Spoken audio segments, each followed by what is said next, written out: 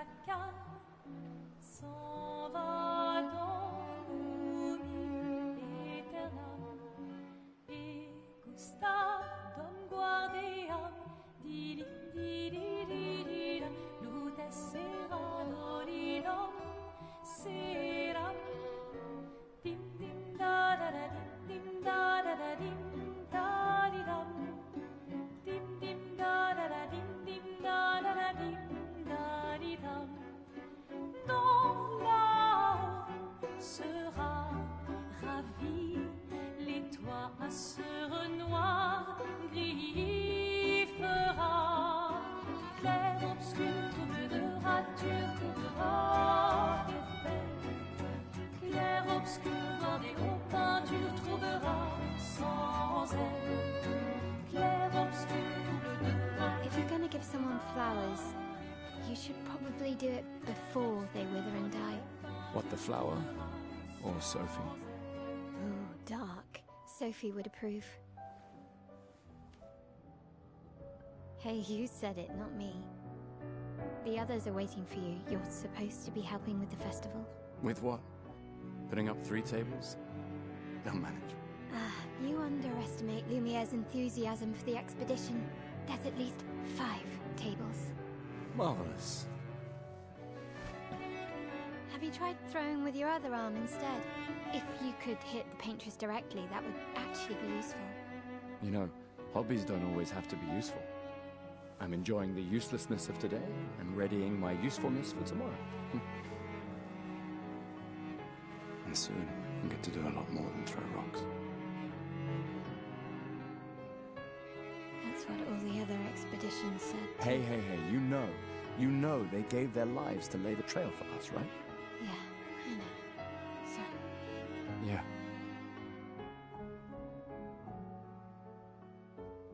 You still got a flower to give, no?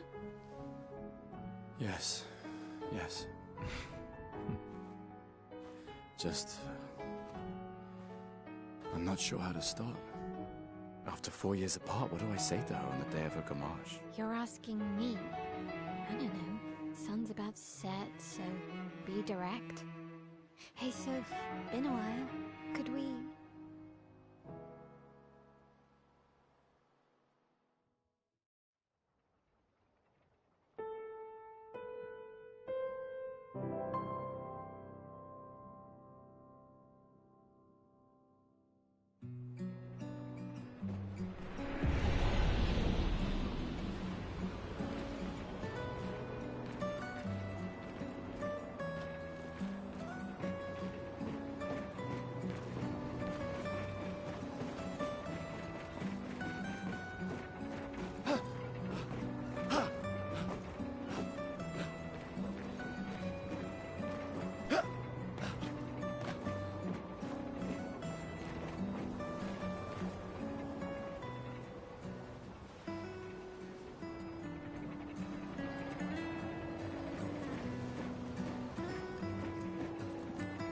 All right, let's go.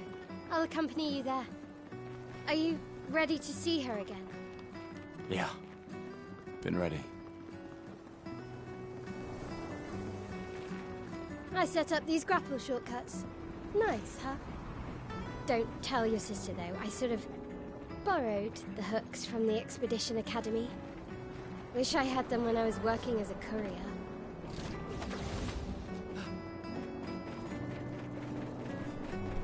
Come on, Gustav, speed up a bit. Sophie will have already gamaged by the time you've arrived. My head.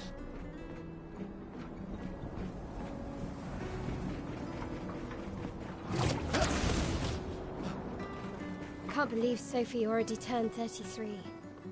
She looks so much younger than you. Thanks. She's popular. I'm sure she already has a necklace full of flowers. What? You look tense. Yeah, yeah. I know what you need. A little jewel. No. Come on, it'll loosen you up. You can't go and see Sophie all somber and tense. And if you win, I'll give you something you can use with your Lumina converter. All right, you're on. Yes!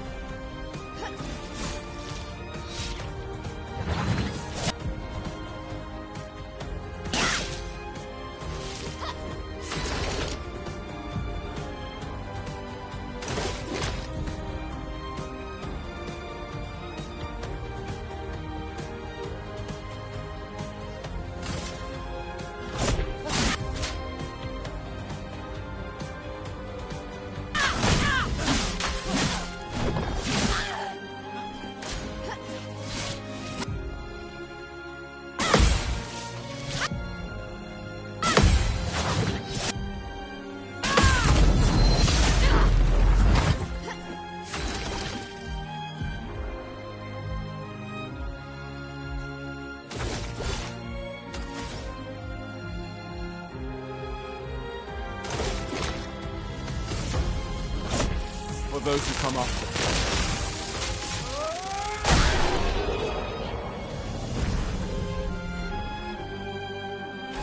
You won. Now, don't you feel... All right. Now, let's go find Sophie. I saw her near the red and white tree. Yeah. Oh, the plaza is lively. Why people like to celebrate the Gommage is still a mystery to me, but... oh well. The red and white tree. I've always found it beautiful. I don't really understand. You and Sophie broke up so long ago. But clearly you never got over her. Why'd you wait until today to say something? It's a bit late, isn't it?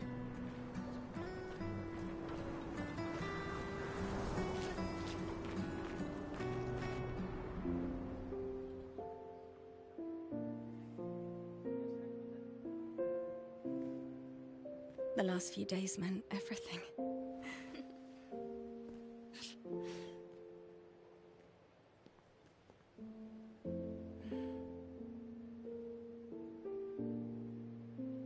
Could we talk? Gustav. I love you all.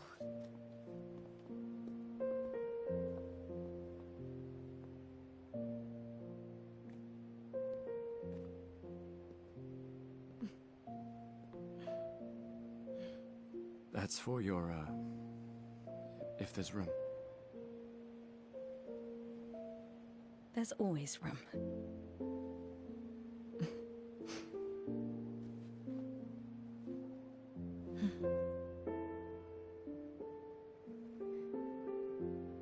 You know, I I'm missed you. sorry that...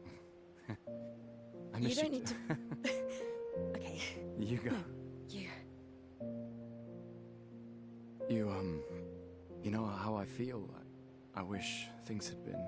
You know, I often think... Another path, you know, another future. Still can't finish your sentences, can you? Yep, that hasn't changed.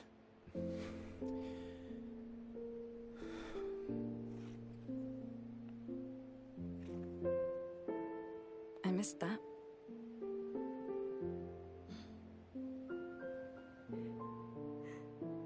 I never faulted you for wanting to believe. You're fighting to change things. I understand, just...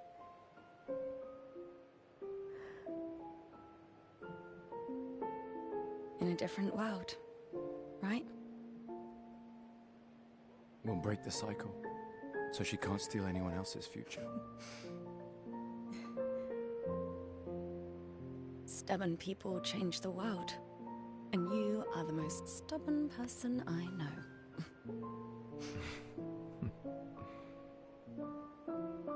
Thank you.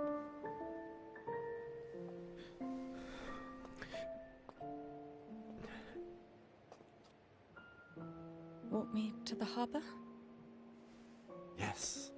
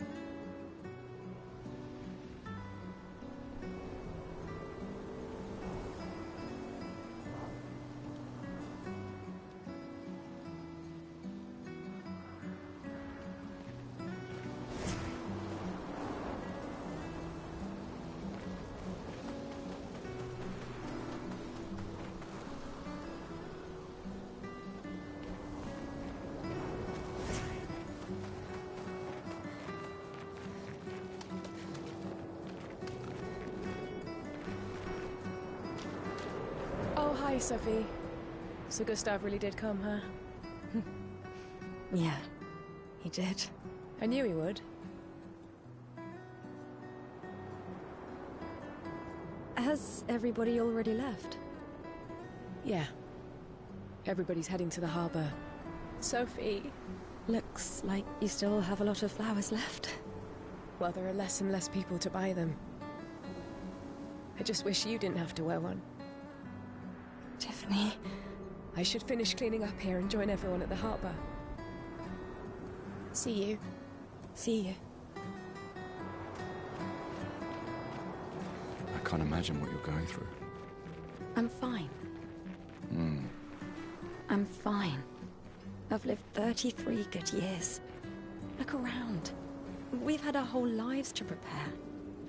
We're all fine. Mostly.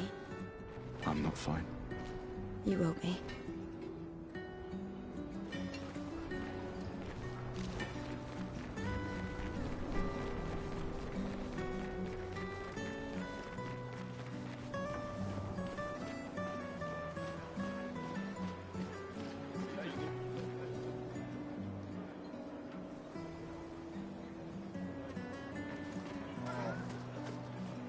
Oh, Sophie.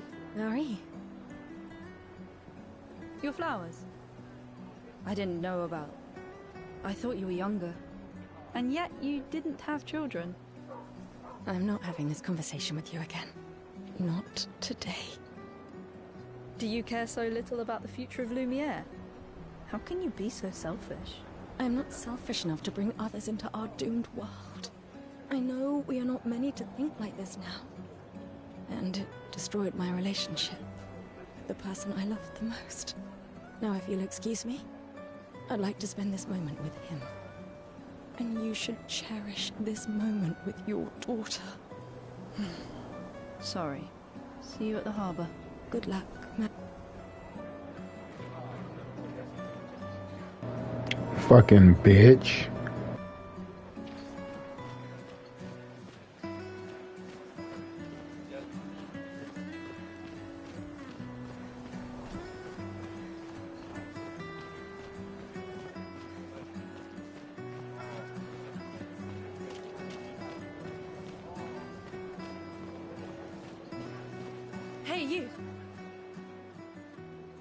You seem like a woman with exquisite taste.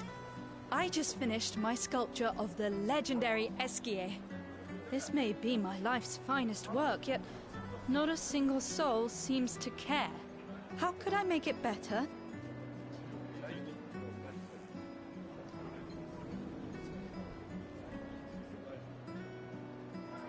Perhaps you could paint it. Add some color. Paint it? Brilliant. I knew you were the right person. You're most welcome. I shall get to work tomorrow. I see you're wearing flowers. What's your name? Sophie. Sophie. As a thank you, I shall chisel your name onto the statue. Oh, you don't have to. But I will.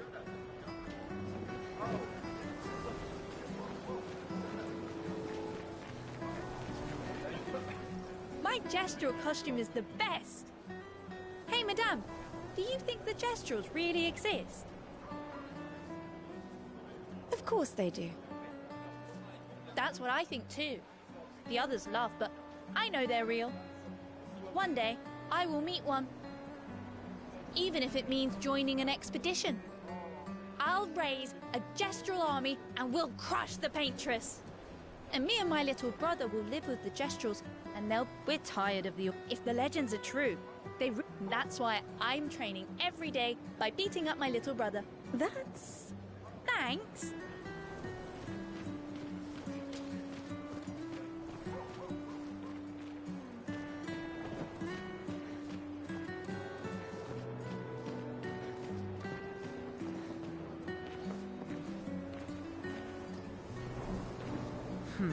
Something wrong? The expeditions. All they do is leave us here to die. You know their goal is to save us all. Yes, that's what my father told me last year. Before he left for Expedition 34. And here we are again this year. We could have spent one more year together instead of wasting it away. Your father fought to offer you a better future. I have no future. I know it, and I've accepted it. You never know. There are some special people in this one. Yeah, right. Gustav, why don't you show her some of your fighting? You just gonna have me beat her ass? Oh, the dummy, okay.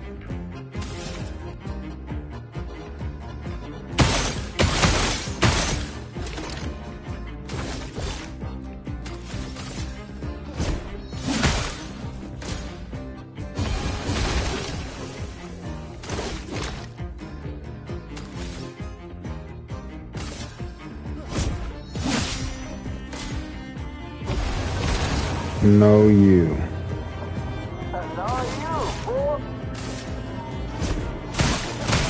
Why did I crash out? Because I got called a bitch. For real. I would've. Alright, well, I'm leaving right now. So we're No, I would've. right? I was like, not playing so bad, but it's just like... Well, why are we even talking like that? Like, come on now. Hey, you're the owner of the company. Like, you got crazy. You thought I did something wrong. And they're like, Mike, what did you do today? So I'm dumbass. You double down against her. And impress me. And I kind of asked him for everything. Finally, like, shut the fuck up. You don't talk to me. I was like, my bad. I'm not in a conversation. You call me right. You talk to my face.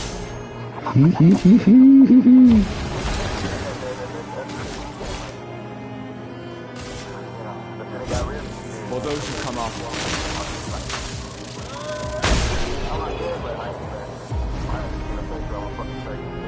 Yeah. Shit, on my day off. Something like that.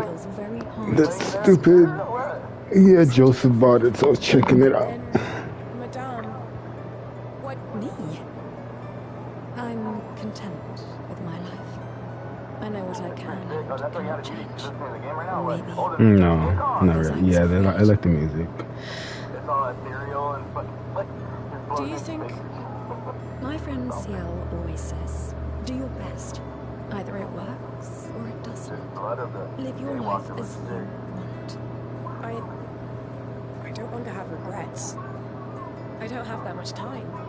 When the time comes, you'll make the right decision. I'm sure. Thank you. Now I think I know. Give this to your boyfriend. My father gave it to me, but it might be more useful for him.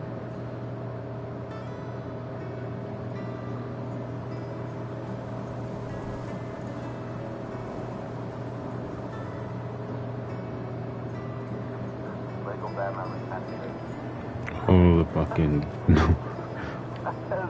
Legacy of the Dark Knight. Yeah. Honestly, just to see this one playing so many Lego games, I'm like, they're not so bad. They're not so bad. Nice. They have a Lego game for like almost everything, Ollie.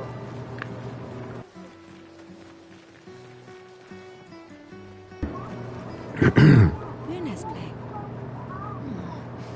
You two would make a cute couple.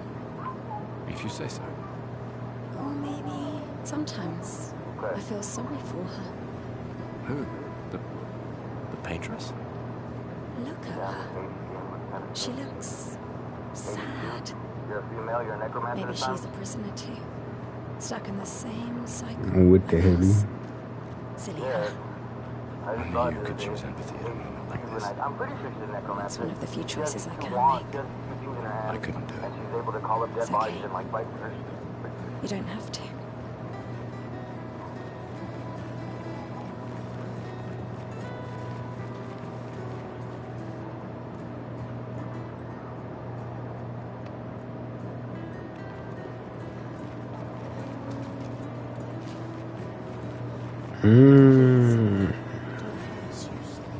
How far is I've it always at? loved the harbor. I just started it, yeah.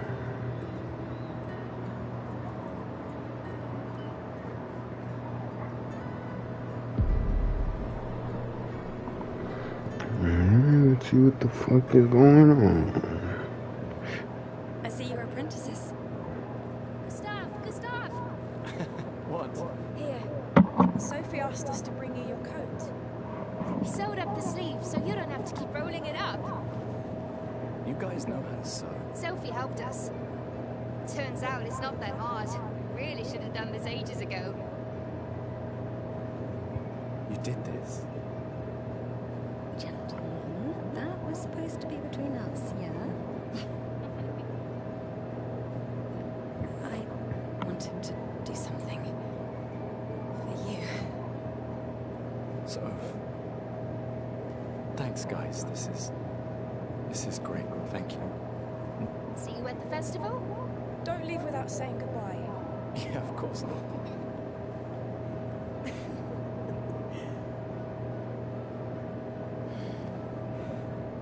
Wu-Tang, Fallen Feathers? What?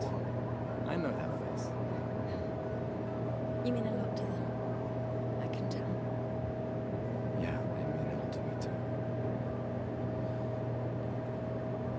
Legacy can take many forms, right? Yeah, You told me that. right.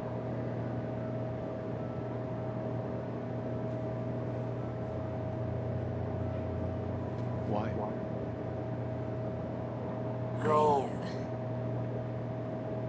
I wanted to see you wearing it. Returnal is part 2 of Sorrows? Oh, you like uniforms now? I don't know what you're talking about. Yeah, I know. There's a game out there that I always see in download for free. It's called Returnal, and it looks like this giant chick wearing like an astronaut suit in front of all these helmets. And right now it says buy Sorrows now, prepare by breaking the cycle and Returnal 3. Okay. This too is your legacy. Oh, you need to watch yourself. No way.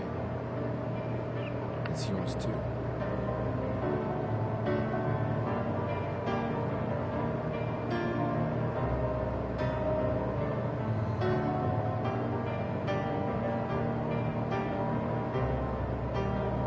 Oh, they're making a new Blood Blue?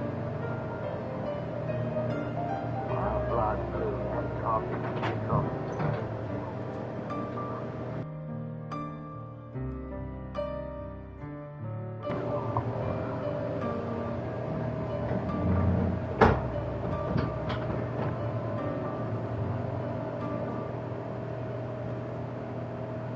Yeah, I don't know how I feel about this. It looks like a good game, but I don't know. I'm gonna be real, it's good.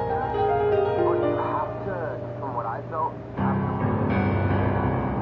to. Yeah. My problem with it so far is you just dropped me in the middle of nowhere. I don't know what the fuck is going on. Like, I feel like put me in as a baby. Teach me about this fucking world. Now I got this shit that's going on. What the fuck?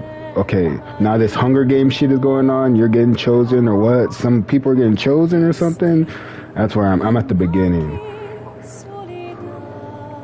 you're right. It does kind of just do that. There's really like, it's just kind of like, all right, here. And you feel like, all right, well, where do I start? If I'm starting in the middle. And I guess like, I don't know what the fuck I'm supposed to be fighting for. I don't give a fuck about this relationship right here. What's going on?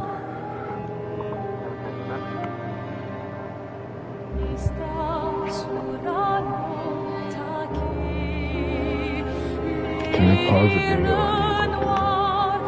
Okay, wait.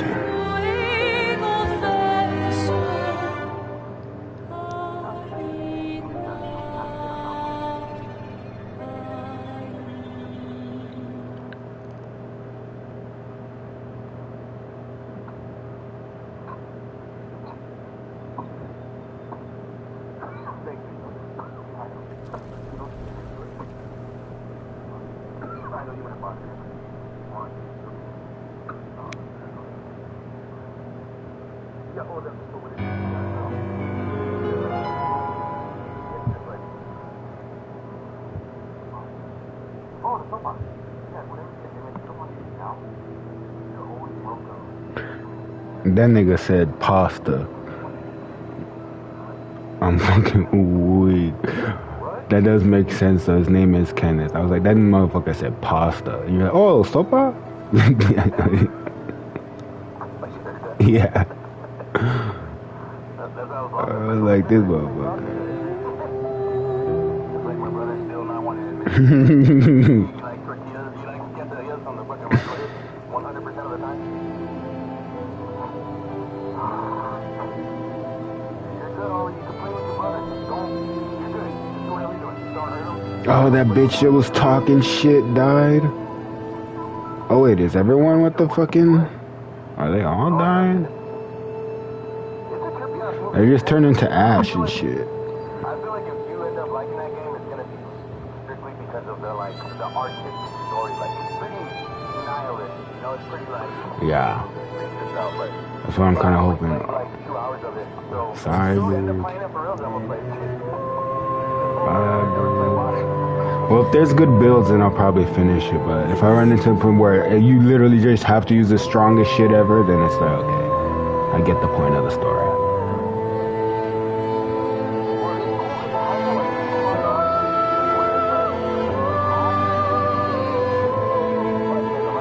Yeah, I like that too.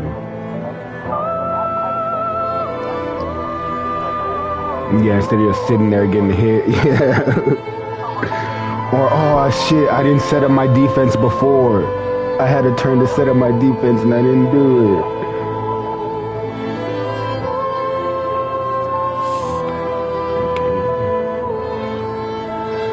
Alright, now they all turned to dust, so what?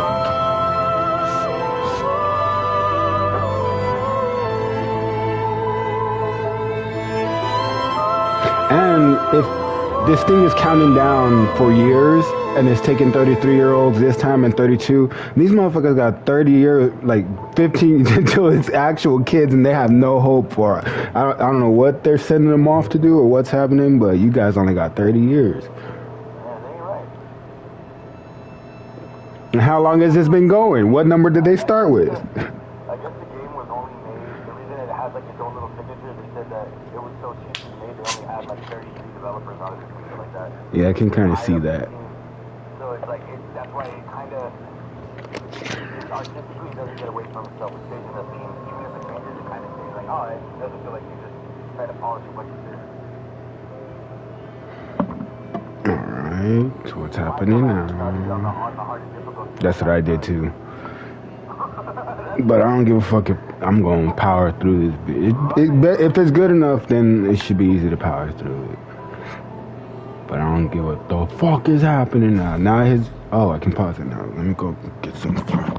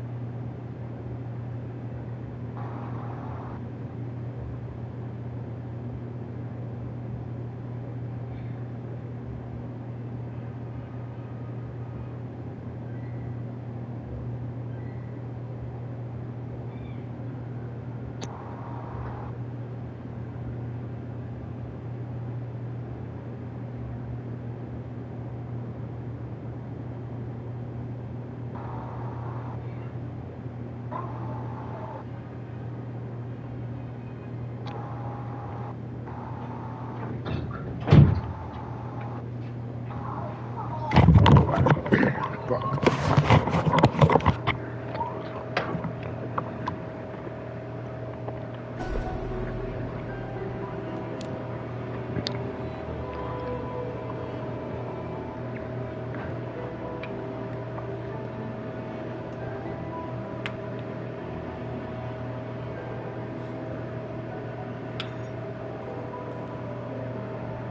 you are. You can't hide from us, you know. Like I said, mourning's best done with friends. What? It is. Grieving alone's the worst. Where's mine?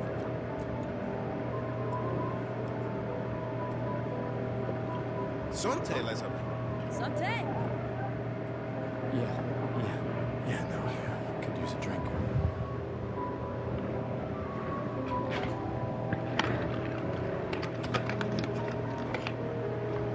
Five tables this year.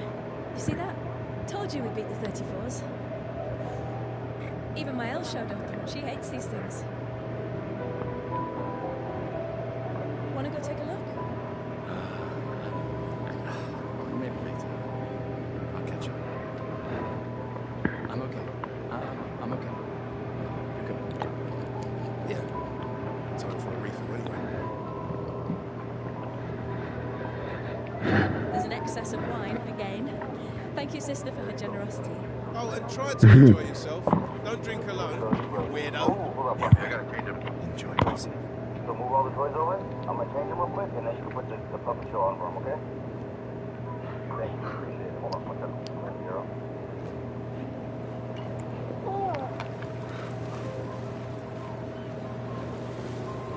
No, you can bring them back over here. I just gotta change them real quick. What? Let's at least check on Maya and my apprentices.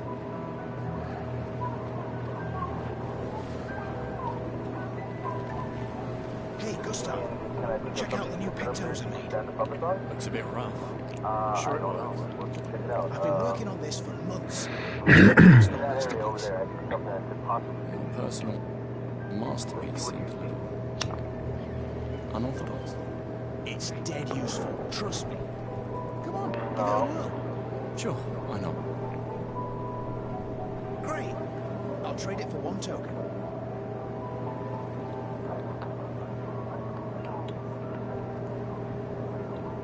Not a chance. Your loss. Hey, Amandine. Having fun? Oh, hey, handsome. Perfect timing. I'm styling everyone before we ship out. Gotta look sharp when we hit the paintress, eh? Certainly important. Can you style me up too? On it. Just bring me a token first. I only have one token. Fuck you guys. No, I'm good. What the fuck do you give? Hello there, Gustav. Colette, you've been holding out. Relics from before the fracture, passed down through the generations. That's kind of you to ship. I may not be able to join the expedition. Ah. I need to think about it.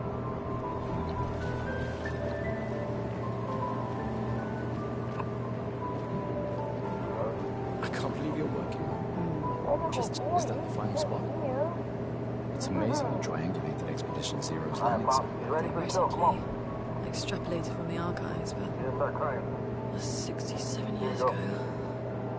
So much of the landscape has changed. I trust your calculations. It's a good strategy, tracing their steps.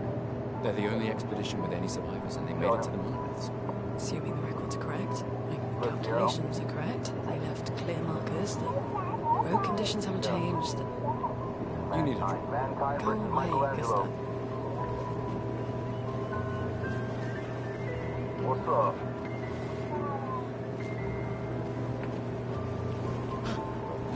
Gustav. You want a rematch, don't you? Well, it's my last chance. After tomorrow, you'll be the... That's tomorrow. You don't give me this? Who am I to... How many years ago was the You're kidding. This... Yes. When did our world break apart and our luminous city get thrown into the middle of the ocean? No, cousin Chris is our cousin. 67 years ago. Brilliant. I concede. You are the undisputed expert on Lumiere history. What are you talking about? Every child knows this. The monolith's essentially a reverse calendar, counting down since the fracture happened in year 100. All right, fine. Another one then. Which was the first expedition to depart for the continent? Expedition Zero. Correct. That still annoys me. We left in year 100. It should be called Expedition 100. Makes no sense. Lumiere will be long gone before the monolith hits zero. All right, last one. Get it right, maybe I'll give you a token. Ooh. What is aluminum?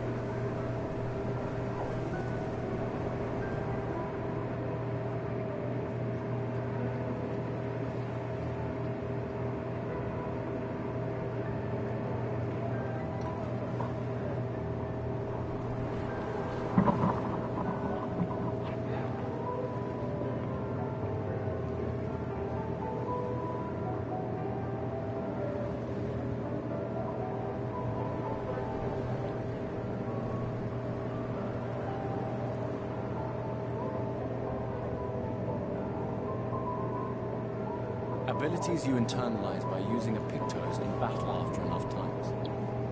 Well done, well done. Not really. I mean, I created the Lumina converters. I hereby officially end our feud.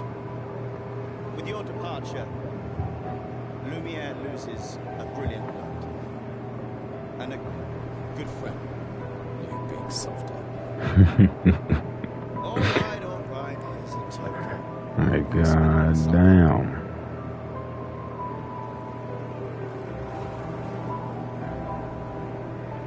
Whoa, don't be...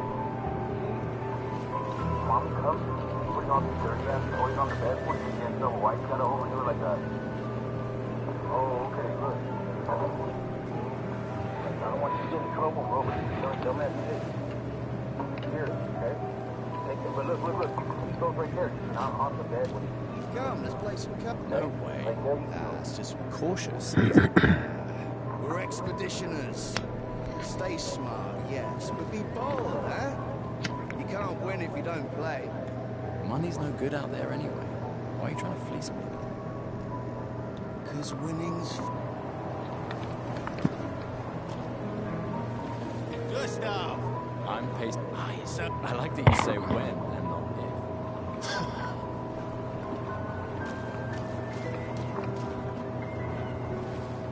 These are yours. You're gonna lecture me on drinking? I wouldn't dare. You can start now. To Sophie, who was always unapologetically Sophie. My fierce and loving friend. To Sophie. Seriously though, this is gonna hurt. Tomorrow comes, but it ain't here yet. I'm precipitately sober. Sober's better than deathly no. No, not for that. Ah. Go have some drinks.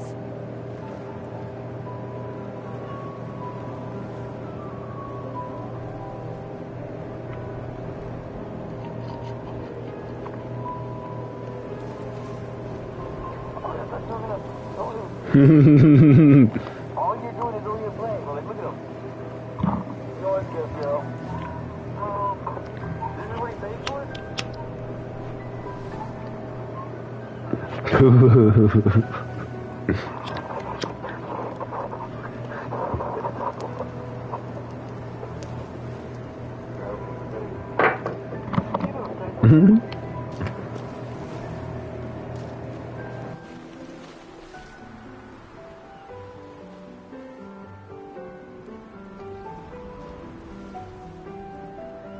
God damn.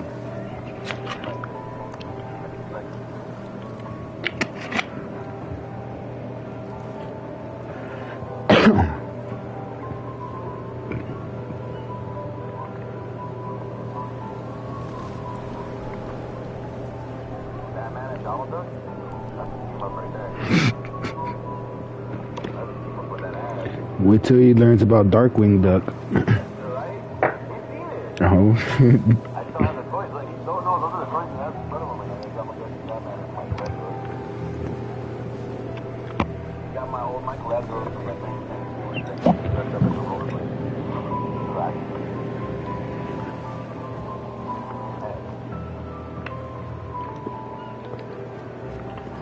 take this bitch's trinket. So I think this game, just from playing the tutorial earlier, I think it's like it wants to be like a Souls-like, super hard as balls, but turn-based. But you have to go and look out for all the lore yourself, because that's what you have to do in Souls and shit. And that's what I'm doing, talking to these motherfuckers. Yes, Take good care. Like when I was like my other friends that had bought the game, I was so pissed. That's why I stopped playing. I was like, wait, people are already halfway through the game, like, bro, it's so easy. And I was like, nah. I was like, It's still gonna cost you a ton. It's like the God of War thing when you put on like, give me God of War. Yeah. Like that's what You won't regret it. God of War. So it's gonna get real. But you fucking like, you know what's up. You won't regret it. You're a game guru, so I ain't worried about you, but it is gonna get real. Those. Sure, I'm about to go on this expedition. Let's see. Let's talk to them.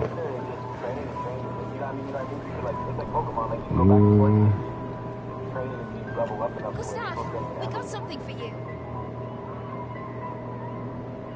Okay, what's up, Bob?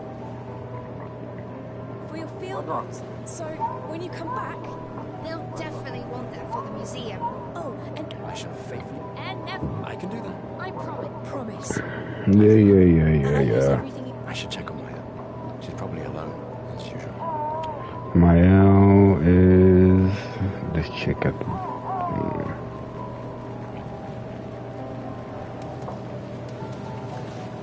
I knew I'd find you. Having second thoughts about the expedition. Please. I'm more ready to go than you are. Yeah, I know. Look, I know we've been over this, but as your guardian, I need to say that the rest of us only have a year left, but you've got 9 good years before you'll come home. You don't need to leave yet. It's a lot to risk. 1 year out there is better than 9 years in here. I know you think that. If anyone should stay, it's you. You have friends and family who want you. So do you. A couple months ago? Okay. No, I don't. Emma thinks of you as... Lumiere's not my home. Besides, this way I can keep an eye on you forever. Right. Shush. Doubly lucky. Alright, enough chit-chat. Come Old man. You're pretty much the oldest man in Lumiere now, huh? Come on. This time, I'm not messing around.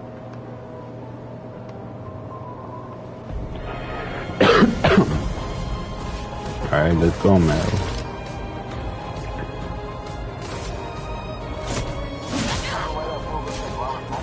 That's, I've been thinking about that the whole time. I was like, is that on purpose, or that was tripping me out?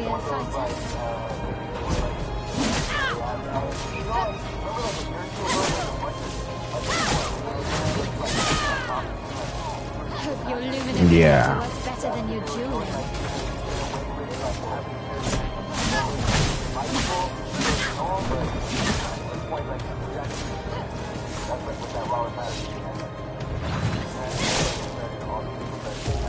This bitch beat my ass.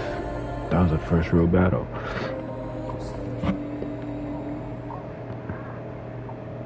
Too slow. Now, don't get too confident. Oh, it's a canon event. Oh, she beat my ass and walked away.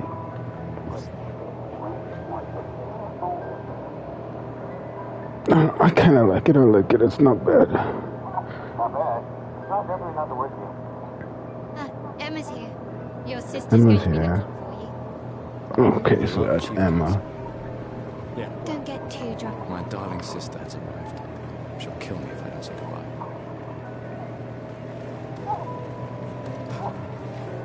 Chief Counselor honors us with her presence. What? Still mad I'm going? This is the definition of a fool's quest. My brother's not usually a fool. I've heard you say otherwise. You and I both know the political complexities that necessitate the expedition. It's vital for morale, but it's a bloodless guillotine is what it is. You should put that in your speech. Very motivating. They might just find a guillotine for you too. There are so many things you can contribute to here in Lumiere. You're doing great work, really. Getting things ready for the lost generation. You've got it well in hand here. Let me do my part out there, and win us a chance to live. When never going to see each other again. You're so busy anyway, I bet. Just take care of Mayel, okay? Can't believe you're letting her go with you. Me? You're her guardian too. You stop that. We're her guardians, not her jailers. She really wants off this island. Don't you have a speech to give? You mean the one you so kindly wrote for me? Just suggestions. I thought it may help you understand. I do. Understand. Holy shit. Anyway.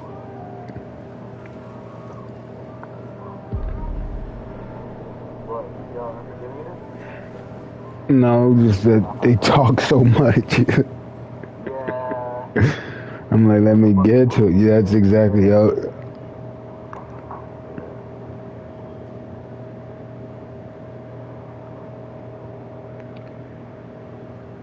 Alright, I'm gonna give you a speech so we can go kill shit. Thank you. Expeditioners. The Sword of Lumiere. We honor your dedication. We do not take for granted that you dedicate your final year of life to keeping hope alive for all of Lumiere. Some of you are leaving to change the world. Others to discover the secrets of our universe. Some to protect loved ones. She's kind of like Hunter x Others Hunter. to find meaning in our all too short lives. Let's go kill them on the island, As you please. sail into the unknown, know that Lumiere stands with you. When you battle the Paintress, know that Lumiere fights with you. I better be able to kill this Pinterest bitch. Let the stones of her monolith crumble. Let her body lie at the end of the world. Unable to paint another death. Let the stars no longer be hidden. Also, she killed those motherfuckers at the beginning. They can't be brought back. Oh. Once again, watch the sun rise without the shadow of the cursed figure. May the wind of renewal take you to the ends of the earth.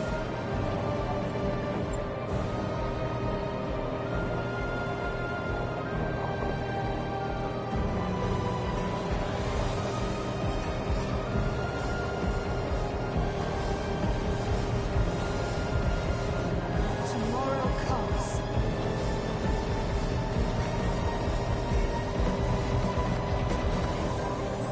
Thanks to you. Expedition 33.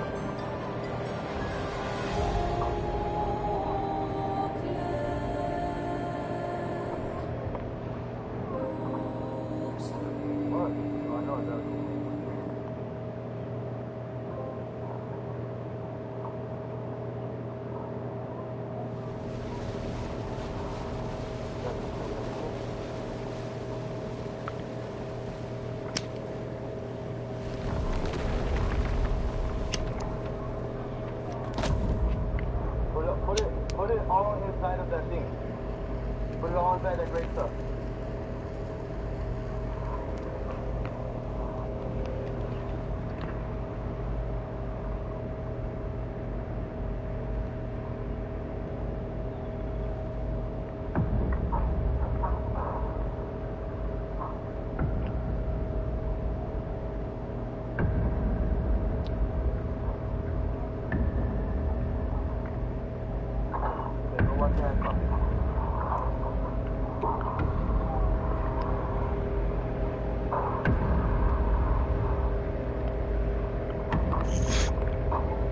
Ow. I'm really getting fed up with all these fade to black shit too. Cut in, cut out, cut in, cut out. Get ready. I'm not a fan of that style.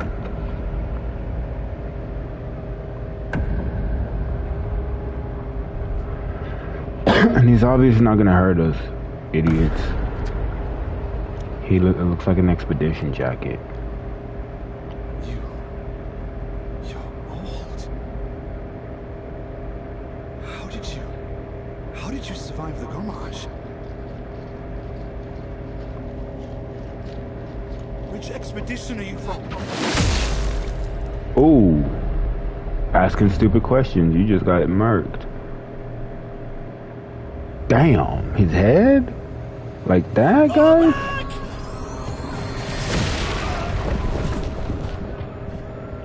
Ooh, you just hit the beach of Normandy. Oh my god. It literally is like a fucking... Oh my... This old man fucked him up.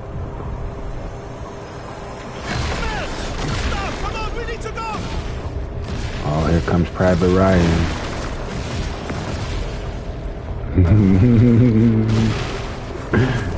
Because the black dude just came and picked him up. Hey, we gotta go!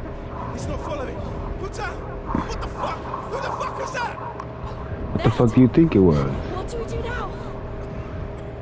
Regroup at the rally point. The Indigo Tree.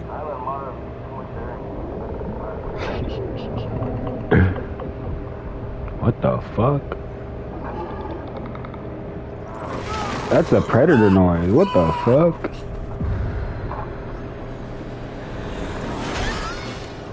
Is this like a war predator homage? God damn, what the fuck?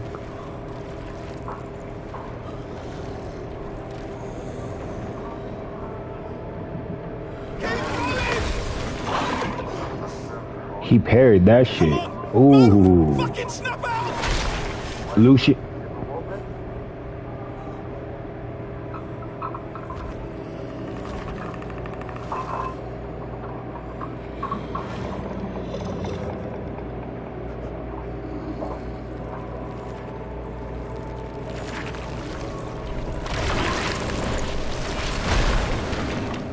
What the fuck?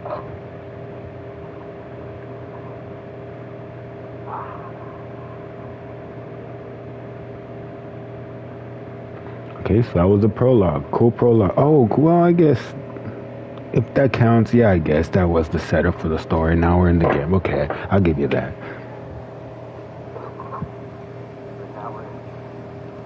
I'll give you that. I forgot it said prologue at the beginning. Nice fucking way to build up to getting my ass whooped, though. What the hell? They got nuked.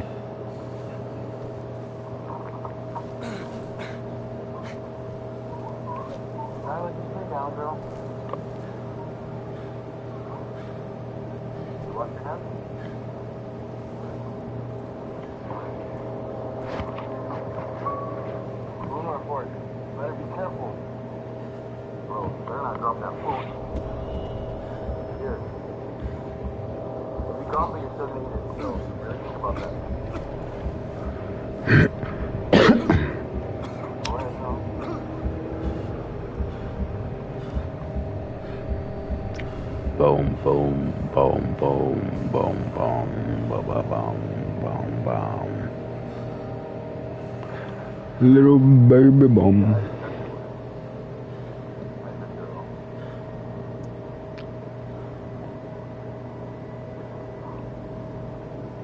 Well, I mean, it does kind of feel a little bit. Yeah, but you got out the shower and then you oiled yourself up. And covered like all your pores, right? Like you put lotion in your own moisturizer. Of course you're not gonna feel all nice and fresh. I'm not telling you not to put on lotion.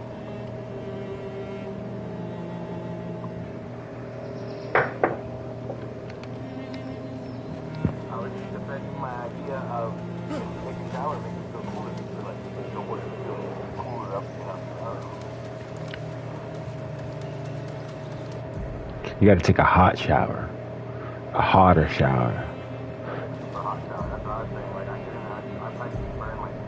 Yeah.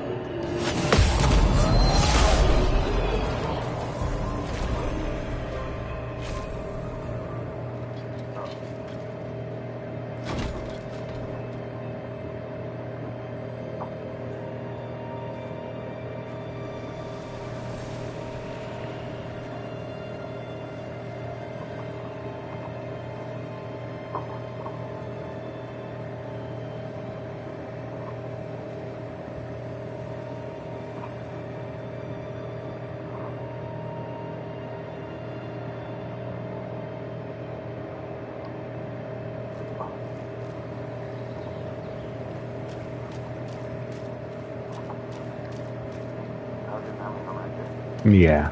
Good, good, good.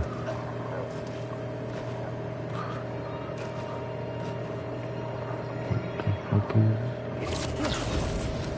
Ooh.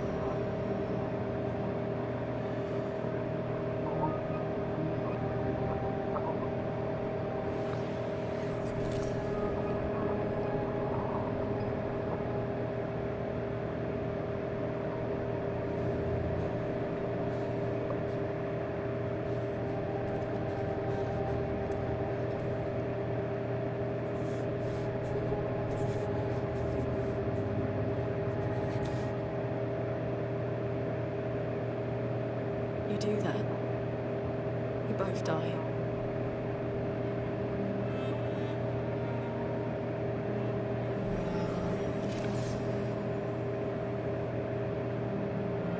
This bitch is alive? No, she's not alive. Fucking hell. Wake up, Gustav.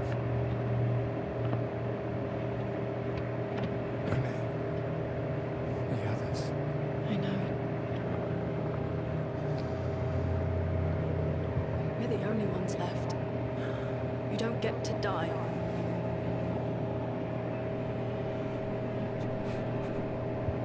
It's just a matter of time before we're already dead. Look around. Look.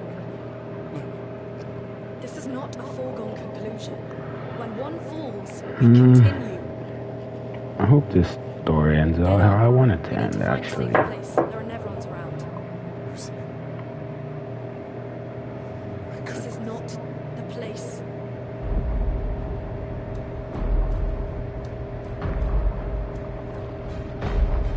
And so you're gonna act like a little bitch and let her die, or are you gonna get up? This main character acting like a little bitch now. Get up.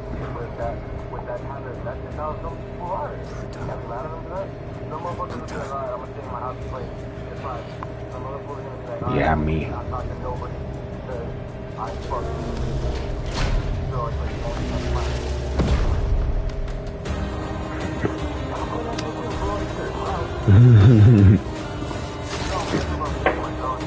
Yeah.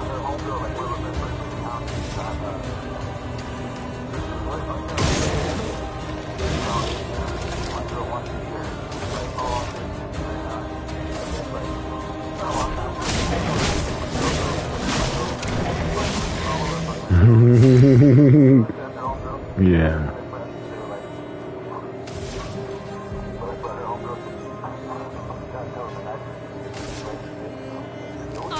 That's what she's here for. She ain't here for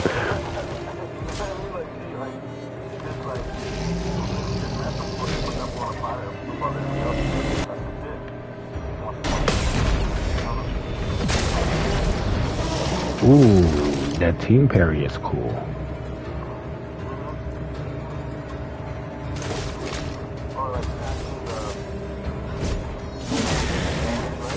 Yeah. Now I have an ice shard on this bitch. Oh, she's a wizard class. I get it.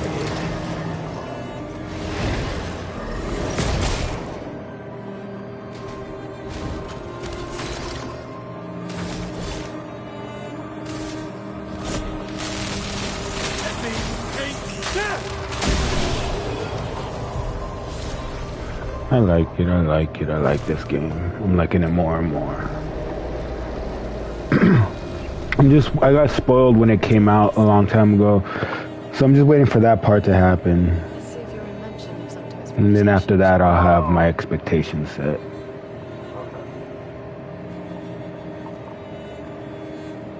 And I don't know, I'm pretty sure it happens pretty early, because, duh, but I just don't know when it happens.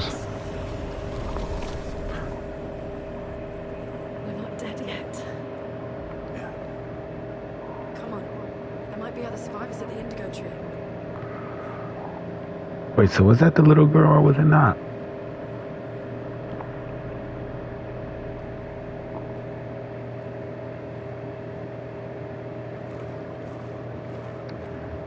Yeah, like being the chick, I'll be her.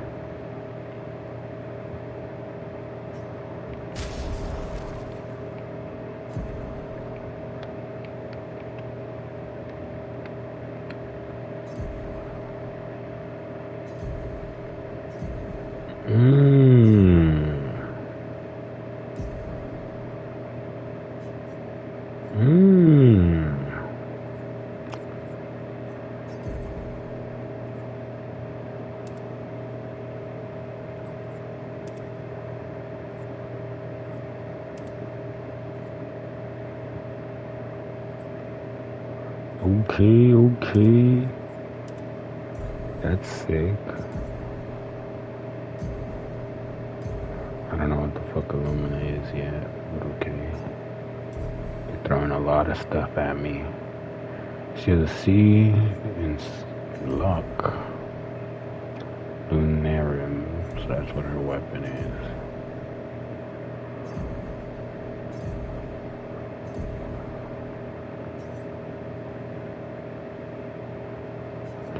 Ooh, on a perfect dodge? Okay. So that means I should dodge more. Boom, boom, boom. Let's see, what can you wear, dickhead?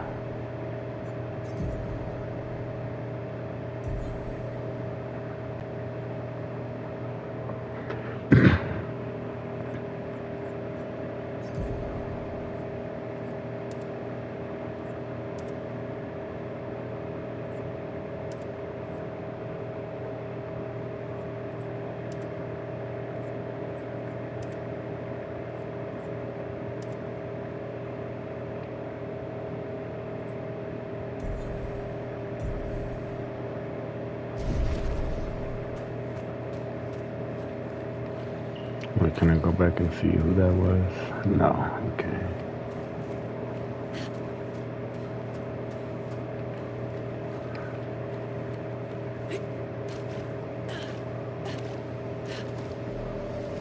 This bitch flies? Oh yeah, I like this. I gotta stop saying bitch. I just say for everything. Can I go over the water? No.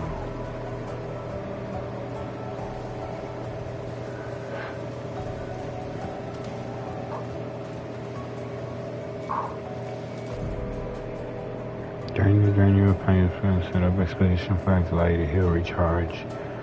Characters gain 1 skill point and 3 attribute points per level.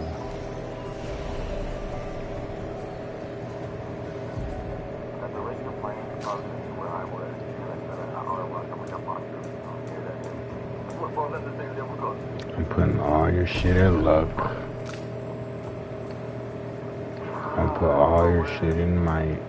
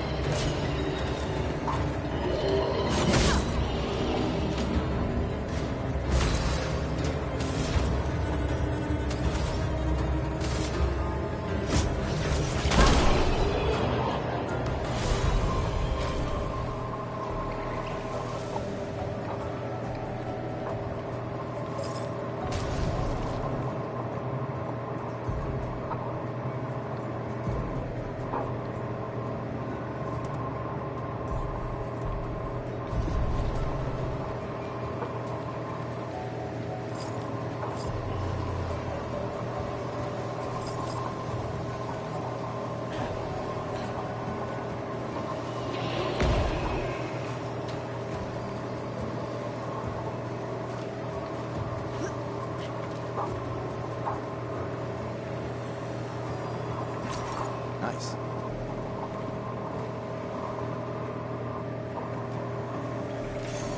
Well, that will help.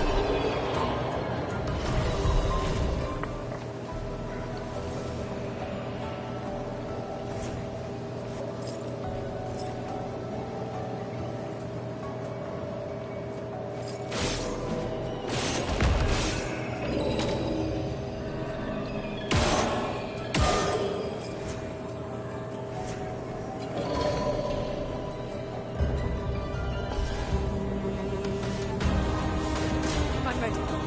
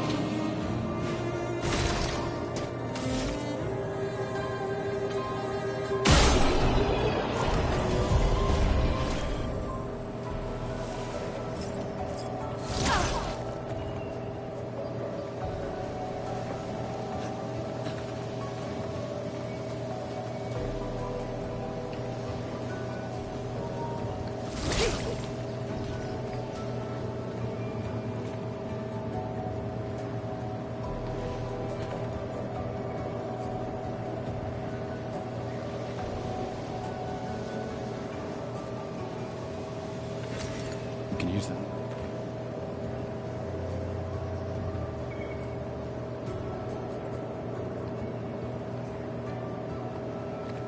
Is that a house? Looks abandoned.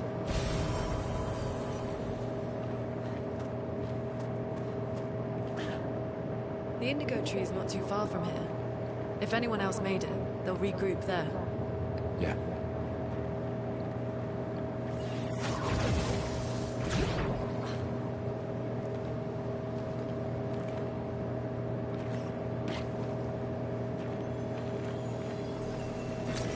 An advantage.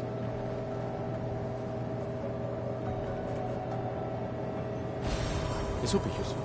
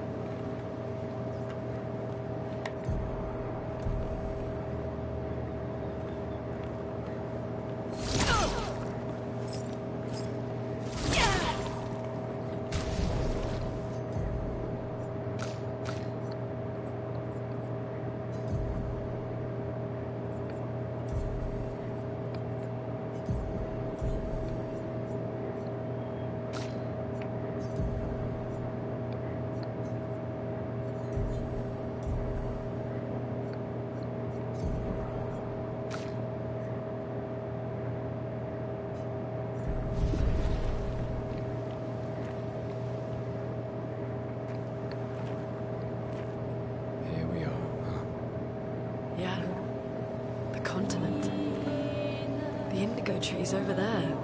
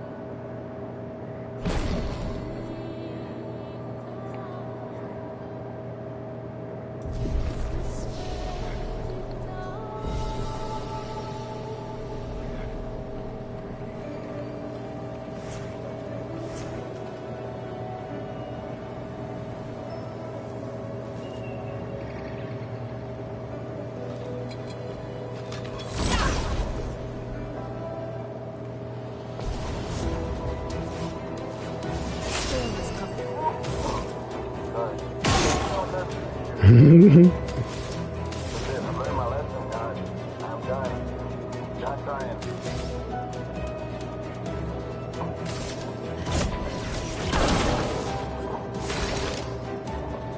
In the world of, I don't know if it's true or not, physical Fox said that he found out that he was actually possessed, and that most of the case for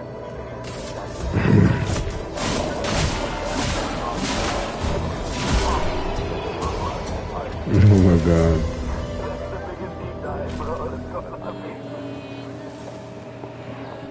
They're like, why do you think for the longest time you always see that boy and you don't? He's like, no, man, fuck girls, I ain't gonna spend money on them, I ain't gonna do nothing like that. Like, oh, blah, blah, blah, blah. He's like, yeah, it's 'cause you don't like girls.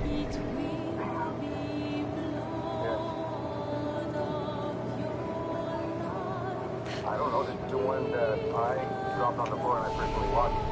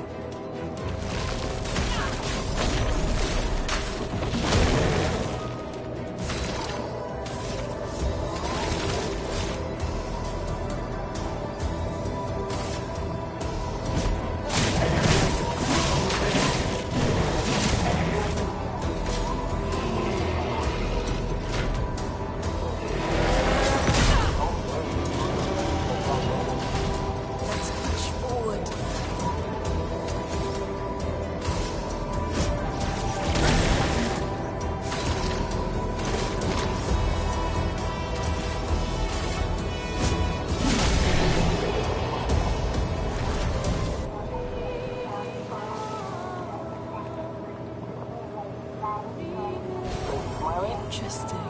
Yeah, he is. He loves Daft Punk.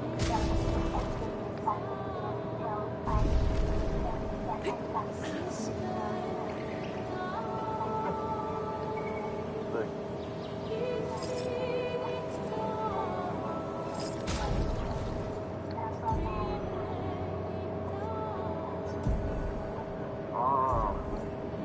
What's up, man? You know?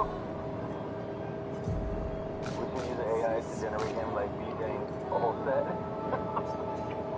That would look funny. I really like the song too, though.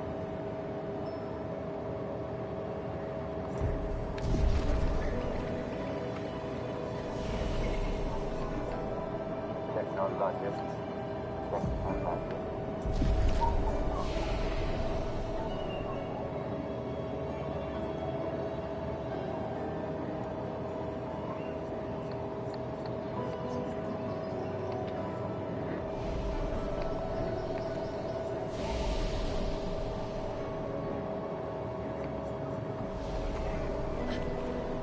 Look at that, babe. Like,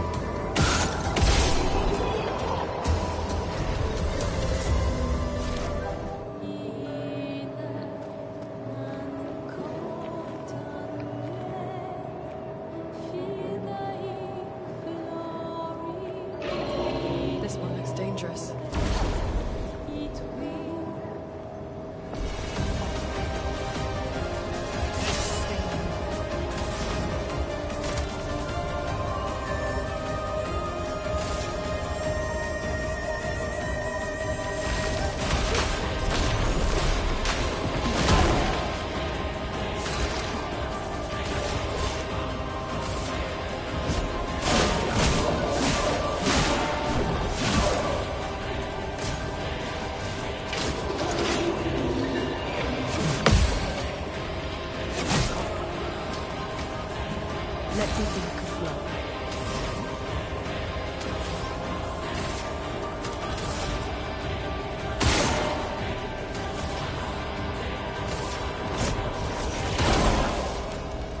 I'm ready.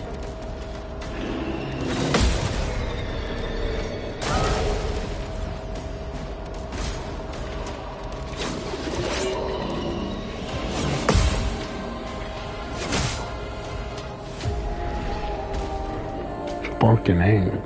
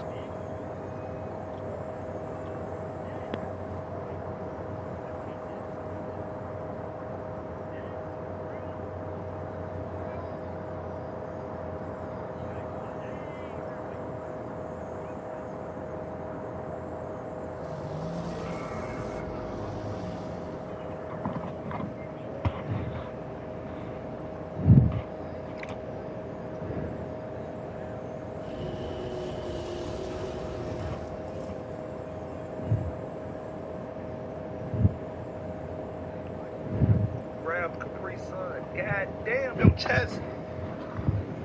I'm convinced he pooted one of his lungs out. Look at the nigga in the back. Yeah, you know you was done. You know it. Look at him. That's the face of somebody that just shitted out one of their organs that they wasn't supposed to release. Put the damn weights down, Jonathan. God damn, boy, look. 1, 2, 3, 4, 5, 6, 7, 8, 9, 10.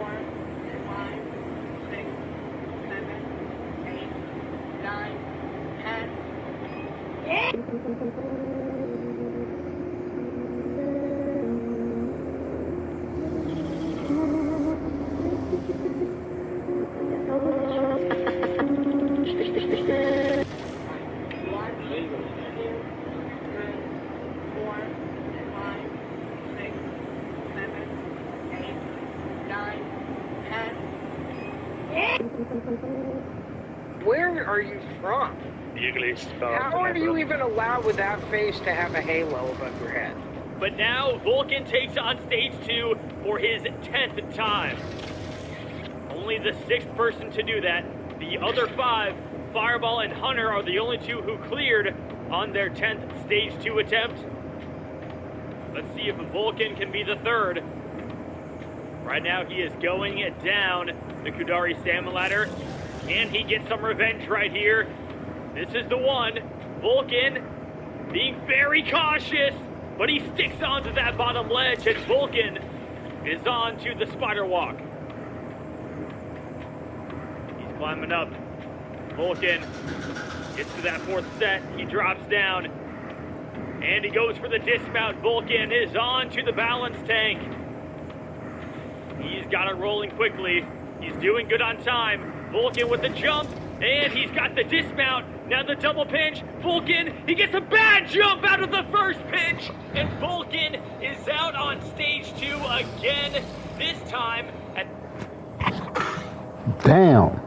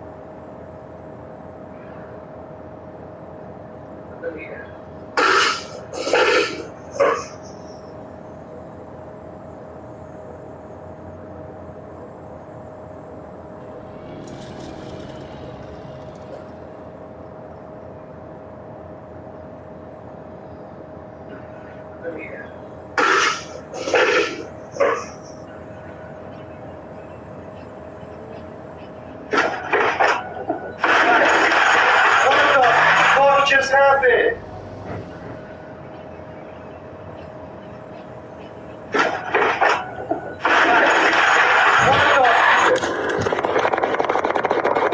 And your birthday? 11/4/84. Hey, stop reaching around, dude. I'm not doing nothing, bro. Stop reaching around. God damn. Leave the window down. Open the door. He's reaching. He's reaching. Let me see your fucking hand. Let me see your fucking hand. Did you break that window? Unlock the door. Stop reaching. Unlock. Call 1 at gunpoint. Hey, stop fucking reaching! Stop fucking reaching! Stop! Get your fucking hand out! Stop reaching! Get your fucking hand out! Take your hand off that fucking gun now! I can't see. Hurry up, Tonto. I can't see. Hurry up. He's pulling. Okay, I can't. Don't fucking move. Stop the gun. Don't. Drop it. Drop it. Don't do it, man. Don't do it. Please stop. Don't do it. I'm gonna take you. Damn.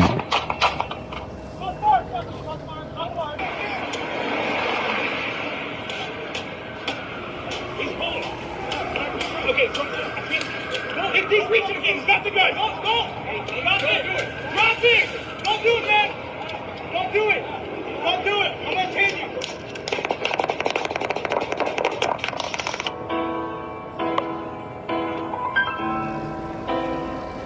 Put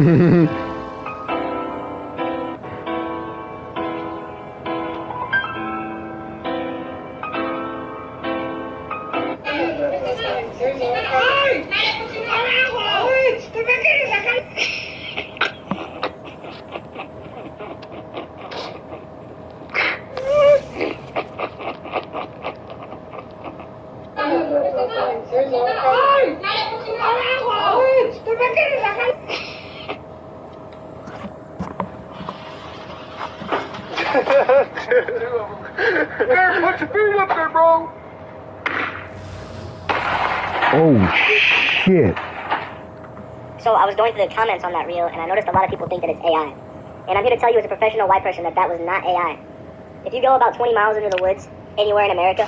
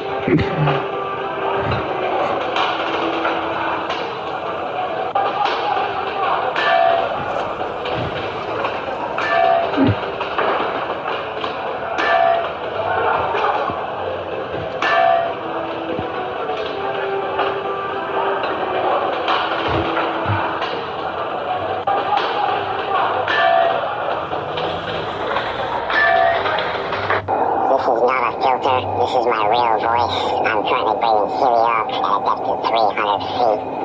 I've been working at this pressure for 23 days, and I'm currently starting my 3-day decompression to surface.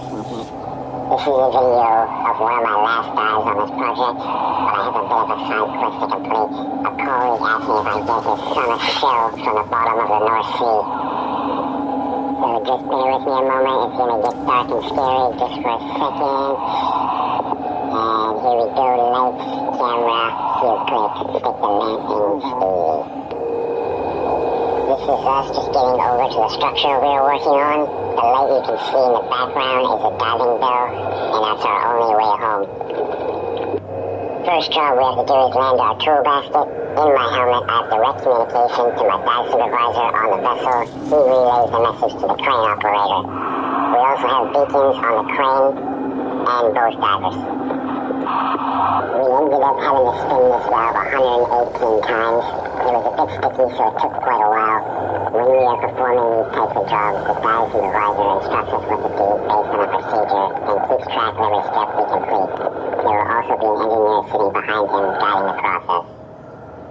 We had a bit of time waiting for a pressure test, so we did what any grown man would do and turn our tool basket into a jungle gym. Okay, we gotta get rid of this tool basket now. We gotta get the crane hooked down and connect this rigging up. Generally, when we are doing crane ops, we leave our lights off. This actually helps us see through the sediments. Roger that. That's the crane connected to the work basket. Umbilicals clear. Up 5. Edifuse calm. Clear to the surface. So that was a few little tasks from an easy 6-hour dive. Now I can complete my side quest and find the perfect shell.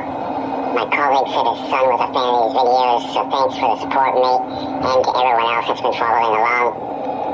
And my last and final mission is to find one for the missus. I never show up home empty-handed. But there seems to be a homie still living in this one, so I'll keep looking. Cheers. Son 3 intentos, Caco. Ahí, dale, tú no lo entras eso, ¿no? Oh, cabeza no clava. No. Oh, ay, es bueno. Yo te lo dije que no te iba. Son 3 intentos, tú le vas a dar. 1. Oh, faltan 2. Faltan 2. Falta uno. Es el bueno. Espérate. Bueno, vamos a ver, bueno. 1. El diaño. mandó.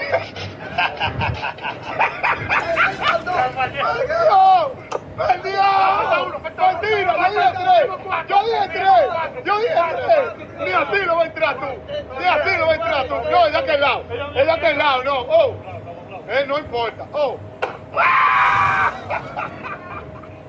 Son 3 intentos. Son 3 intentos. Sí, 3 intentos. 1, bueno. 2, enderezalo. 2. No lo puede enderezar. Van 2 ya. Van 2 y si lo entra ahí. 3. Oh. 1. 2.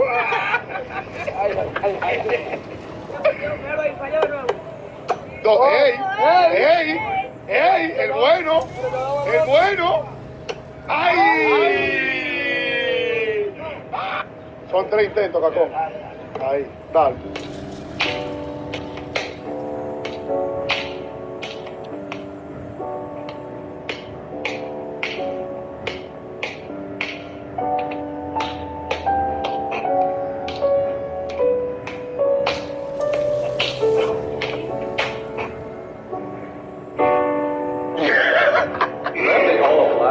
And the teacher came on start laughing too.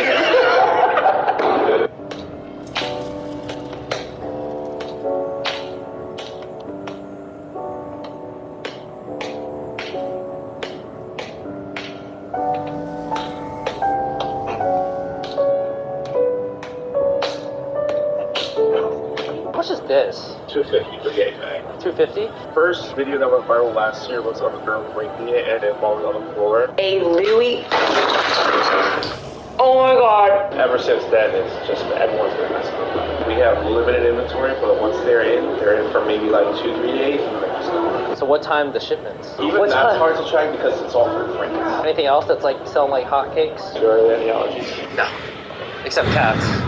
Pollen. I don't think I have cats there. Yeah, gotcha. You guys got this? So, what is this supposed to be anyway? This is Petula. This is Vivian's pet. She's 175. Okay. As of right now, waiting on her to come back. Also, the statues are limited because they're very intricate, so they take a lot of time. Right. When we have them, we have them. But given that Mother's Day and Easter just passed, these have just been going. So what is this one called again? Vivian's. Vivian. So this is our high-end masterpiece. Okay. This is the most expensive sculpture. $382. Wow. So the trunk is going to have a filling. Okay. It'll be shortbread and a hazelnut spread inside. The petal and the arms you see, all milk chocolate. The body is going to be hollow with dark chocolate. Okay. So the key here, you're just going to give her a little Whoa. spin, and then she fully rotates. Okay. Wait, so I can eat all of this now? Yes. I can eat this? Absolutely. Okay. There are 2 wooden sticks inside, one in the body and one in the key. Okay. Minus that. You have this in stock? I do. Yeah, can I get one, please? Yeah. Thank you. That's the last one I have, too. Is it? Yeah. What do you think of the quality chocolate, though? Like, does it actually taste good? Here's the thing. Most people would see it and be like, it's just regular, like diamond chocolate. It's just a Louis Vuitton name style. But no, right. This is all made from a French pastry chef. Okay. Maxime Frederic. And he's the one that's made Vivian, Petula, even the bag. They gave him a lot of freedom. It's perfect. And there you go. Sing? $415.95 with the total. It is around 5 pounds per shot. Sweet. Thank you so much. Appreciate it. Thank you. How much is this? $250 for gay bag. $250? First video that went viral last year was of the girl breaking. Hey everybody, hi. I'm here at the corner, the very corner of my dining room table. Let's roll this.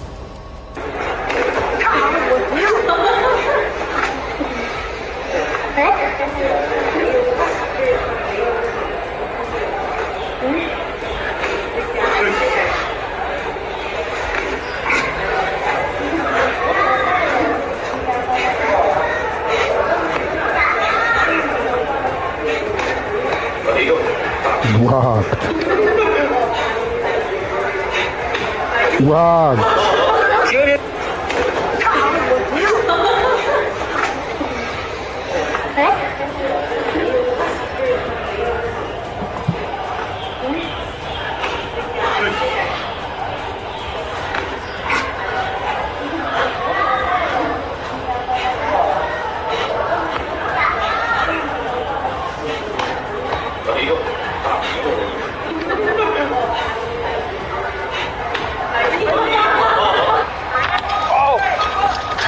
on the inside. Yep. That collar fucking totally fucked us. He gotta boom up around it. No.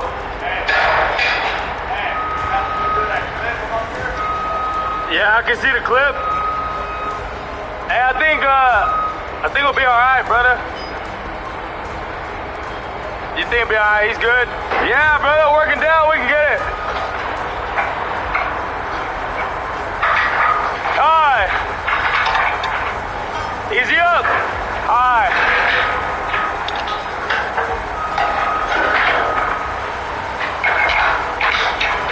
One. Love it. Hey, that next one, he got to bring the same spot. We have to push it.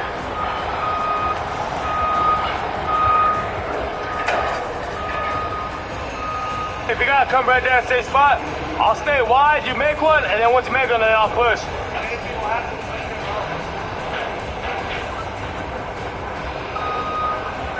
Oh! Fuck, man.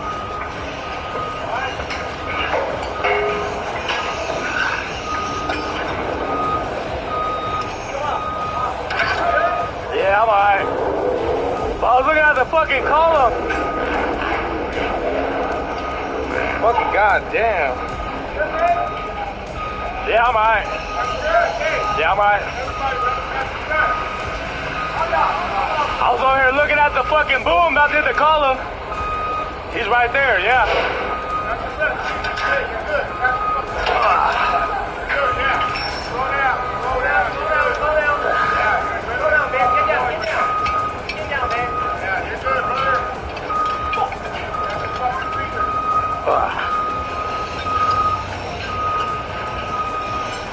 Let's go.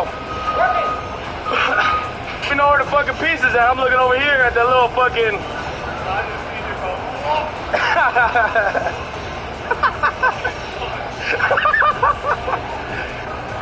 Oh! I'm on the inside. Yep. I can't do it. I can't do it. Don't do that. I'm not. You have higher pain tolerance. Yeah, you, I can't. I'm not. I'm sorry. I can't. Hey, help. This. Wyatt.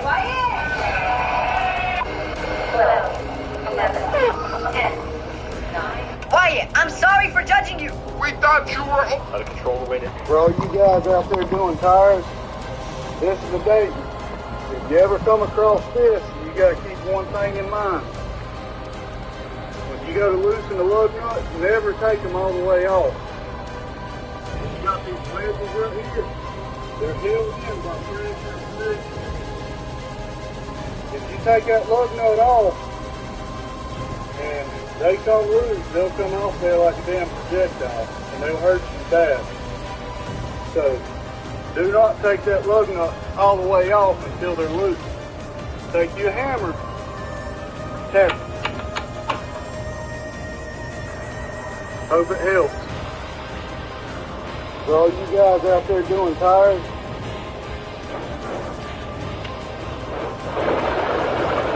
good.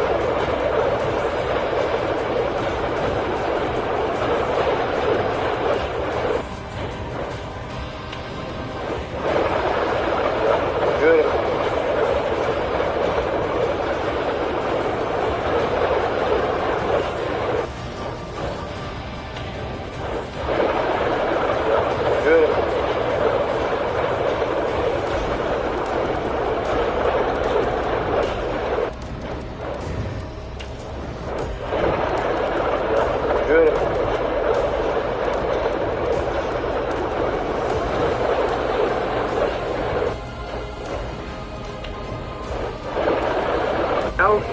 Okay, bro. AJ, real quick. Come here. Come here. I'm right here. Look. I'm right here. Look. I'm looking. Okay. Tell me how. That's an airplane, right? Uh-huh. That should be gone too. Because there is nothing else here. Around it. Can I just have E4, bro?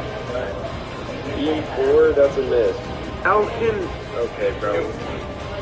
AJ, real quick. Come here. Come in. I'm right here. Look, I'm right here. Look, I'm looking. Okay, tell me how. That's an airplane, right? Uh-huh. That should be gone too, because there is nothing else here around it. Can I just have E4, bro? E4, that's a miss. How? Sorry! I can't believe you thought I was dead! Well, between cancer from the weed smoke, your love of the McRib, and racist cops, I didn't think you had a chance. Ah, shit,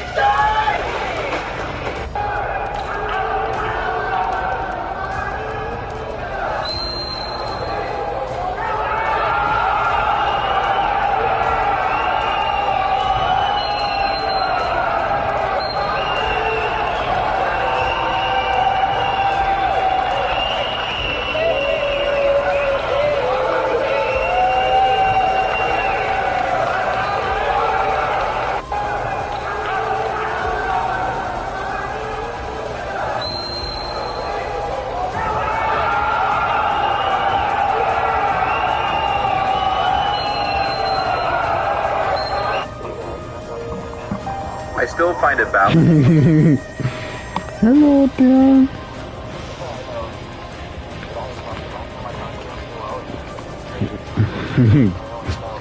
Get good.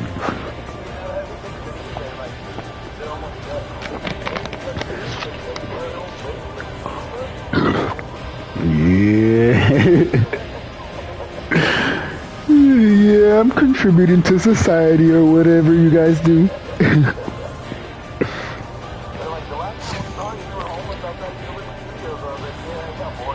That's a cheat code. Set the bar low and then they'll never be mad. No, hell yeah.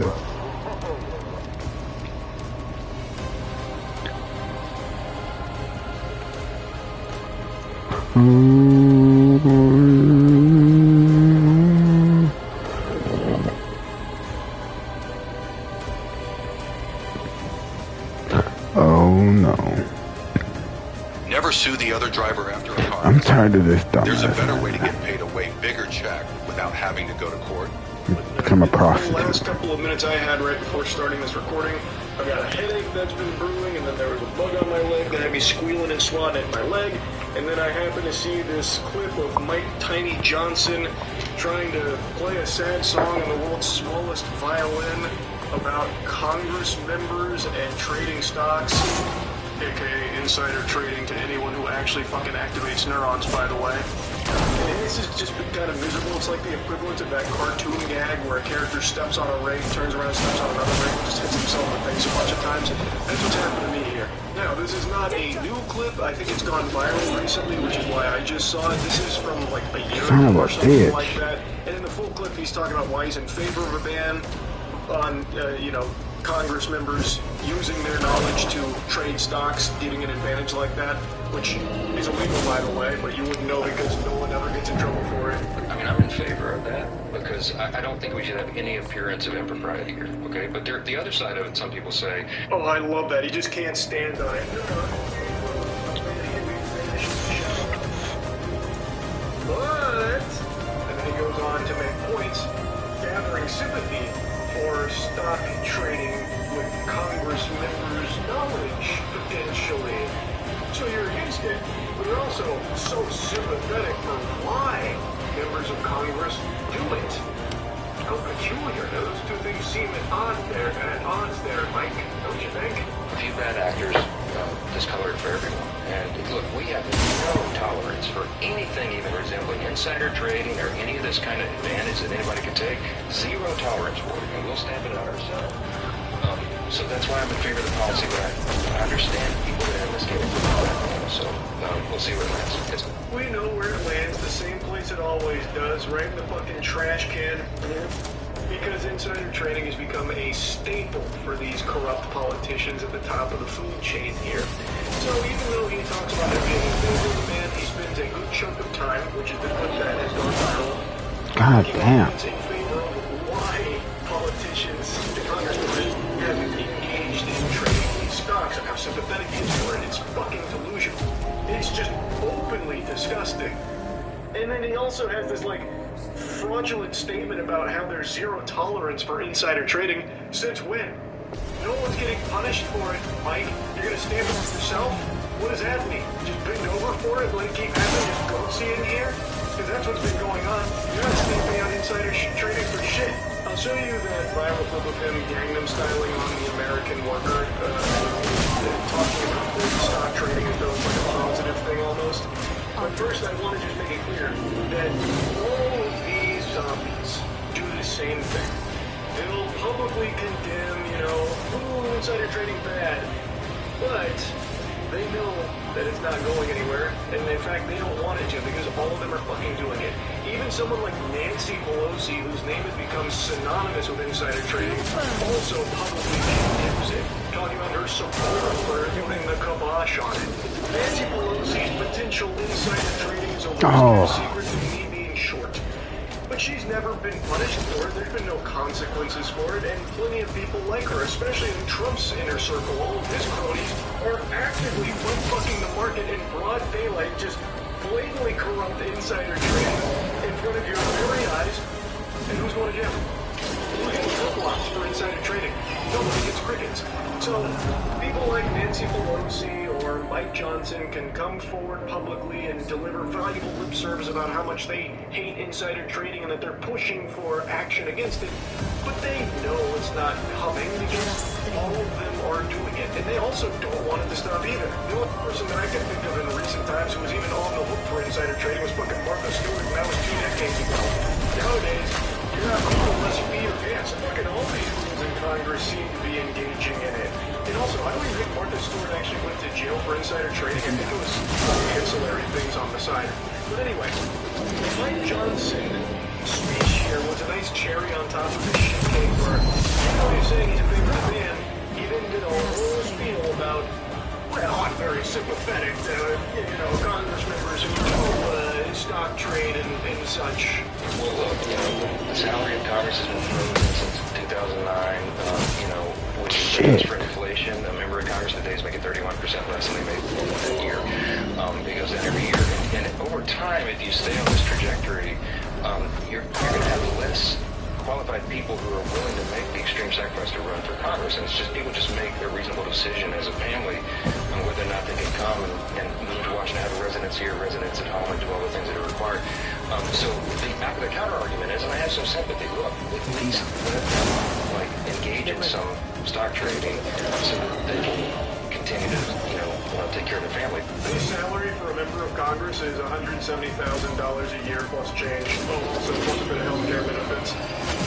But yeah, he's trying to drum up sympathy about the sacrifice they have to make for that. That's not enough money to take care of the family.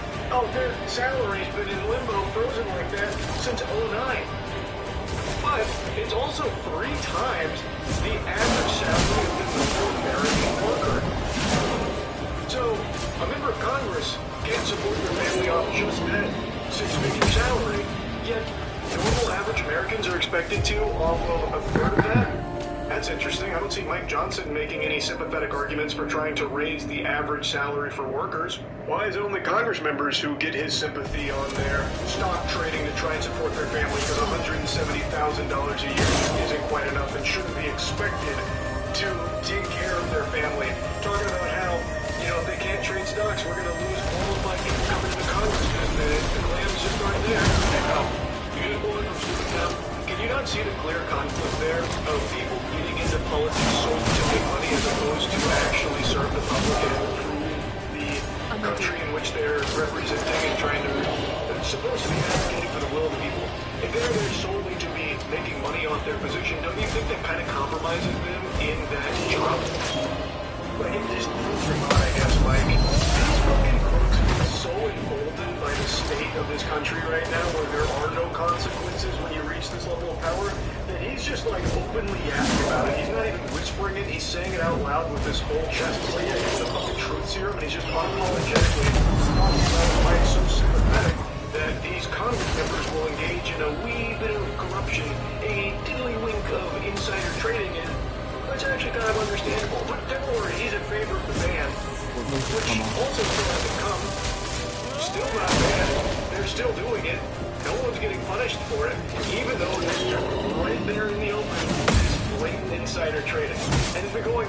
for so long. I also find it adorable how Mike Johnson in particular, anytime he's asked about anything, he's always just like, oh yeah, I don't know anything about it. Or, Mike, did you hear what Trump said about this? He's like, I didn't hear it. No, I didn't hear that. Dude is deaf 99% of the time with his job here, but his ears perfectly sense his fire when it comes to face fucking the American public and trying to like really support behind the idea of Congress members needing to engage in a little insider trading, perhaps, mayhaps. 170K plus just isn't enough to be raising their families, taking care of their family. So like we really do need to have sympathy for why they might choose to do that. It's just so delusional and so out of touch. And again, he's just saying it. It's not like he's being tortured to have this information come out of him where it just oozes out of his lips in desperation. He's just confidently saying it. He also has the goal to call it a sacrifice, by the way. All this, the noble sacrifice, only getting 170K plus benefits in Congress. It's just their heart breaks for them. But really, we need to have sympathy for this stock trading. Like, I do think, we need to really consider that. That's not a sacrifice, brother. That is better than the vast majority of jobs that the American public are doing. And I strongly believe that the normal American worker works longer and harder than members of Congress. I fully believe that. And they're getting a third of the salary. And you might have the chutzpah to be saying that it's a sacrifice of paying 170K to do this job. Do you know how many people would kill for that kind of salary, Mike? Like, that is the most envious position to be in. Right now, the average American is expected to be raising a family off a third of what you're crying about here and yapping about. And you're saying, like, how difficult that is. Imagine what it's like for the actual average American. Like, it's almost impossible off of just a single income, which is why dual income is kind of the only way people are able to even start to tinker with the idea of getting a house and starting a family. It's extremely difficult. And even with dual income, that's still not reaching 170K a year off the average American working salary, Mike. This is just a terrible, out-of-touch argument that he's making. And again, in the full context, he is saying that he's, like, in favor of the ban, but if that's the case, Mike, why are you gathering sympathy for those that are doing this stock trading, this potentially dirty dealings here using insider knowledge? That's a little weird. It's almost like it's just lip service, because all of these politicians know that if they just outright said, like, insider trading, fuck you guys, kick rocks, we're going to do it, come hell or high water, who cares, they would get pushback even from the most brain dead of drones. So they have to put on this facade of like, oh no, this is really bad. And even though a lot of them will say things about how bad insider trading is and make these pushes to put the kibosh on it, somehow it just never quite pans out. Isn't that weird? Isn't that so strange? It's almost like it's one of the big perks to being in their positions of power. Milking it for all the money they can possibly squeeze out of it, using information that isn't available to the public and only available to them. It's what we're seeing right now with so many of those close to Trump, for example, where it's just very clear. And it's also something that's been going on for an extremely long time in previous administrations. Insider trading has been a staple for many members of Congress for so long. And unfortunately, I don't think it's going away anytime soon. No matter how much talk there is about it, it just seems like it is truly corrupt to the core as well. And Mike Johnson isn't even shy about trying to talk about it positively. Anyway, I'll stop blabbering about it. It's fucking infuriating. Anyway, that's really about it.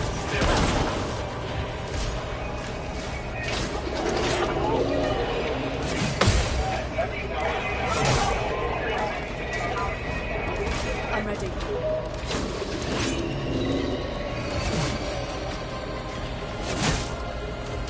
Welcome to What's Next. For your career, for your future. At SJVC, we're training the next generation of trades and business professionals, bringing you the hands-on training to be ready to apply your skills in the real world. Taught by trusted faculty that are a part of our diverse community and backed by our proven legacy of trades and business training. So if you're ready to prepare for your career and join the workforce of tomorrow, we're ready for you.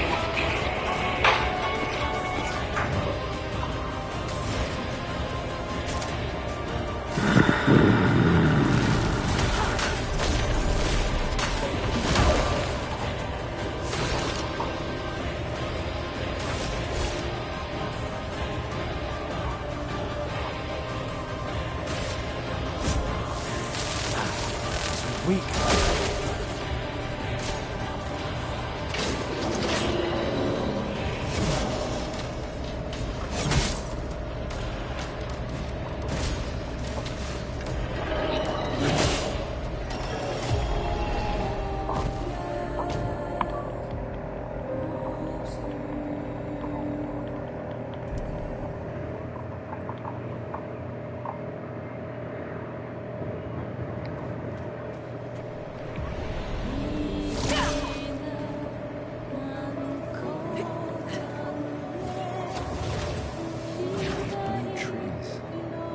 Something's disrupting the chroma around here. Be careful.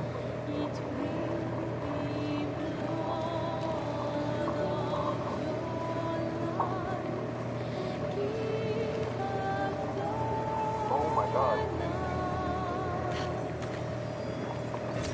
Nice.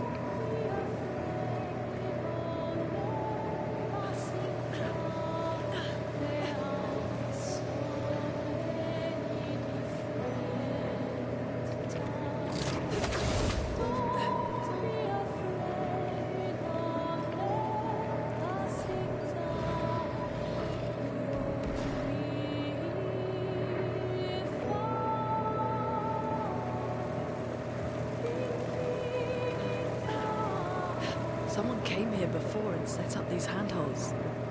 Probably Expedition 69. The Climbers Expedition. Let us thank them for that.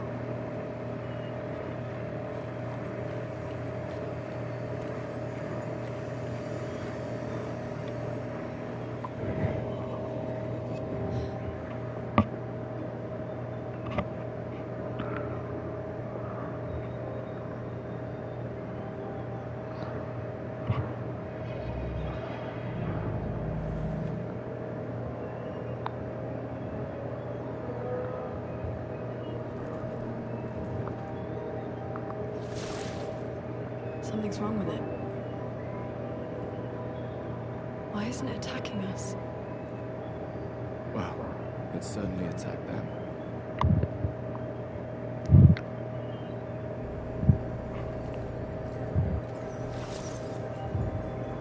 An expedition journal. 81.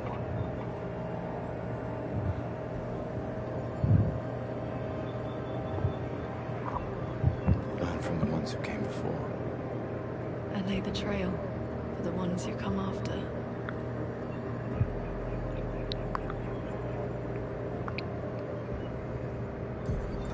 Expedition 81, Lene.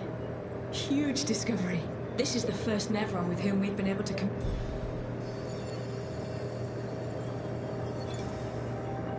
They communicated with a Nevron.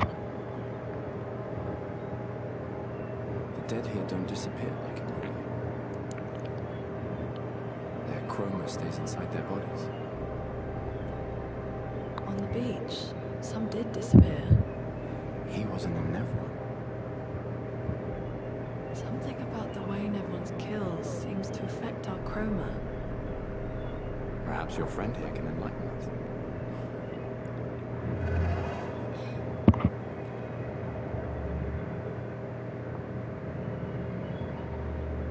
It really does smell. What do you mean, light? Did you kill these people?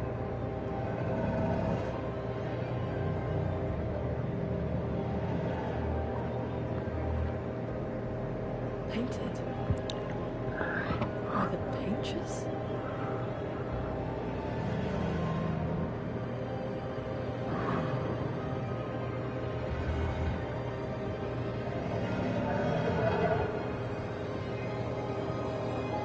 If we bring it light, perhaps we can learn more. I'm not sure that's a good idea.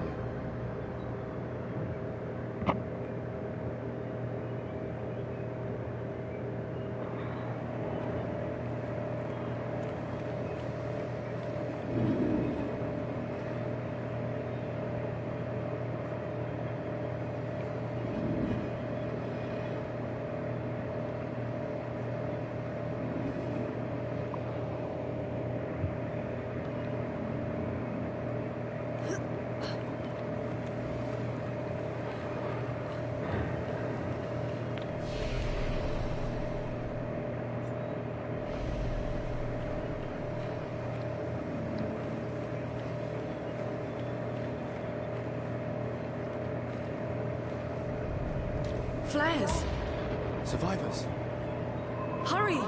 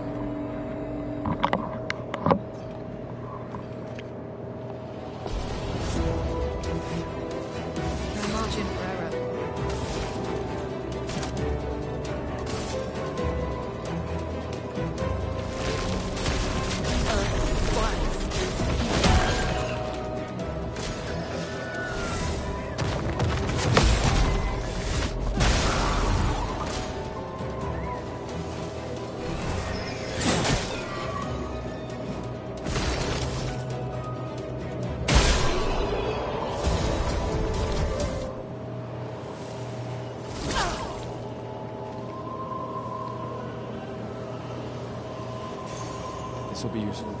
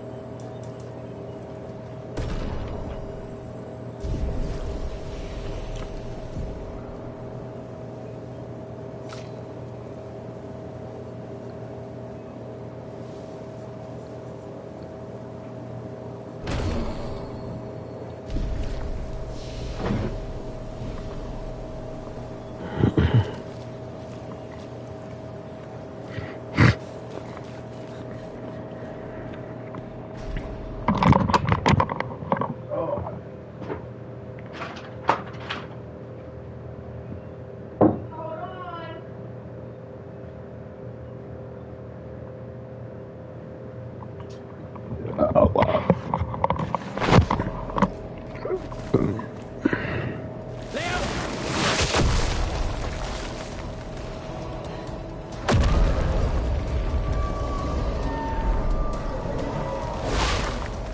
Fuck. It's big. Fall back! Yo, you got clearance on Troy to send me? No. I'm negative.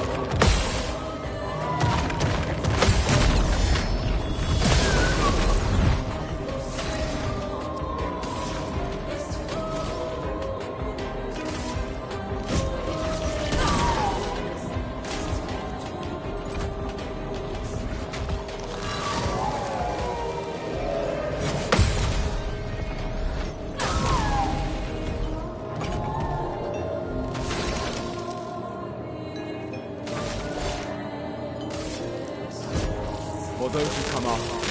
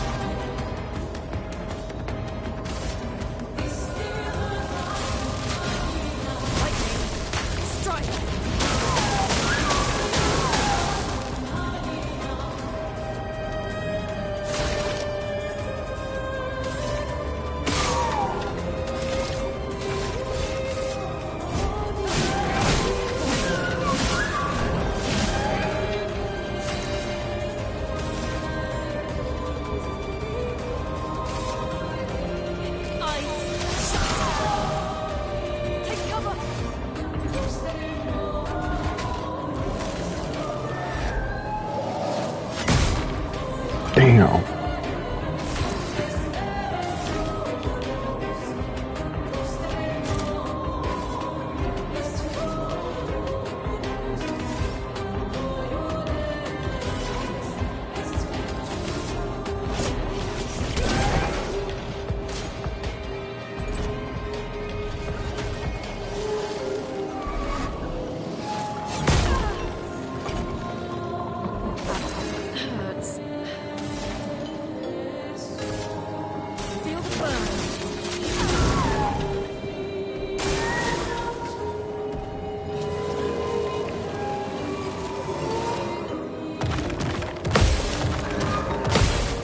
I'm ready.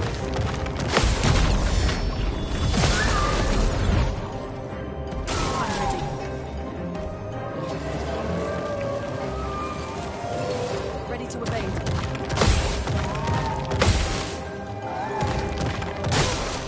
Damn.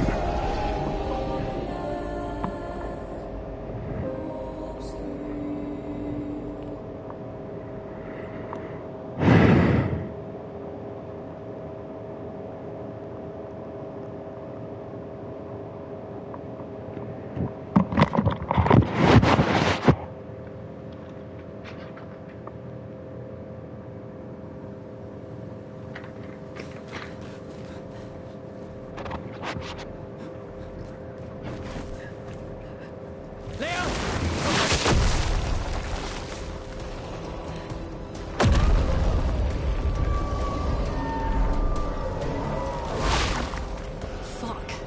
It's big. Fall back! Putain de merde.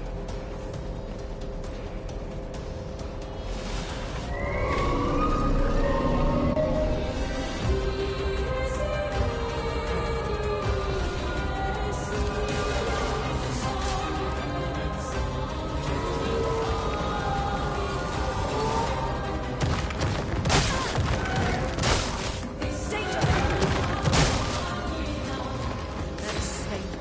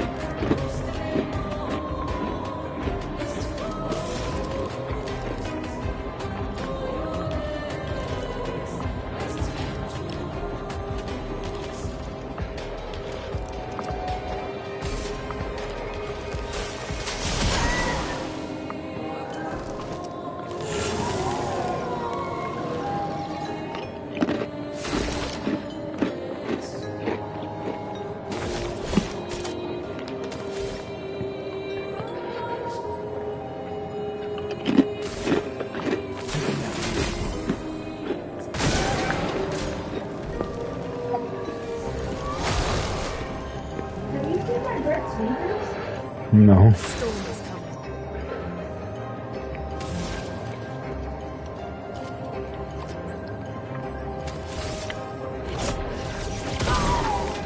Get ready.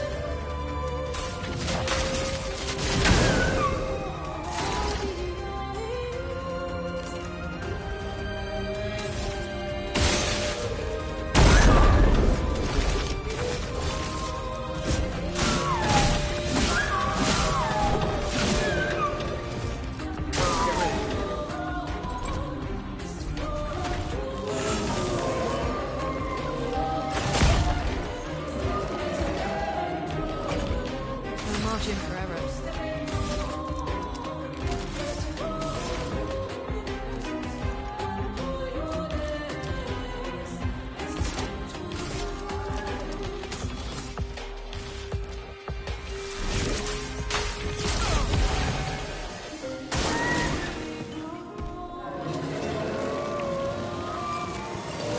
Dodge Kassam. Brace yourself.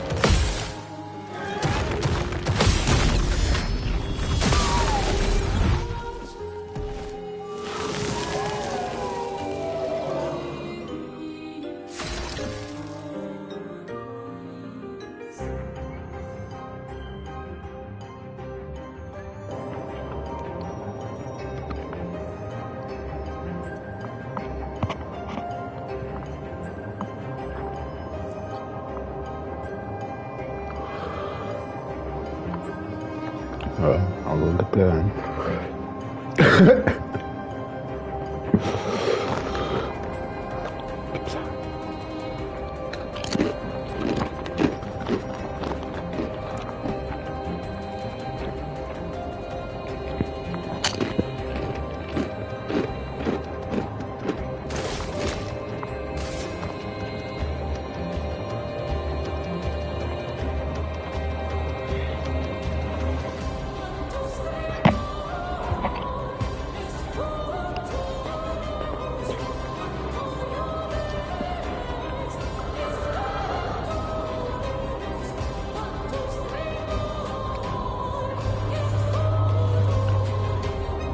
Oh yeah. Ah yeah. Pizza.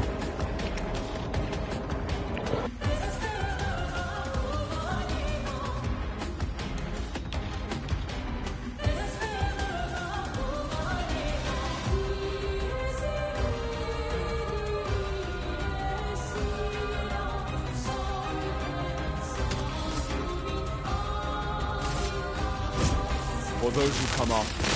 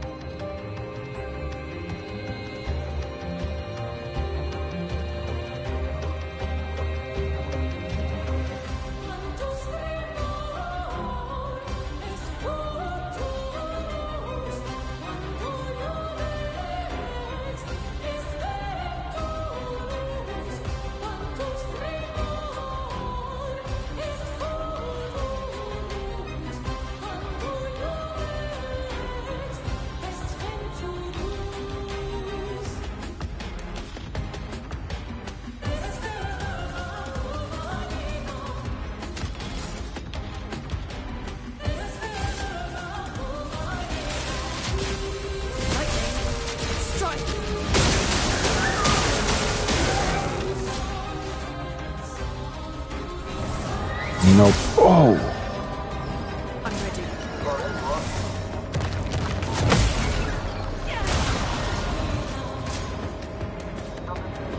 No. I'm ready.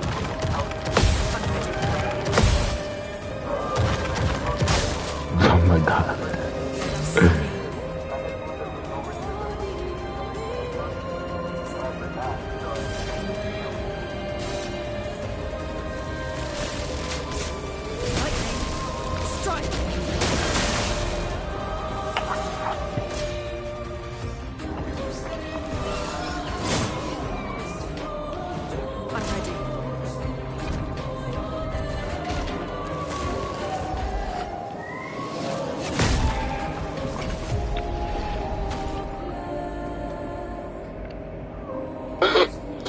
Let's go. All right, we got another bite challenger. If you do that in 7 bites or less, 7 bites. I'm gonna give you one extra bite. Okay, I'll hook them all up. Hard.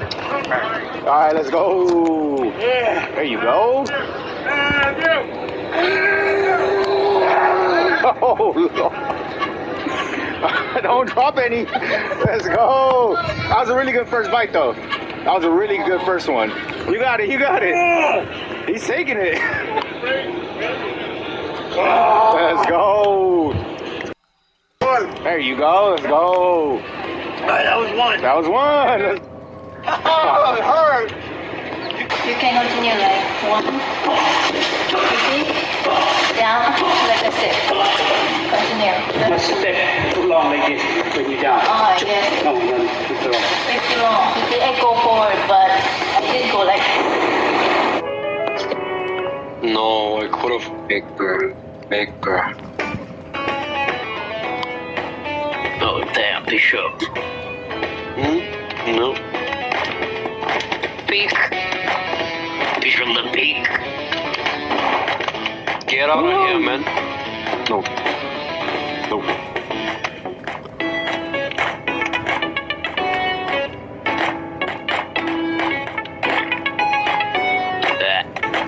There's no way I kept missing.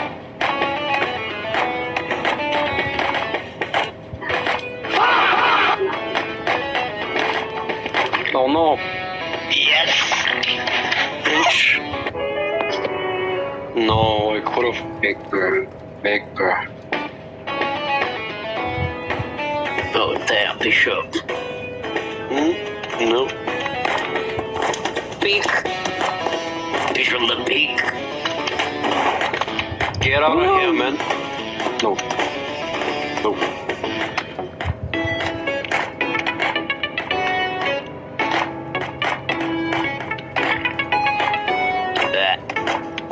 There's no way I kept missing.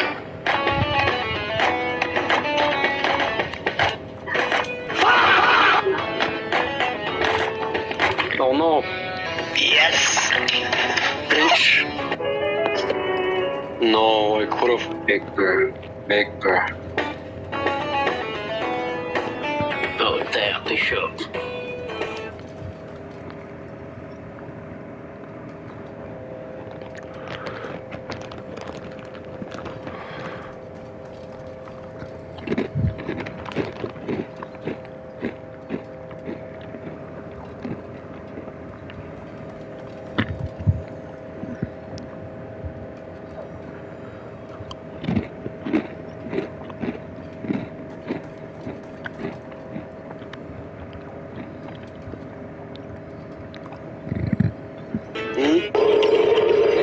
This is Fordite, a byproduct of painting.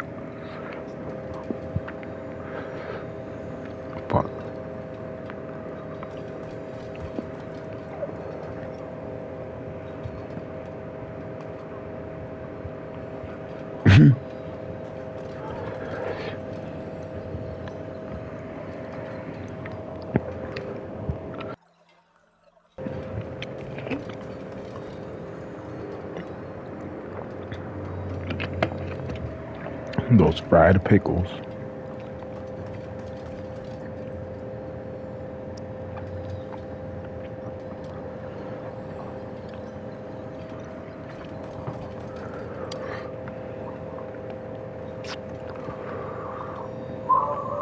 Woo-hoo-hoo.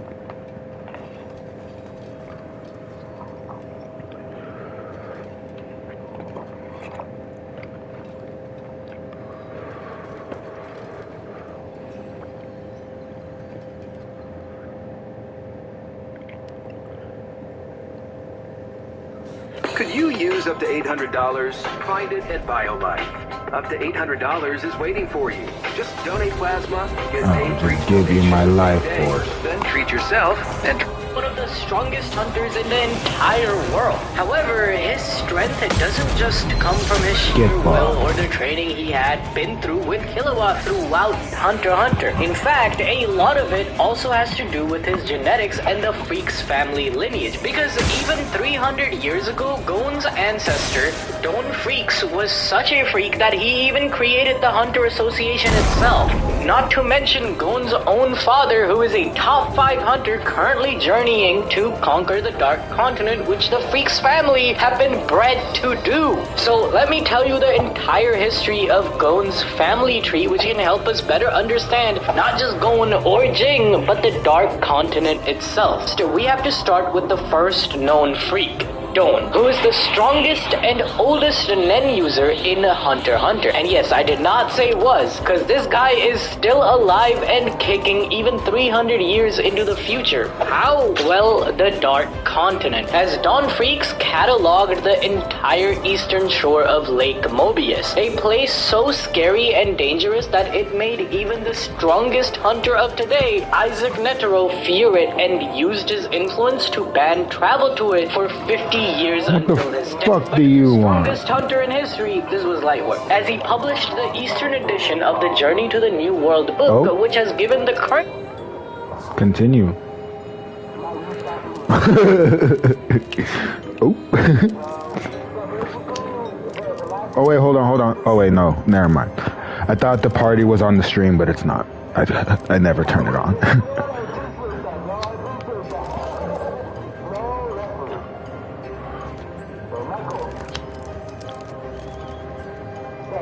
Huh?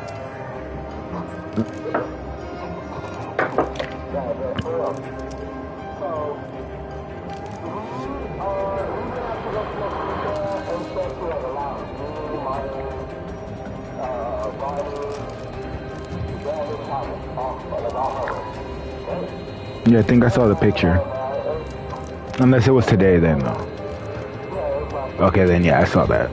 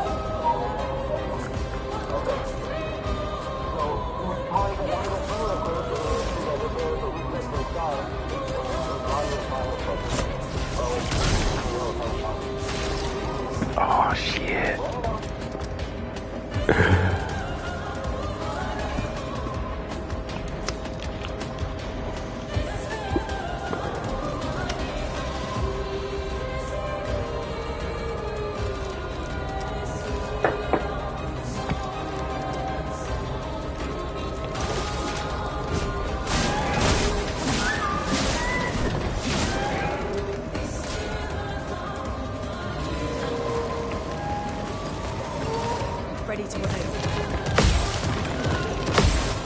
Dodge Cassandra.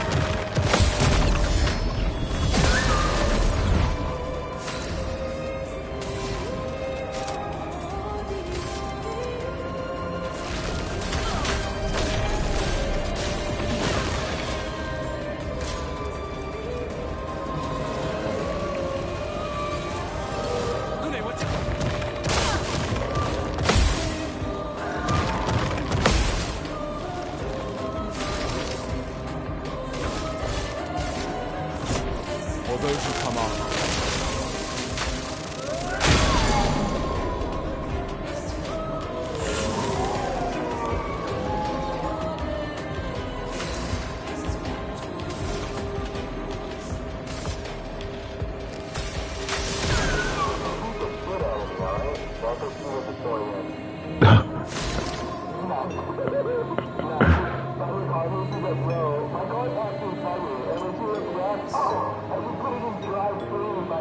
This motherfucker.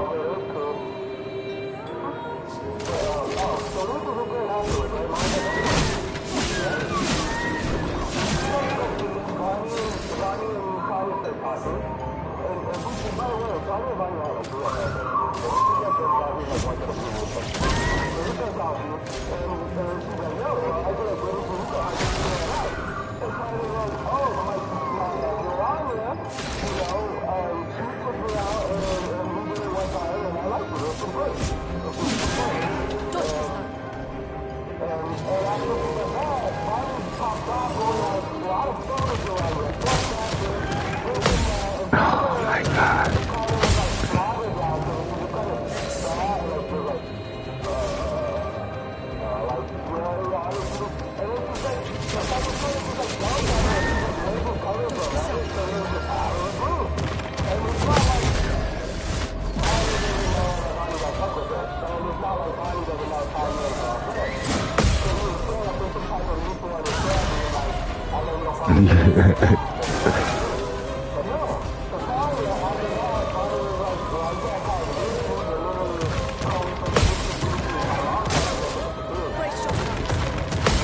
Yeah.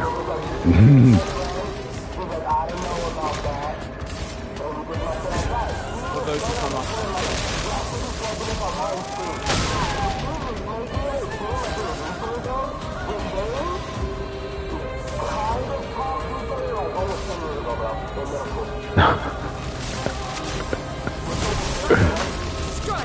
Yeah, and she's not even built like Bonnie. Well, I don't know what Bonnie looks like, but Bonnie looks good from what I saw before. Dranya, I don't know.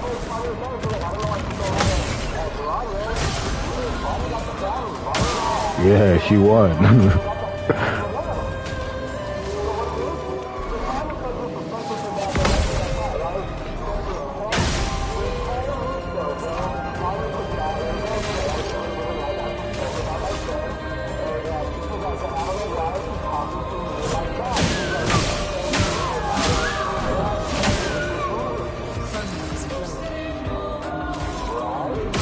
Yeah.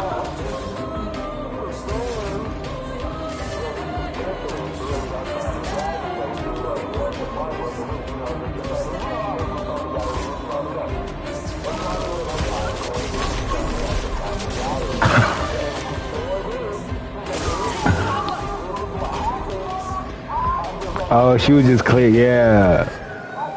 She was getting it ready.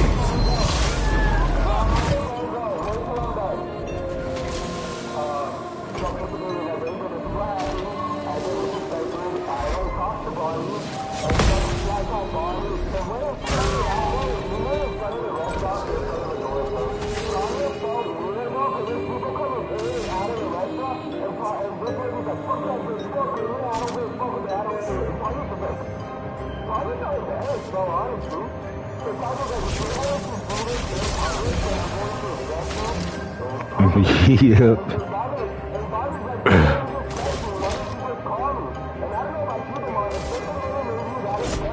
I don't care where it is, how it is, yeah.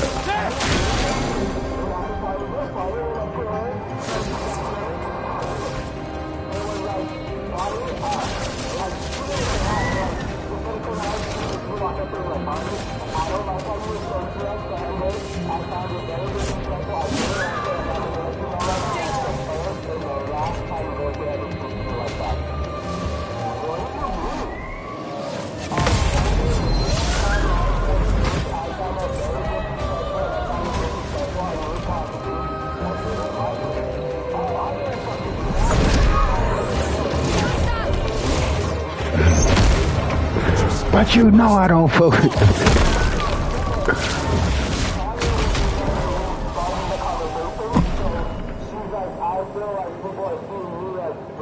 Aggressor, yeah.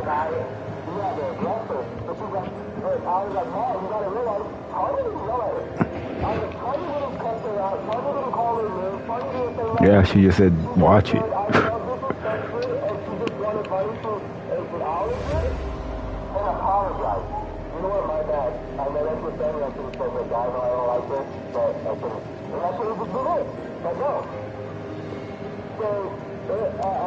It all popped off at my house. It just popped off. So I was going back and forth with her. She was like, you're fucking lying, Bonnie. You're fucking lying to your team. I was like, does Bonnie even know about this? Oh, yeah, I told Bonnie about it. And I was like, what? What's going on? Yelling at me? Every time I did it, come on. Like, I'm down for the story, Fredo. But, come on. You know, I just told them loud a lot. I'm actually going to turn my shit down. No, it's just your love. Your love is loud. Game.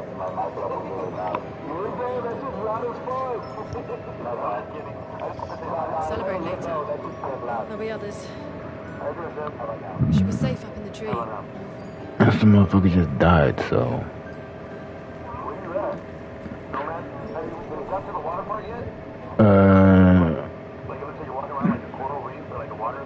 I think so, yeah.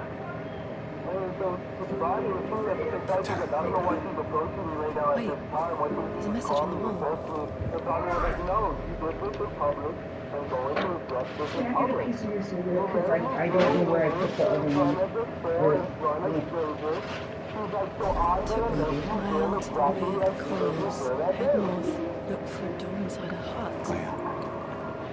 This doesn't make sense. So who knocked who out? Who would have written this? Everyone knows to sign their messages. Yeah, but they might have been in the hut. Doesn't sound like anyone on the team. What if it's a trap? The man on the beach? It's a lead. Our only lead. Whoever this is knows my own. We have to go. No. Not yet. Protocol is to regroup at the rally point and wait 3 days.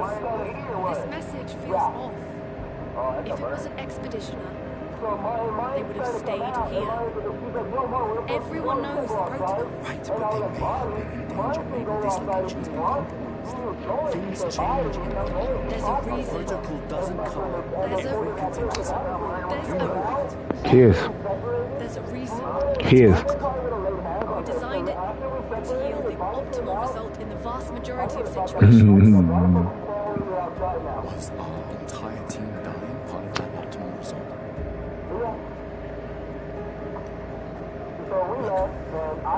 Never go left in my Well, you were, but yeah. You were and you weren't. There's a time and place for everything.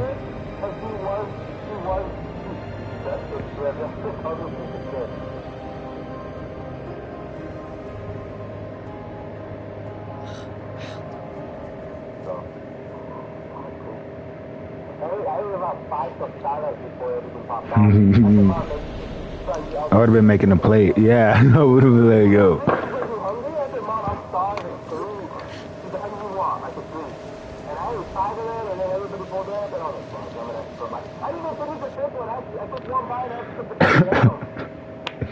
I wouldn't have put it down. I would have held it. Current Hunter Association, all the knowledge they have about the Dark Continent. However, Don's great-grandson, Jing Freaks, also has a copy, as through him is how we even know about Don. It's possible that Don Freaks explored the east side 300 years ago and brought the book back to the known world, but also set out to explore the west. That's how the Hunters got their hands on it. However, I have a theory that it was actually Isaac Netero during his unofficial trip to the Dark Continent, estimated around 90 years ago, where he got the book. As Isaac stated, he explored the Dark Continent when he was a young man, even before his training at 46 years old. Through the help of the knowledge of Dawn's journal is how Netero Zigzoldic survived the Dark Continent. If a stronger Netero lost to Miriam, a B-class threat, pretty easily, then it's hard to see him surviving the Dark Continent without the help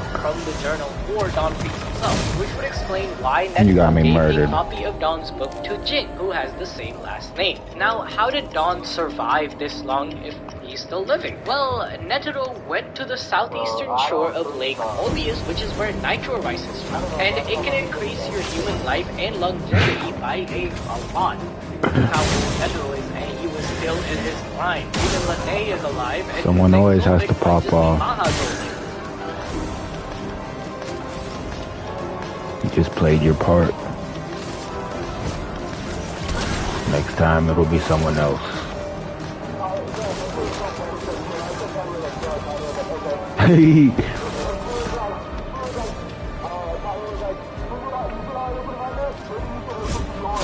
Oh shit. Oh.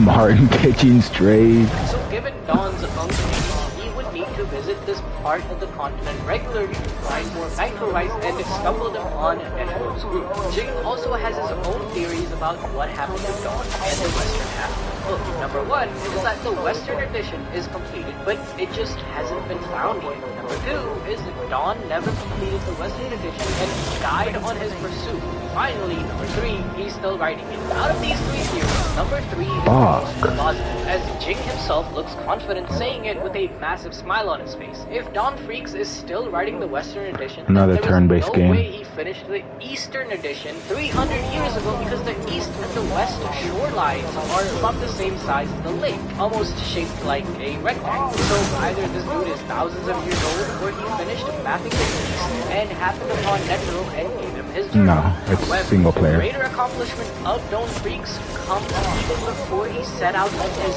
centuries-long journey, as he might have been classified behind the Hunter Association himself. Just look at how many years the Hunter exam has been running. We are at year 189, and how many years ago did Dawn Freaks start writing? See, I would have parried that, but you made me laugh. Which means these owners in the organization is basically known after traveling to the shore of the Dark Continent realized that just how massive this And it's on the hardest difficulty, so. was. Just look at his map. That Cough, cough. where the known world is. The shore alone is probably hundreds of thousands of kilometers in length. So just imagine the scale of the actual inner continent. No, my boy.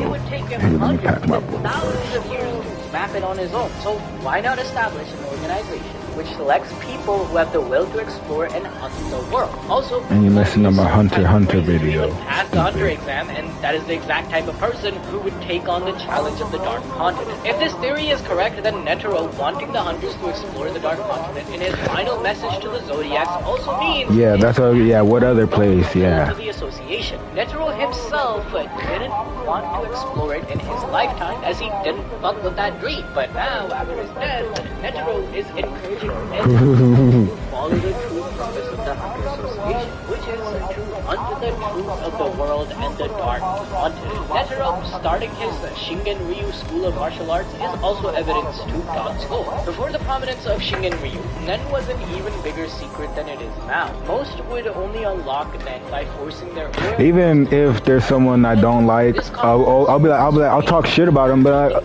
you hang out whoever you want with. I'm not telling you pick sides or whatever, but this is just how I feel. I know you feel different, and it's just how I feel. And you're not gonna bring it up and say it every time or whatever, but it might come out. But yeah, Through meditation on 10. yeah, that's why it's like, yeah, after the first time you could be like, yeah, I don't fuck with that person, this, that, but after that it's like, okay. People could strengthen their will to unlock Nen. This would allow for way more hunters to exist in the world, because the final test of the hunter exam is if you can use men or not. With this influx of hunters, it would make it easier to traverse the Dark Continent and give the people a higher chance of survival. Yeah, if you have the address set. Furthermore, Dawn Freaks might have been the first hunter ever. Stay with me now, okay? Kurapika's desire to explore the world was sparked by reading a book about a protagonist named D. Hunter, who emphasized overcoming obstacles to live a fulfilling life. This mirrors humanity's challenge with the Dark Continent, which harbors 5 world-ending threats, just like the 5 great calamities that people brought to the known world by going to the Yeah, that's what I was like. Shit, even you don't even have to say anything, but yeah, but why even? The character D. Hunter likely references Dawn Freaks, with the book serving as a fictionalized account of Dawn's adventures, just as real-world stories like Narcos or Peaky Blinders fictionalize historical events. Dawn's exploits, including his journal from 300 years ago, may have inspired the narrative. Initially dismissed as fiction, Journey to the New World later proved essential for humanity's survival and exploration in the current part with the Continental Empire venturing there. Dawn's mission to map the shoreline of lines with the nation of humanity establish a base on the Dark Continent, facilitating further expeditions. This is akin to had her ass in stun lock for a few days. Hundreds of years later now, Jing Freaks embodies the same hunter's will that Dawn had, where now he wants to explore the Dark Continent just like his ancestor did. Jing Freaks was born 31 years I would have been like, shut up, bitch, I could hit you. No, that's not that is the right answer, but Mito, who grew up with him, describes her like, you're lucky that we're talking about this. Like, that's how I feel. often disappearing to explore on his own. Even in childhood, Jing exhibited an innate talent for tracking and locating others. When Mito would get lost chasing after him in the mountains, Jing was the only one who could find Yeah, they've been him friends even in forever. the trickiest spots. This talent was evident before Jing turned 12, showcasing his early aptitude for hunting and survival. Jing's childhood was marked by secrecy and purpose. He had ambitions and goals that he never shared, even with Mito, his closest friend at the time. Aunt Mito says that everything she knew about Jing was like knowing nothing at all. He left no clues about himself. This enigmatic trait aligns with the qualities of a great hunter. As emphasized early in the series, the best hunters are not only adept at hunting, but also at avoiding hunting. This was a harsh reality check for Gon, which he had to learn during the hunter exam, where he got Hisoka's tag, but he himself got hunted after. Jing demonstrated this principle instinctively, long before formal training. At just 12 years old, Jing left Whale Island to take the 267th hunter exam. Remarkably, he became the only successful candidate that year, achieving this feat at such a young age. Well, they're definitely not going to talk now if they didn't talk before. Who required extensive men training and guidance from Misty, despite being raised as an assassin. Jing's natural talent allowed him to excel without such advantages, highlighting just how busted the freaks' genes are. However, Jing's departure from Whale Island came with consequences. He didn't say goodbye to Mito, knowing she would be angry at his decision to leave. Soon after, the freak's family faced a string of tragedies. Mito's parents died in a car accident, and Jing's father disappeared during a fishing trip. But isn't it odd that both the males of the freak's family passed away right after Jing leaving? What was this man doing? There is something more to the disappearance. God damn. Extra cash, grab your used phone, and head to one of 7,000 Eco ATM locations. Appearances, alright? The manga specifically highlights how everything happened after Jing left. Oh. Perhaps hinting that it's not a mere coincidence. Bro was fucking around with some Nen curses or some shit. Yeah, that's crazy. Where it might have to do with them being in the same bloodline as Dawn Freaks even. But if you guys want to learn more about that crash theory, then let me know in the comments down below. Following his success as a hunter, Jing focused on preserving ancient ruins and sharing them with the world. He used his own resources to restore archaeological sites and made them accessible to the public, significantly influencing the field of archaeology. His actions encouraged a shift from profit-driven exploration to a focus on preservation and restoration. As Hype mentioned in chapter 166, Jing's contributions include discovering the Lurka civilization, establishing a breeding program for two-headed wolves, and excavating the Congo gold vein, among other achievements. Jing's pursuits bear a striking resemblance to the exploits of his possible ancestor Don Freaks, who was also an archaeologist, both sharing a relentless drive for discovery and a commitment to uncovering the world's mysteries. Jing's fascination with ancient ruins and his pioneering spirit seem to echo Don's legacy, further reinforcing the idea of a unique and extraordinary lineage within the Freaks family. However, I'm doing it too late. Jing's link to Dawn doesn't end there, as just like how Dawn helped create the Hunter Association and wants to guide humans back to the Dark Continent, Jing also has done things to realize that Oh my God. consciously or unconsciously. For example, around 12 years ago, Jing Freaks solidified his legacy by creating Greed Island, a revolutionary net-based game. This coincided with Gon's birth, as Jing was seen visiting the game island with baby Gon in hand, accompanied by his student Kai. Jing carefully planned the game's future interactions with Gon, instructing his friend Alina to rig the game's company and magnetic force cards. If Gon chose a company, he would be sent to Kai, ensuring that Jing avoided meeting with Gon's friends. This demonstrated Jing's tendency to keep a low profile, likely to avoid awkward confrontations, or perhaps out of laziness to dodge being scolded because he left to get milk and never came back. The creation of Greed Island also highlights another side of Jing, his friendships. Jing collaborated with 10 individuals to bring the game to life, reflecting his influence with one such friend, Razor, who had a couple of views and a criminal sentence. Instead of conflict, Jing gave Razor a chance of leading him as the team with his systems, which is also how Gon has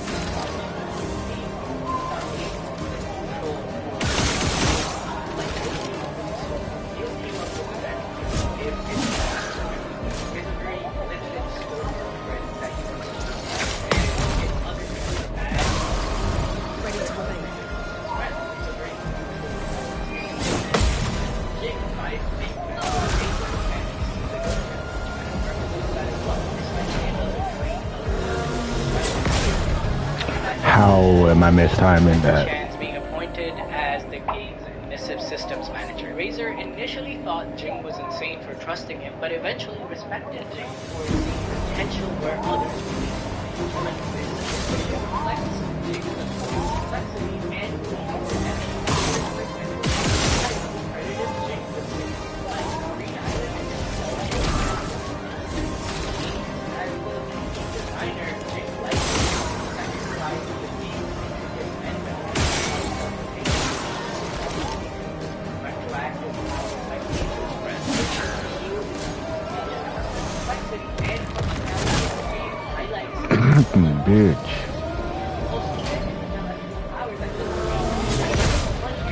compared to other advancements like Netero who were like unk status by the time they became him. Then 10 years before the start of the series, Jing returns to Whale Island, which further illustrates his complicated nature. Bro left Gon in the care of Aunt Mito and his grandmother, knowing that he was ill suited to a father. Despite her anger at Jing for abandoning the family, Mito's future seems Gon. This makes sense considering that Jing thinks that his mother and he separated, which a suggestion that Jing had a romantic partner in the world of I actually thought that maybe one of the things that happened. Come on, can we really see Jing Freaks falling in love with the cousin and the family? There has to be some kind of tension going on here. Maybe Gon is just the reincarnation of Don Freaks himself, or he is that baby with the skin himself. His mother! Hey yo, what's up?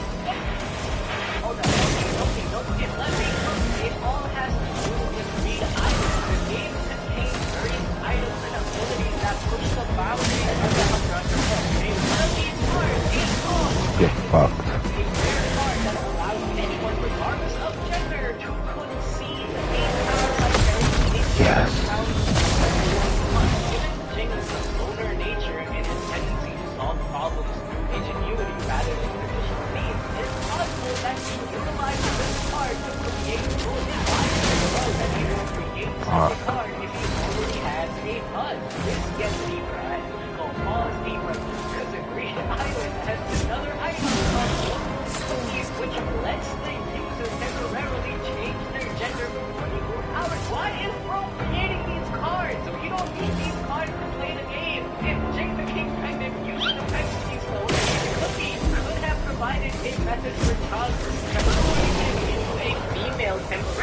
to facilitate the process. You think I'm done? Jing's lack of interest in traditional parenting is well documented. Alright, a bro left to get milk. However, Greed Island includes another card called Panda Mate, which summons a panda caretaker capable of nurturing children with specialized I thought that was gonna happen. care. Why do you need this? This card fits Jing's personality and lifestyle, allowing him to ensure Gone's well-being without sacrificing his independence. I thought that would have happened earlier. This card, during he didn't leave Gone with Mito until Gone was 2 years That hookah. further demonstrating his reliance on net-based advantage. The timeline of Gone's birth even aligns with the release of Greed Island. Jing created Gone during the development of Well, I don't know why are they even texting. Yeah. he needed a guinea pig. He himself was the guinea pig. This would not only explain Yeah. Gone's extraordinary potential, but also reflected Jing's deeper motivation. Okay, by creating Gone, he ensured the continuation of the freak's lineage and cultivated a legacy. I don't fuck with that bitch. Exploring the dark continents, a win-win. He created another freak. Even Gone's rapid mastery of Nen and unparalleled growth in strength further supports this theory. Learning Nen, Gone progressed from a noob to a level 100 mafia boss, contending with Chimera and Royal Guards, a feat that astonished even seasoned hunters. If Gone were created with Nen and inherited Jing's full potential, his extraordinary abilities would be more easily explainable. This unique origin would also account for Gone's innate connection to Nen, positioning him as being almost like loved by Nen. If you want to know more about this theory though, then watch the video on screen right now, because I was cooking 2 years ago, I was cooking, and then I cooked even more right now. Give it a chance. However, before leaving Gon, Jing entrusted Mito with a special box to give Gon upon becoming a hunter. This box symbolized Jing's enduring influence on his son's journey, ensuring that his legacy and plans for Gon would unfold even in his absence. Bro was like Aizen controlling this kid's entire life. This box, sealed with Nen over 10 years ago, exemplifies Jing's intricate foresight and mastery. Inside, Gon and Killua find a cassette tape and a ring, also a SD card linked to Greed Island. The cassette contains a recorded message from Jing to Gon. Jing begins by asking Gon if he truly wants to see him, warning that simply wanting to meet him isn't enough. He emphasizes the selfish nature of hunters, stating that they often leave behind loved ones for personal desires, likely referencing his own abandonment of Gon and Aunt Mito, or even Dawn Freaks leaving to chart the Dark Continent. Jing advises Gon to... I can't keep track of all my subscriptions. We lost everyone in an instant. Exactly. He killed us all so easily. He doesn't need to fake a message. The Experian app? Lucia died to save me.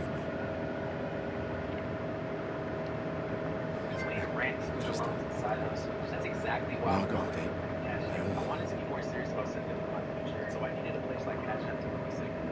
Cash App is 100% of what I earn. Letting Mael die out here. I'm taking her. I guess she didn't my die. money in and out of my savings, as much as I need to, without actually a mission. every single dollar that I earn. Fuck the mission. Fuck the mission, Luna. What are we gonna do, huh? Tell me. What are we gonna do? We're gonna take down the painters, just the three of us? Plus, I get real-time transactions. My gun and your sparks? I didn't take you for a coward. I'm not a coward. You swore the oath. Start saving When today. one falls, we continue. Yes, I know. When one falls, when one to pursue his own purpose, explaining that the essence of being a hunter is striving for more, whether it's restoration, prevention, or helping others. Jing, being hella blood, admits he doesn't want Another threat to fight is just my oath. My oath swore the same oath. I know that. She chose her life. You and I. Always said the future of Lilia was more important than any individual life. Yes, do you still believe that? constant desire to grow, which is what Dawn Freaks aspire to. Do you still believe that? Association judges people on whether they should get the hunter license or not. Furthermore, Jink's decision to include Greed Island in the box demonstrates the unique way of the Freaks communicating with each other.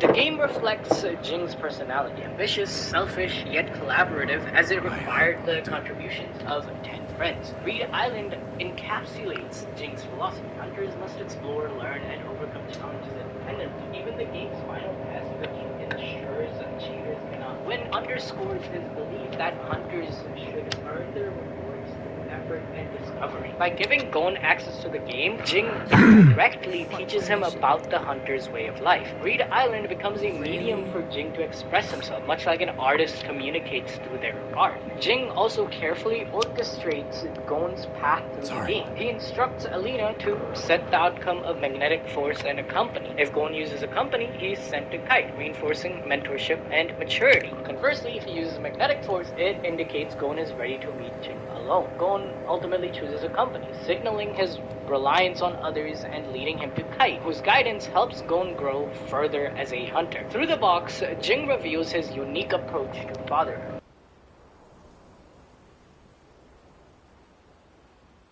By leaving Gon with Miko, Jing gave his son a sense of purpose, the desire to seek him out, which fueled Gon's journey as a hunter. In the world of Hunter x Hunter, where grows stronger with determination, this gift of purpose is one of the most valuable lessons Jing could offer Gon. Ultimately, Jing's message reflects his belief that Gon must forge his own path, understand the selfish nature of hunters, and achieve independence before they can truly meet as equals. His unconventional methods may seem distant, but they show Jing's foresight and care for his son. However, the current equal to Jing freaks in the Hunter x Hunter world is Pariston the Rat. After the Hunter chairman election arc, where Cheetle is voted as the next head of the association, both Jing and Pariston resign from the Zodiac. Instead, they become participants in Beyond Neteco's expedition to the Dark Continent. Pariston reveals he has been working with Isaac Neteco's son all along. Intrigued by Beyond's plan to explore the Dark Continent alongside the Galactic Empire, Jing decides to join the team, leading to a rivalry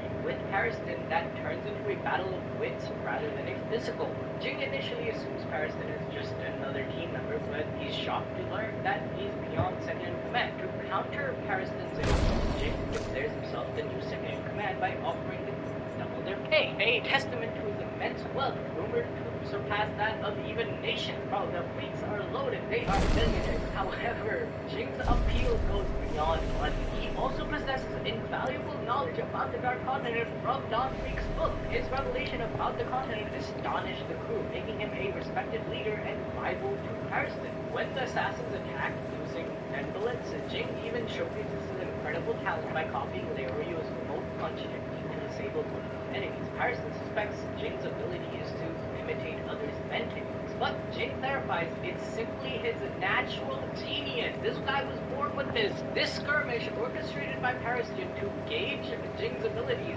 ends with Jing daring Pariston to face him directly if he seeks more answers. Despite the distrust of Mohair and his team, Jing secures his role as the second in command, and he humorously offers to donate his wealth to the normal fund to ease tensions, showcasing his adaptability and willingness to compromise. Pariston now has no choice but to relinquish his normal position and challenges Jing to lead the team, eager to see growth in action. Jing's strategic mind and unparalleled mastery of death make him a natural fit for navigating the Dark Continent. As the story progresses, Jing's position as a central figure in the expedition hints at a larger role in uncovering the continent's mysteries. Perhaps even a meeting between him and Don Freaks. But what about Gon? Is he just as freaky as the rest of the family? Yeah, yes he is, bro. Yes he is. It's not even a question. Why are we asking this question? They're called the Freaks, bro. All of them are freaks. At just 12 years old, Gon was touted as a character with limitless potential. Why else do you think Hisoka was gooning over him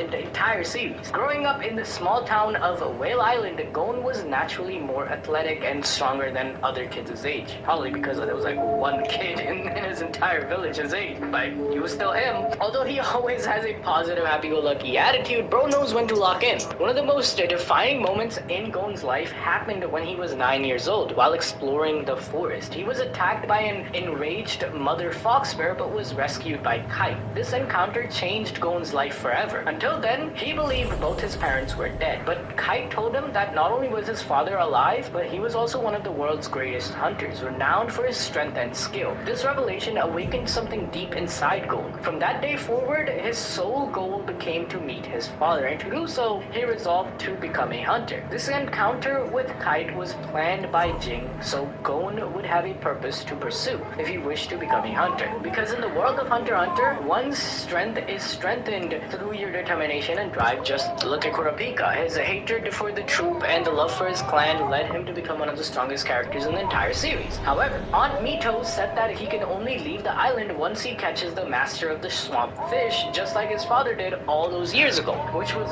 light work for a member of the Freaks lineage. Like, why would she even ask him to do that? And so Gon went on to take the hunter exam and get his license. Along the way, he went through many hardships and also came away with valuable friends like Kurapika, Leorio, and especially Killua. Now, I'm not gonna tell you the entire life story of Gon arc by arc here because that's a video on its own, and I'm not about to do that. So it's already like 28 minutes long. I will explain the pivotal moments which shaped our boy to embody the Freaks family legacy. Remember earlier when I mentioned how Gon picking to use a company led him to Kite because Jing had designed it that way? Well, it was a necessary character arc for Gon, as at that point, Bro was not mature at all. While he helped his BFF Killua to learn how to enjoy life as a child, inversely, Gon was taught maturity and restraint by Killua. The flaw of the Freaks becomes glaringly evident during the Chimera Ant arc, particularly in Gon's battle with Nefertiti. When Gon discovers Pito's deception regarding Kite, his grief and rage overwhelm him, manifesting as a destructive dark aura. Though his anger grants him immense power, it takes a severe toll on his body and mind, pushing him to the brink of self-destruction. Killua, understanding the gravity of Gon's emotional state, steps in as a stabilizing force. Risking his own life, he protects Gon from completely losing himself. This moment signifies the loss of Gon's childhood innocence, as his idealistic worldview shatters under the weight of Kite's death and the horrors of the Chimera Ant. While Killua teaches Gon emotional maturity, Gon also plays an equally vital role in Killua's life. Gon's relationship becomes a beacon of light in Killua's otherwise dark and abusive world, where he preserves and restores Killua's childhood innocence, just like Gon's father and ancestor Dawn restore lost ruins and ancient cities. Meeting Gon gives Killua a sense of purpose and shows him a light beyond the confines of the Zoldyck family's brutal expectations. Just like how you can see Dawn Freaks giving the world his journey to the New World book, which gives the known world a purpose of exploration and hope that there is more than the confines of their current life. In a way, he also does this for hunters by creating Greed Island, which is a paradise of the curious, giving the world something more, preserving that innocence of curiosity and exploration, which Gon is Killua. Gon's fakiness doesn't end there. As a Nen user, he was so gifted that Netero trusted him to 1v1 a Chimera and Royal Guard at just 12 years old. And with his unlocked potential, we saw him break Nefertito in half with no sweat. She even feared Gon would be a threat to Miriam himself, cementing adult Gon as one of the strongest characters in Hunter x Hunter. Even just the task of Gon making that Nen pact is a testament to his special lineage, because just like how Jing seems to have the gift to look at Nen ability and understand it instantly, like he did with Leorio, what if Gon is also closer to Nen than your average hunter due to his ancestor being Dawn Freaks, someone capable enough in Nen to survive the Dark Continent all these years? Because what Gon did is special. Otherwise, we would have more hunters filled with rage at the brink of death, leaving everything behind to make a Nen pact to beat their opponents at the expense of their own lives, which Gon does pay for in the end, as currently he's living with Aunt Mito back in Whale Island. Though initially reluctant to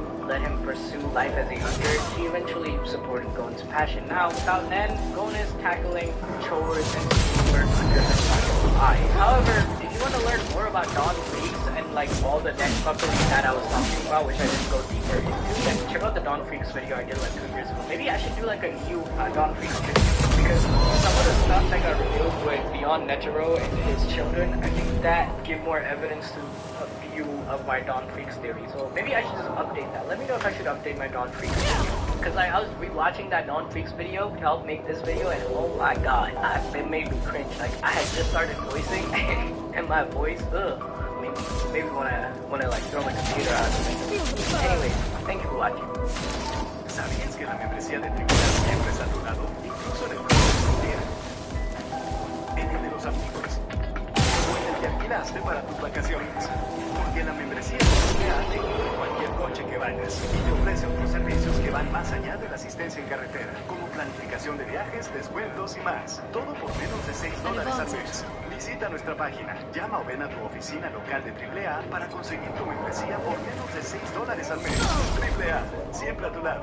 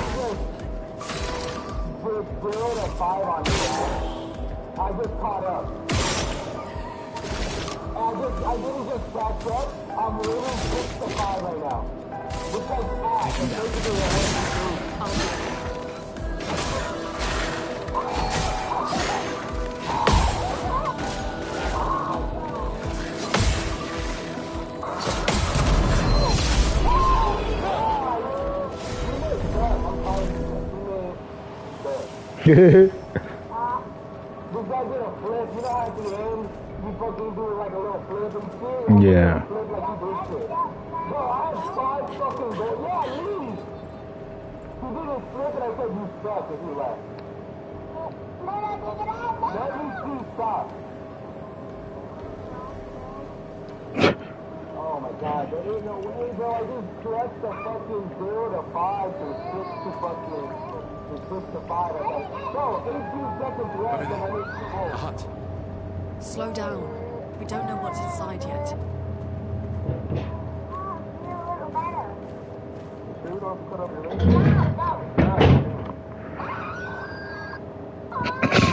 Look, there's a door inside.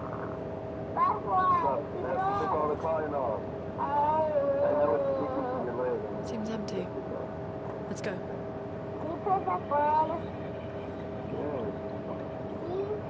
Someone lives here.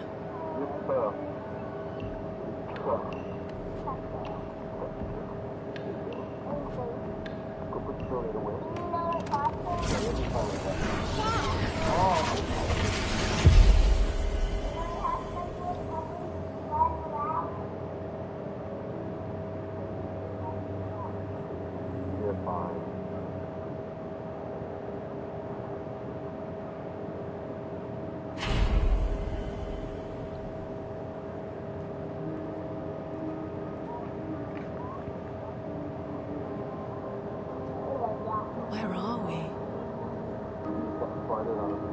This is...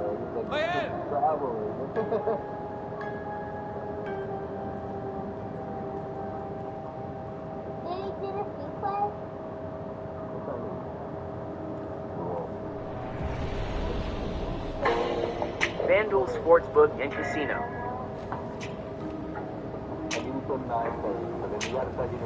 Install it now. No, 9:30.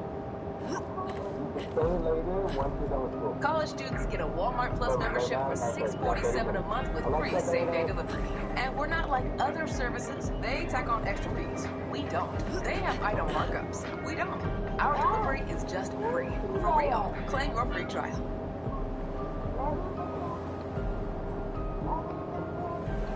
Asked the community what they thought it would take to fix Warzone, and after reading like almost 100 different replies, I thought I'd kind of put together those ideas along with some of mine. People don't agree on what would fix Warzone, and there are a lot of people that are up in the air on whether or not there is anything that can fix Warzone, so we'll go ahead and discuss a lot of those types of things. After reading a lot of the responses, I think there's a few different things that just continually pop up or kept coming up over and over. These are things that sometimes I've agreed with, maybe not all of them, but a lot of these things are continually repeated things that I wonder if just the COD side doesn't care, whoever's in charge just doesn't aware of these issues. The number one thing I think, at least in my opinion, is that Warzone has an identity crisis. I've said this since Warzone 2, even though I think they've done a bunch of other things to try and solve this issue. I think fundamentally it has an identity crisis. It has an accessibility issue for new and returning players. I think the playlist options are horrendous, which a lot of people talk about those. They also, a lot of people talk about how casual versus sweat dynamic works. Obviously we have a bunch of casual modes. I'm not talking about those modes. I'm talking specifically about the players. How does a casual player enjoy the game when it feels like it's getting geared towards sweats, which they really shouldn't be. It should be able to coexist. Another big thing that came up over and over is that Warzone should be standalone. And this is something that has been echoed and repeated over and over since, you know, probably MW2, and they went and decided to do Warzone 2. Really, you know, should have kept it with that organic Warzone 1, which was those first 2.5 to 3 years. And then the other idea is that maybe people are just over VRs. Maybe the VR category has peaked. They've been around long enough, which there is also an argument for that. Even though there are some successful battle royales right now, all of them are older than Warzone. Before we get too deep into the next one, we do have a sponsor section, which we'll do now. Today's brought to you by Factor Meals, the bread, never frozen, dietitian, brought straight to your doorstep, ready to eat in 2-minute meal. Designed to help support your wellness journey, as well as eliminate the stress around cooking, cleaning, prep, all those things that go with cooking if you have a busy lifestyle. With over 100 different weekly rotating options, you will never run out of options to choose from, which is great if you just like options or a picky eater, or if you're just looking for nutrition that fits your goals, whether you need high protein, calorie smart, GLP-1, low carb, and several other options. I generally like the convenience of being able to just pop whichever one I want in the microwave. 2 minutes later, it's ready to go, especially if I'm just eating for myself while my son's at school. And if you want to go ahead and get your own, go ahead and head to Factor75.com or click the link below. Use code JGODFB50, 50% off your first order, plus free breakfast for a year. Again, that's code JGODFB50, 50% off for that first order, plus free breakfast for a year. Again, thank you to Factor for sponsoring today's video. Welcome back. So we'll go ahead and start off with that first point that I was making, which is the Warzone lost its identity. When it first came out, it was grounded, sandbox, battle royale, but done the COD way, which I love. It was pretty immersive. It was tactical, but it was fast, so it was a little bit different than, say, PUBG or Apex or Fortnite, the way you played it. It was super easy to understand, pretty straightforward, the way the loot worked, the creating class, the loadouts, was all pretty straightforward, especially if you ever played a COD before. And then it was also distinct from multiplayer. There was also several systems that were done in multiplayer that didn't work in multiplayer, and I think were some of the some downsides to Modern Warfare 2019 that worked amazingly well in Warzone, and some later they got removed because I don't think they worked all that great, and they got fine-tuned. Currently, the version of Warzone, it seems like it changes every year. The movement philosophy is completely different. You think you got an idea of what they're going to do, movement-wise or pacing-wise, and then they just do something different, and then the next year it's something different, and it doesn't really feel like it has that core foundation that it used to have. That when we had the Cold War version, it built off the first foundation without scrapping that foundation. Same thing with the Vanguard version. And then once we went to Warzone 2, it was like, oh, let's just flip this on its head. We're going to strike lightning in a bottle twice, which in reality didn't work out. They should have really stuck to that dedicated split-off game, do its own thing, build off that one and evolve it, just the same way PUBG and Apex have done. Not to say that those games don't have their highs and lows, you know what you're expecting from those types of games. Go to PUBG, play it 5, 7, 10 years ago, jump on now, and you already kind of know what you're getting out of the experience. Of course, things are different. Of course, they found ways to evolve, because you can. Feel that foundation, that core foundation that makes the core game is the impactful part. Same thing with Apex Legends. How they tend to evolve in Legends.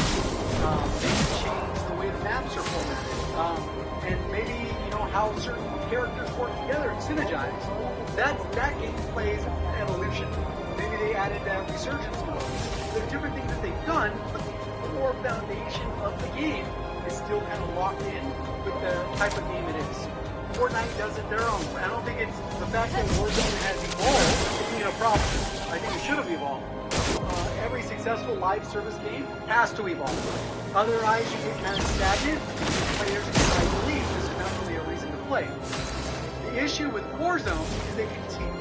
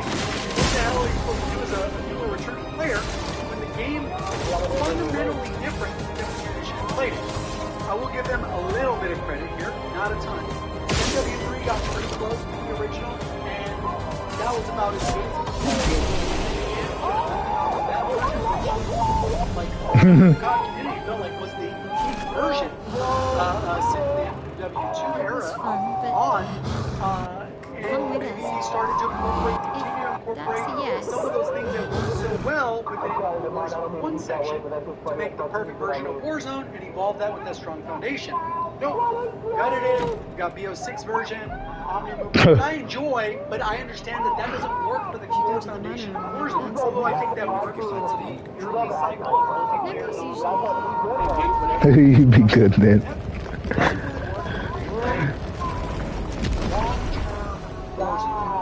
What the fuck is this? Continue to talk about this in the comments. Very common topic that Warzone needs to be standalone. What that means is going back to having a core foundation, and this is a version of building up. At any point, even though I'm pretty much in the know on COD, I don't know what direction to go. And that's not good. Like, obviously I would be like one of the most invested in where it's going, and the fact that I don't know where it's going, that doesn't give you a lot of faith in it. Obviously in multiplayer, it would be different. If it was covering multiplayer, then I'd go, okay, well, at least I kind of have an idea of what they're going to do, and then the theme will matter. If it's MW4, okay, will probably take place in the 2000s. Like, we get a general estimate. Warzone? No clue. No clue if we'll even have Warzone, right? Maybe we go all in on DMZ, and it's a full version this time around instead of the beta they kept around for the whole year. Who knows? This would also allow them to preserve that identity, but you gotta have that identity first, but I feel like that still got lost.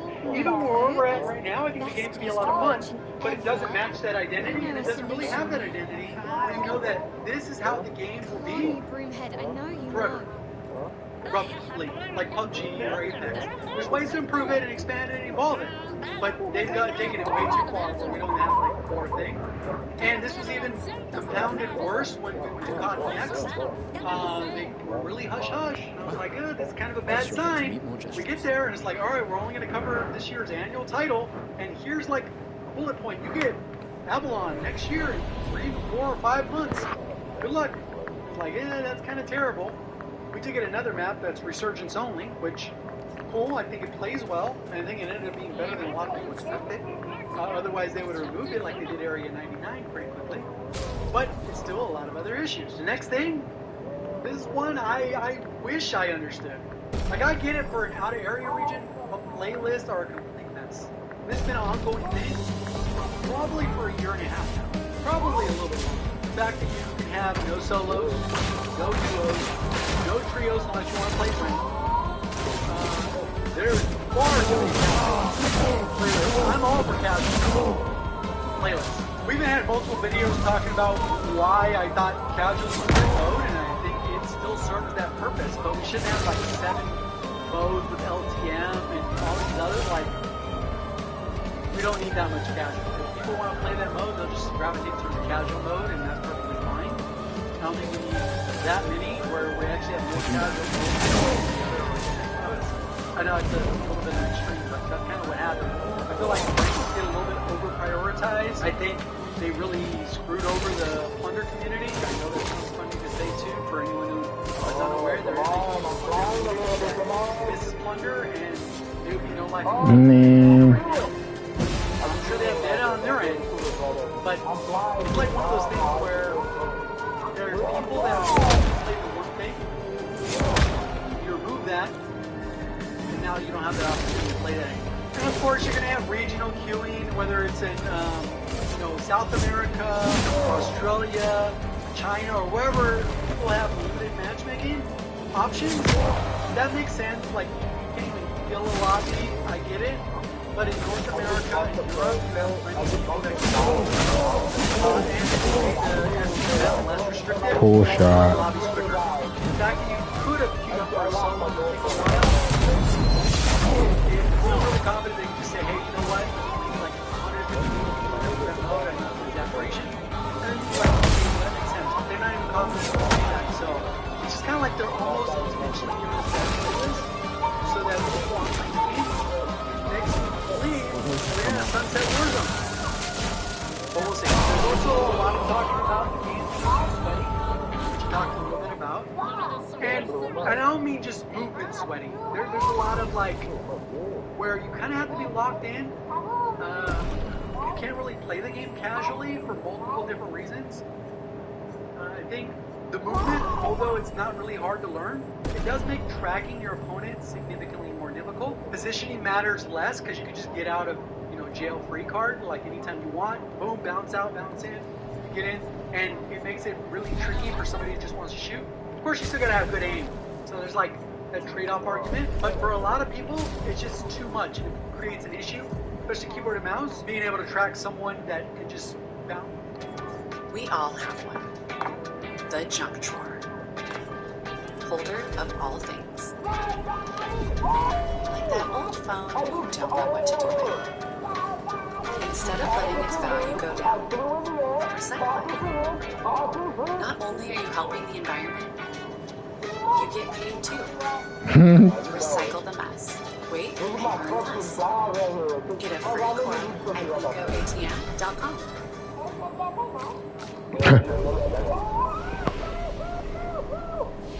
The future is full of uncertainty, but uncertainty can be measured. Kalshi is an exchange built around real-world events. Each market asks a single question, 2 possible outcomes, yes or no. As new information arrives, prices move, and those prices reflect the market's probability. If the event happens, the contract settles at $1. If it doesn't, it settles at $0. Kalshi markets track events across the economy, weather, and sports. A regulated exchange for trading real-world events.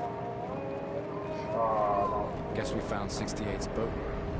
There's a path through the boat. That anchor doesn't look man-made.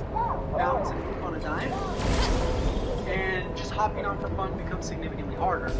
Obviously, there's the issue that cheating was a bigger significant issue in the past, and I think now you don't run into it nearly as often unless you're being scrutinized or you're ranked in a specific I don't know. In general, I don't really see average roster, but I'm sure people in the comments will say there's still a ton. Definitely not like Warzone 2 or Warzone 3 had a significant problem before they even dropped them. As I mentioned earlier, I agree with the comments that I like Omni movement, but I don't think it's the right thing for it. I think grapples are attached to that. I think they're fun for an LPM. The actual that's not part of the foundation of what makes Warzone great. And in general, like I was just I don't think people necessarily want slower gameplay. They just want it to be more real. Someone being able to grapple across this way, slide down, it's a little bit much.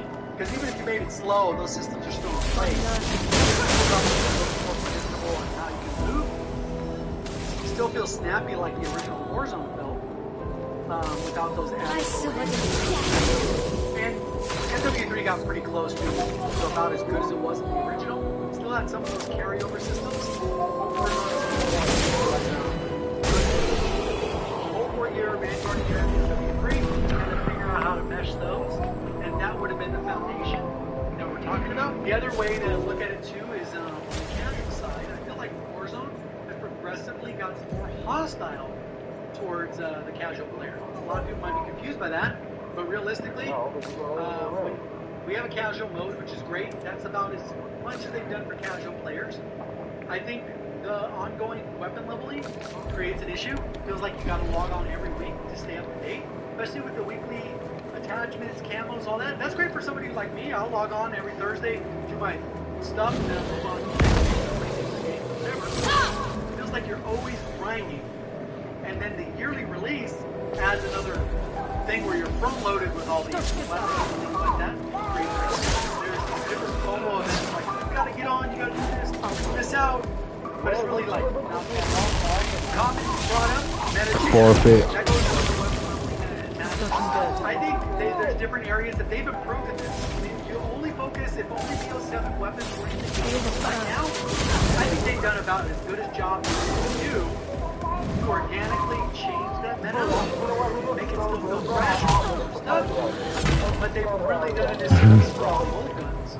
I feel like for each of the titles that are still in the game, MW2, MW3, and BO6, one meta, at least from those games, should be like the forefront. Like that should be a conscious effort.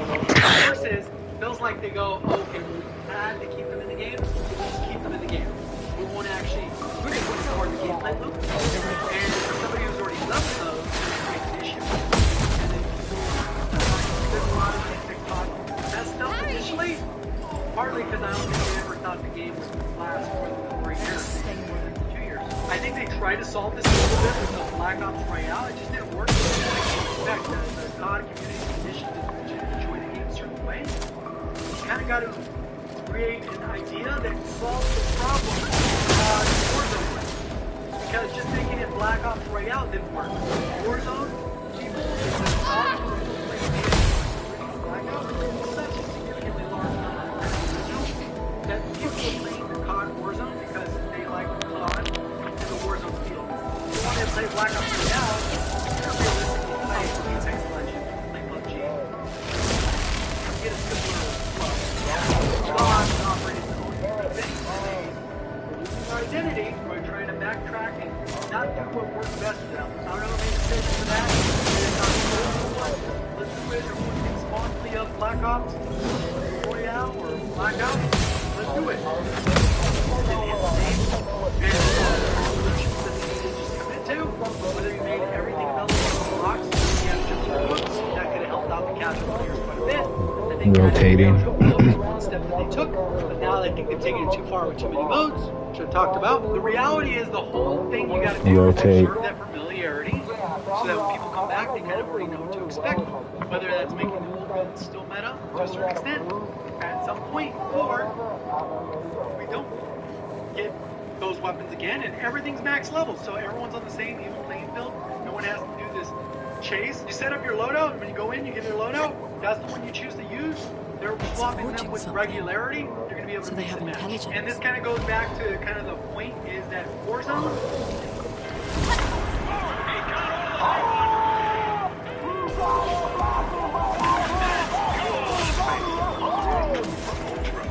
New customers spend $5 and bonus spends if you win.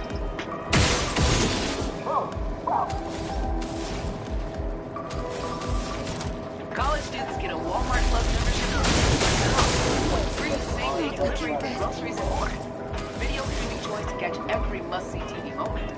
Burger King savings for study break cravings, plus so much more. Claim your free groceries.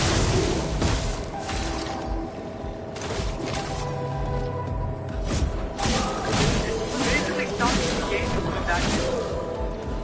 Even I was talking with my son, he plays a variety of games. He's like, oh, I think I'm going to start playing COD again. I'm like, all right, cool. He goes, it's just going to suck, I don't have anything. And it's like, well, yeah, that's an ongoing issue for him when he comes back. And in the comments, tons of people mentioning these types of things. Or they're trying to get their friends back. They play still weekly, they still enjoy the game. Passionate about the game. It just seems like it's extremely designed for players who basically never stop playing COD. Which is great if you don't want to have a lot of players on your game. And it works if you get that core community. But I don't think it works for Warzone. It's free to play games. We should be having new players come to it. Another thing that came up a lot is, I think, especially in the past year, has done a good job at giving us more content. We've got more content, I think, than we probably have ever had. You look at Warzone, multiplayer, zombies, there's so much content in there with prestiging camo, there's so level. There's a lot of stuff to do. The biggest problem I think when it comes to Warzone is there's no like narrative. And even me, I'm like, I do not care about your narrative, but people do. This is one thing that was pretty interesting with the original Warzone, especially like people go do it in Plunder. I remember one of the guys in the community used to help me a lot with and he would go in and he would carry some of the Easter eggs in Verdansk on the original map. With the little intel things, you had to go do the bones that they brought back, that little side Easter egg. You did a lot of these bones things so people get the things and enjoy. There were certain narrative things that would go, okay, we're moving closer to the city that's gonna end up, the nuke's gonna hit, or I'm ready. We're gonna have this mission happen, or this other big narrative that's gonna happen. Even though I didn't care narratively, it was still kind of gold that we're moving towards easily. Right now, there isn't. There's not a single thing I can point to where I go, that's what's happening, that's what they're working to. And bringing back Verdansk and keeping Rebirth Island, it's kind of like they've pigeonholed themselves into a narrative that doesn't stand involved or and it's clearly the game has gone well beyond they intended. At least, if it's not the case, that's how it's done. So, and I see this brought up quite a bit often, actually, in comment sections, like what the hell's the point? Leave the Fortnite and go, okay, they're going to do this big event, they're going to event for that. COD doesn't have that. There's not one big event where maybe there was a couple of they beyond that. So it's unfortunate. And I think Fortnite probably doesn't do the best. I don't know, maybe PUBG has there. Apex, I feel like has. COD really kind of lacking that.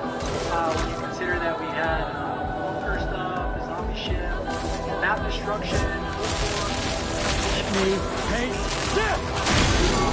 live event stuff, Juggernaut, there was some stuff there. Versus now, realistically, what it feels like is, hey guys, bundles, maybe hundreds of content creators that talk about the hype of these cool little bundles with the tracer packs. Oh my god, the operator is so cool. The new guns, random POIs get changed or added. Like, that's not insignificant. Some gameplay mechanics that run away from the foundation of the game. Of course, I think you should, like I said, evolve, but it doesn't really do that.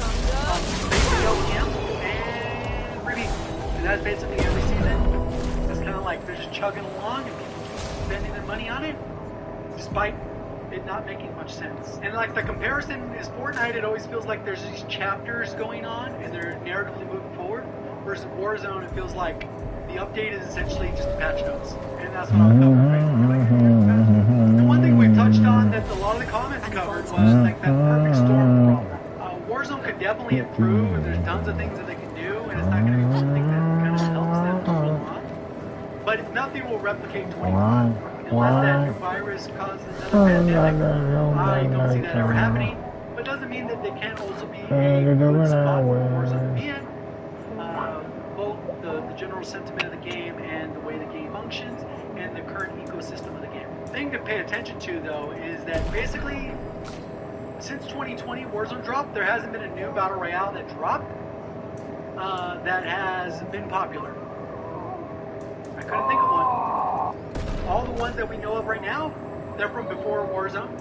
Fortnite, Apex Legends, PUBG, and then Warzone came along, and it's been 5.5, 6 years, 6 years now, since that's been the case, and no big BR. So maybe in the game with Fnatic Sportsbook, new customers get 10 days of $100 bet match. That's up to $1,000 in fan cash. Plus, earn up to 10% fan cash on your bets. Win or lose. Unlock the world of Fanatics. Redeem fan cash for profit boosts, official NBA merch, game tickets, collectibles, and more. And even bet with fan cash and win cash. It's time to switch. 10 days, $1,000 fan cash. Rewards that keep coming. Sign up today.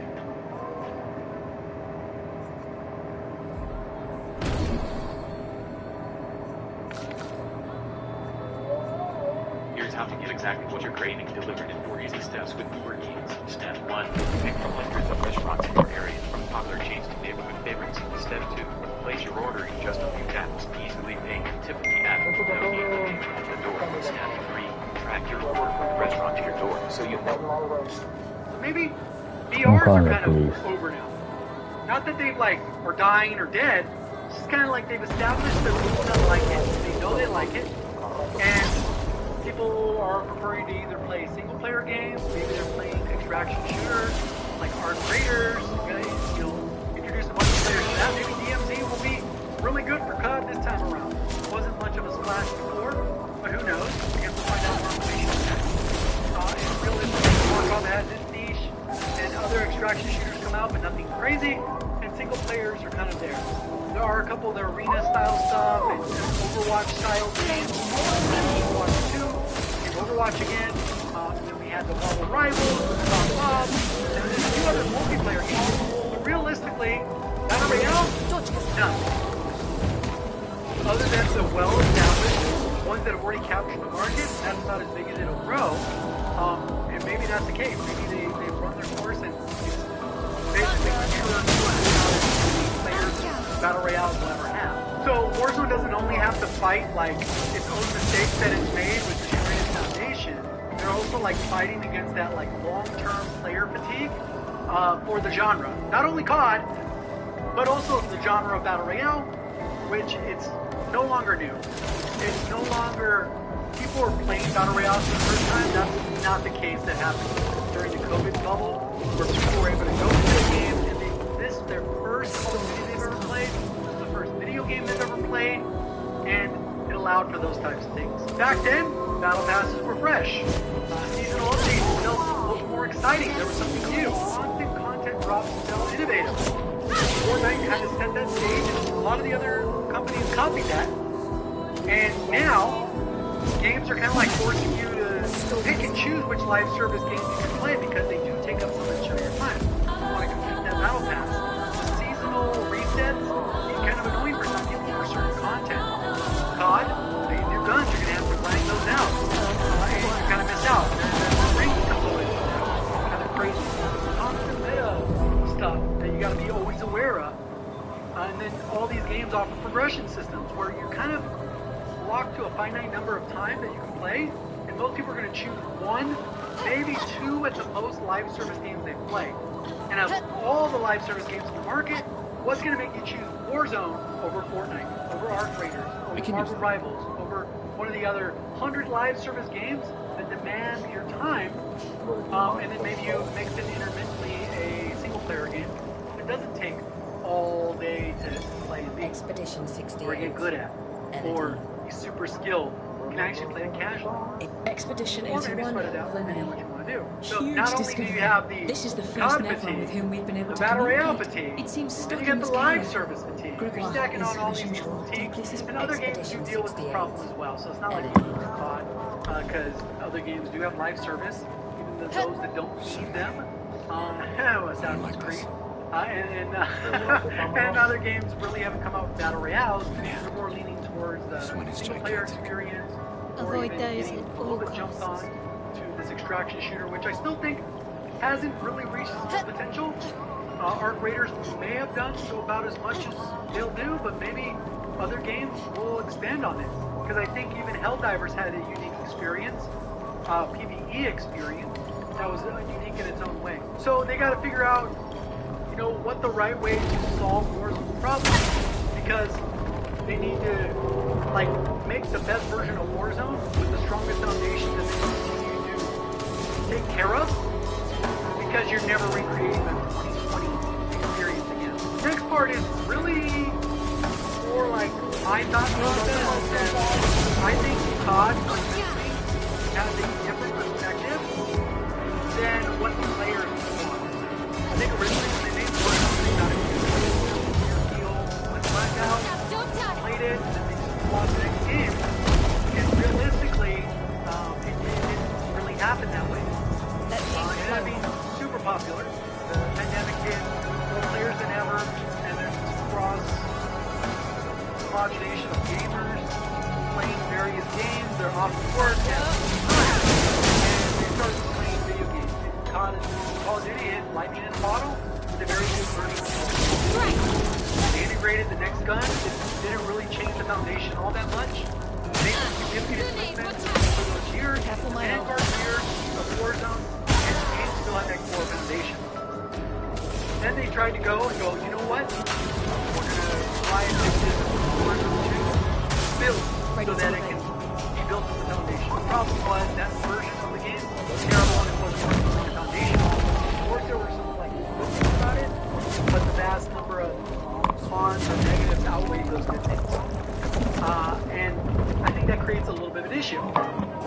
Because I think that the player, the free-to-play player, isn't the same person who buys COD generally.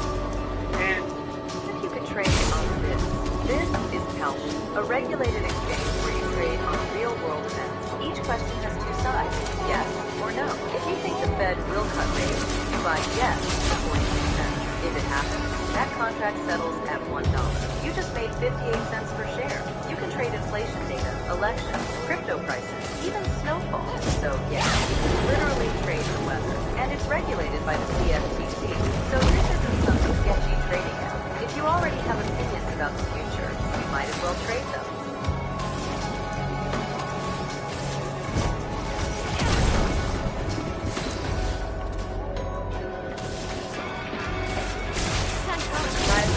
So boring. I haven't. Yeah.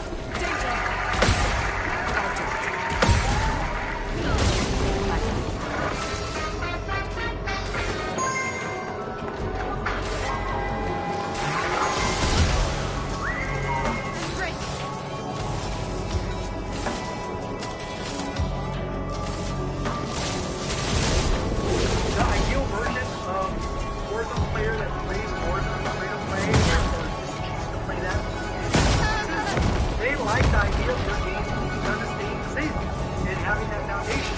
I think people that were already on the annual release of COD didn't come back with 2019, BO4, World War II, and previous titles were those that are new to the annual release and actually like the annual release.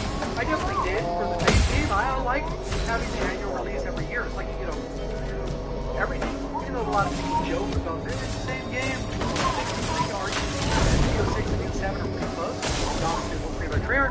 But in general, each COD is like super, like, huge swing BO3 to IW, both futuristic but completely different. Then World War II, like what? And then we went back to BO4, then we went to a modern COD, and then now it's kind of like been a weird thing recently. So I think the Warzone players generally want that permanent, the consistency, the stability, the identity, the familiarity of that foundation. Versus the annual, you know, they like the reinventing it. They like the progression resets because they know like the game. They like the new mechanics and the additions, like the new weapon grinds because they enjoy grinding the game. They enjoy the new movement system. Clearly, hype cycle is part of that, but that bumps heads with Warzone, and it's kind of like they didn't know stuff. So it's like, damn, we actually have to support it longer than we planned. All right, well let's get a new version. And one way to look at it is, going back to what I was just saying, I feel like Warzone did capture that light minimum, and then Activision hard invested on how they can replicate that instead of just preserving it because of that year minimum. That's like the mode they were in. They're like, oh, this year we can reinvent the wheel. Every year it's talked about it sells extremely well, and it really itself and a GTA, if the GTA comes out every 2 years, and Red Dead Redemption type thing.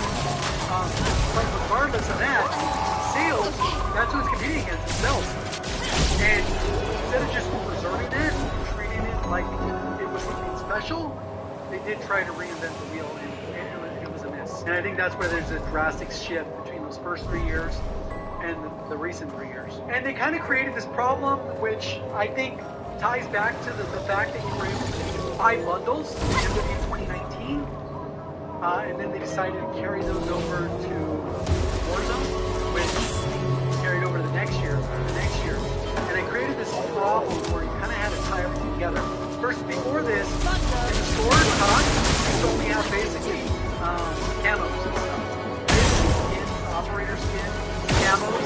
There was never blueprints. That was somebody's genius idea. I'm sure it's done quite successful overall, and positive for them. But when it came to Warzone, that system doesn't work unless you're refreshing the game every year, like you do with the new content from 2019 to Cold War, and nothing Cold War was 2019. And then when they went to Vanguard, nothing was from the previous, and that works on the annual release, but they only took that as far as they could in Vanguard's Warzone before we went to Warzone 2, and then they scrapped it all and they said, oh, we're going to start again. And they kind of locked themselves into maintaining the previous year's games, previous year's guns, and all the games.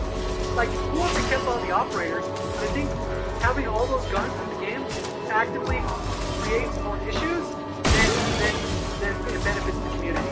I think in general, like, it's a net negative for Warzone. I think it's fine for multiplayer who want to buy your nonsense skin to carry them over and not have them carry over the next game. You know you're buying them knowing that. So it's a little bit interesting in that sense. And we've seen a lot of debate around bloat, carry forward issues, and it just created a nightmare within the game that, again, makes you think that it could have stopped in Vanguard and Warzone, never went further, just kind of slowly, modified the game, and it would have probably been fine. Like, it'd probably be better off now than the current situation. Even without, like, substantial updates over that time, just slowly improving it. You know, maybe people were a little bit tired at that point, but knowing what we know now, that was definitely better. So it's not a bunch, but can Warzone actually be fixed is kind of the main thing, right? Can Warzone improve? Definitely. There's tons of improvements that we talked about throughout the video and suggestions made in the comments there. But Warzone ever being as big, we can categorically say that we can definitely say that that's not going to happen.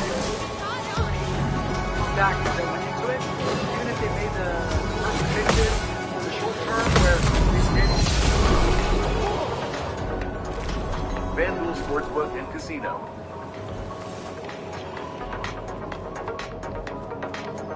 Download now.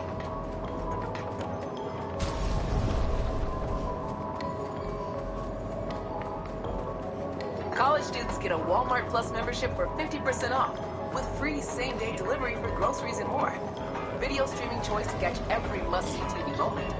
Burger King savings for study break cravings, plus so much more. Claim your free trial.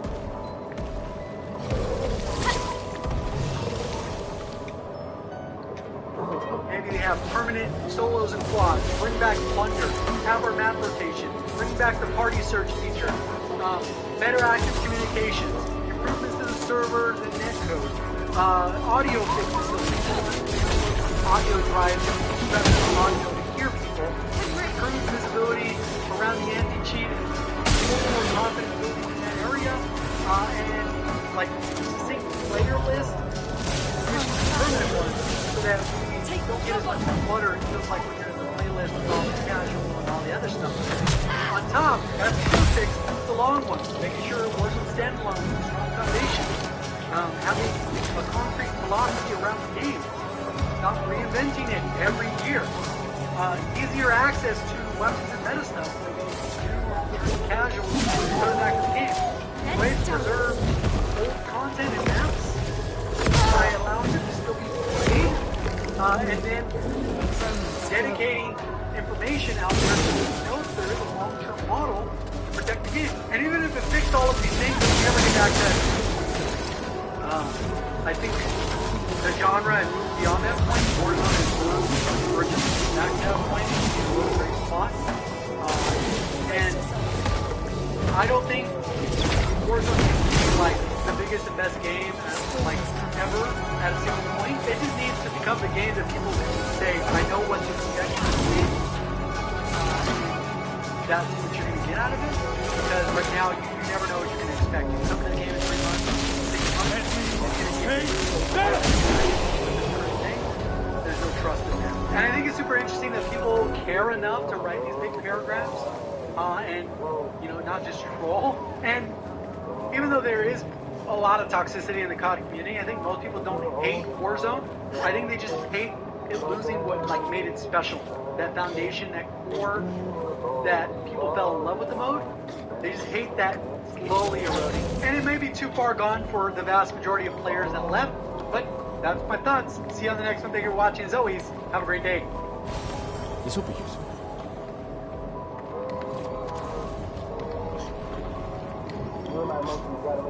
Celeste David met in January of 2022 when she was just 11 years old. She met somebody at 11 years old? I don't see that being illegal. Amputated her left ring and pinky fingers because her ring finger contained a tattoo of the name. Her fingers had not been touched. Where did it go? The investigation is complete. How do we know it was David that cut that finger off? What happened in those 20 minutes? Was it a couple gang members that wrote about her? I want you to watch this. Can you see the video I have playing for you right now? Like this. Okay, I'm gonna play this. We just saw the autopsy report last week after it was sealed. In fact, we actually saw it. So, why was the murder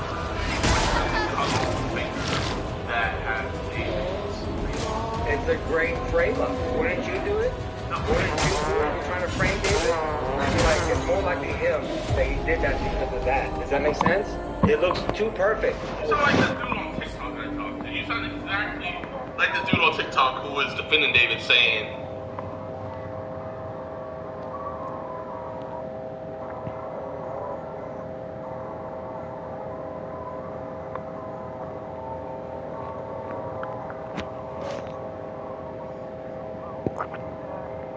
gay.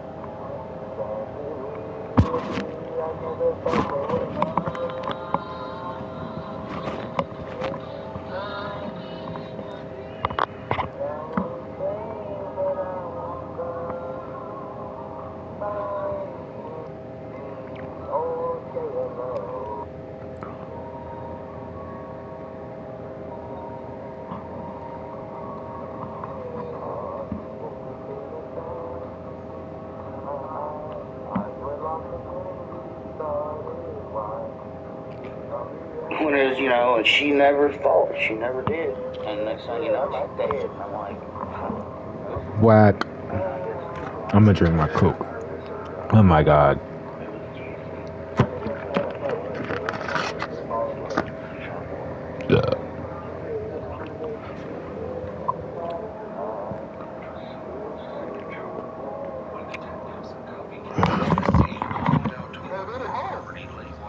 I could never do many things.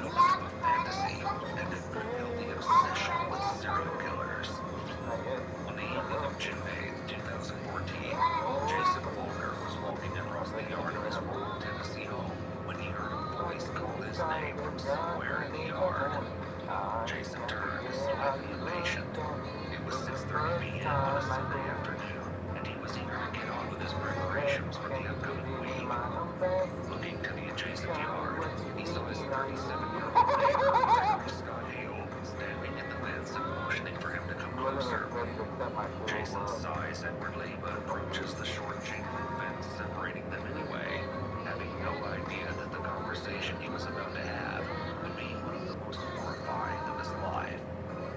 "Where's your backhoe?" Scott says by way of greeting. Jason replies that it isn't there, and he won't have it back for a few days. Scott appears somewhat irritated by Jason's response, prompting him to ask why Scott is suddenly so interested in his backhoe. Scott, in response, makes a tasteless and gruesome joke about needing it to hide the evidence. Jason, nonplussed, stares at him in silence, prompting Scott to continue by pointing to the two 5-gallon buckets sitting just a few feet away, near Scott's burn pit. He explains that he tried burning everything in the burn pit, but it hadn't worked, so he figures he should just bury it all as fast as possible. Jason listens to this reasoning for the use of his backhoe, tired of his weird neighbor's stupid joke, finally telling Scott he needs to go and then he'll talk to him later. 3 hours later at 9:30 p.m., Sheriff's Corporal Brad Roberts is sitting at the front desk of the County Sheriff's Department when a man approaches, tense and anxious to speak with someone immediately. Corporal Roberts tells him to come back first thing tomorrow morning. The man is insistent. It's Jason Walker, and he needs the police to listen to the joke his neighbor has just told him, because the longer he's thought about it, the less it started feeling like a joke. At first, the corporal is skeptical, as it sounds ridiculous. Violent crime is almost unheard of in tiny Coffee County. But Jason is so adamant and so sure that the deputy starts getting a sick feeling as well. He radios for 2 more officers, Deputy Rainey and criminal investigator Whitney, to accompany Jason back to his home to check out the story. Upon arriving at Jason's property, investigators made sure to come in to the back. Driving without headlights so as not to alert anyone in the Scott household. Jason and the 2 officers walked through the darkness, shining their flashlights through the chain link fence to illuminate the 2 5-gallon buckets, their bright white plastic almost glowing in the dim light.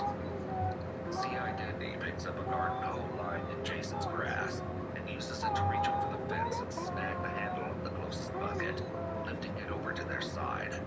Grasping the lid, he peels it off to reveal the ghastly contents, causing all 3 men to reel back in horror. It's a woman's severed head and hand. 3 days earlier, on July 6th, CCTV footage of a woman entering the store at around 3:30, striding in confidently and heading to the back of the store before stopping and looking around hesitantly. This is Lisa Marie Haga, and unbeknownst to everyone in the store, this is her last day alive. She scans the back shelves, curling her long auburn ponytail around her fingers and adjusting her large black sunglasses before walking up to the man who has just passed her in the aisle. She isn't from here. She's only traveled up from where she lives in Dunlap, Tennessee to spend time with her ex-husband and 2 young children, the youngest of which is only a year old. Just before entering the store, Lisa had been on the phone with her ex-husband, trying to get a ride from where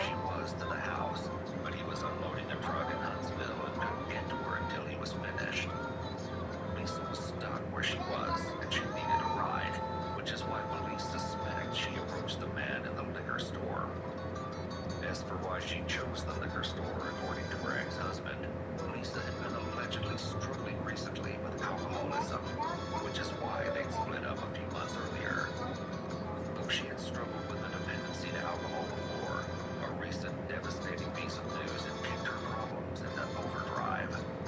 Lisa had been diagnosed with ovarian cancer and had only been given 6 months to live. Lisa was reportedly beyond devastated by the news, drinking to cope and apparently end her life faster, spiraling emotionally and behaving more recklessly than she usually did. As she's talking to both the man and the cashier, she adjusts her sunglasses and for a brief moment, a black right eye is visible. How she received the particular injury is still unknown, but it would pale in comparison to the injuries she would receive later that night. Because the man she's speaking to and will eventually exit the liquor store with is Gregory Scott Hale. Back in Jason's yard, CI Dendy and Deputy Randy are radioing the backup, ordering for forensic units to be deployed immediately and for search warrants to be written. As backup arrives, they head into the Scott residence to place Gregory Scott Hale under arrest, finding him sleeping on a couch in one of the empty garages.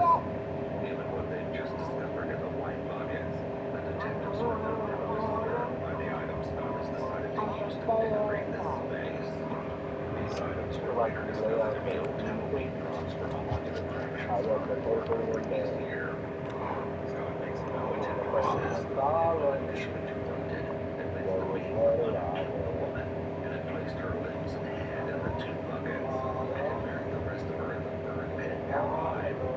Police take him in, and a full audio is the never before interview from that night. It has been analyzed by a licensed professional counselor.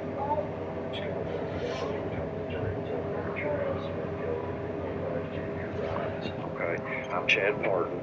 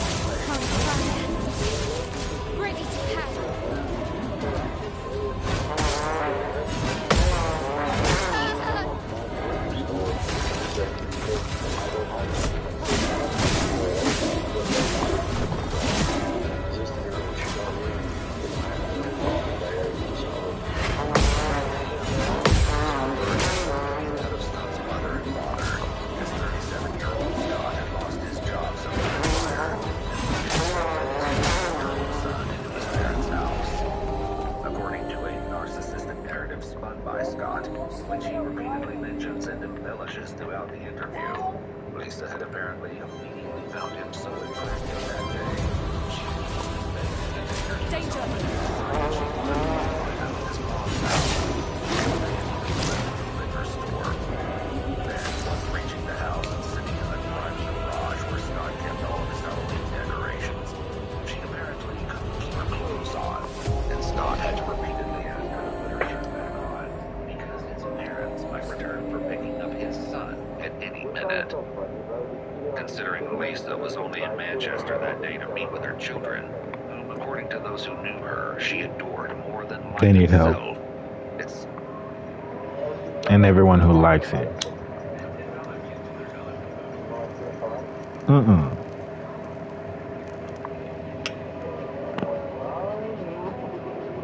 I hate that flavor.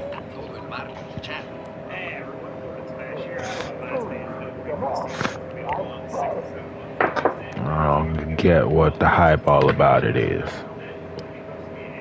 It actually makes both flavors the worst.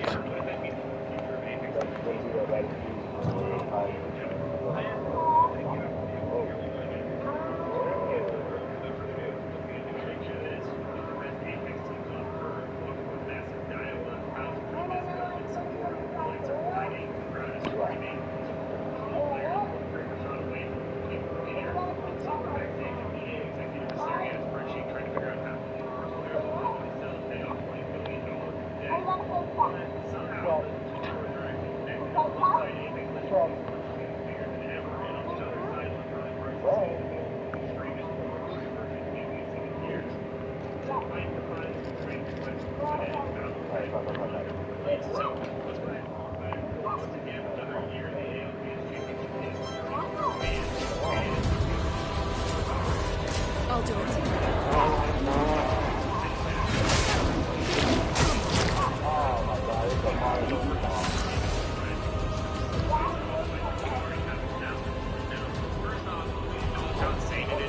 Somehow found its spiritual esports home in Japan, because if you went back to 2019 and told people, hey, Apex Legends will eventually have one of the loudest esports crowds on the planet in Sapporo, people would probably assume you were hit by a Fragment East zip rail. Back then, Apex Esports felt chaotic, half the lobby crashed, they still do, to be perfectly fair. The Observer missed every fight, TSM fans were threatening cardiovascular collapse every finals lobby. Now, we've got international lanes with massive production value, worldwide audiences, and players flying across the planet to compete in front of crowds that suddenly get jet engine every time someone armor swaps. And, specifically matters, because Japanese Apex Sports are much different. This is not FPS over there, it's a genuine phenomenon. Play streamers grind rank like it's a competition, and casual fans actually watch competitive Apex.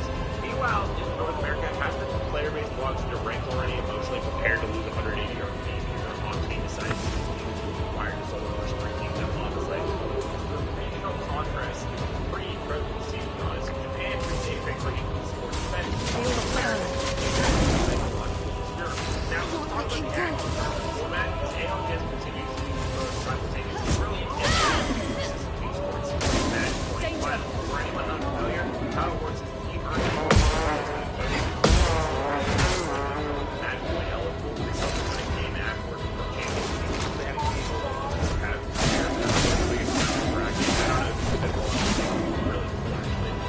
same player. I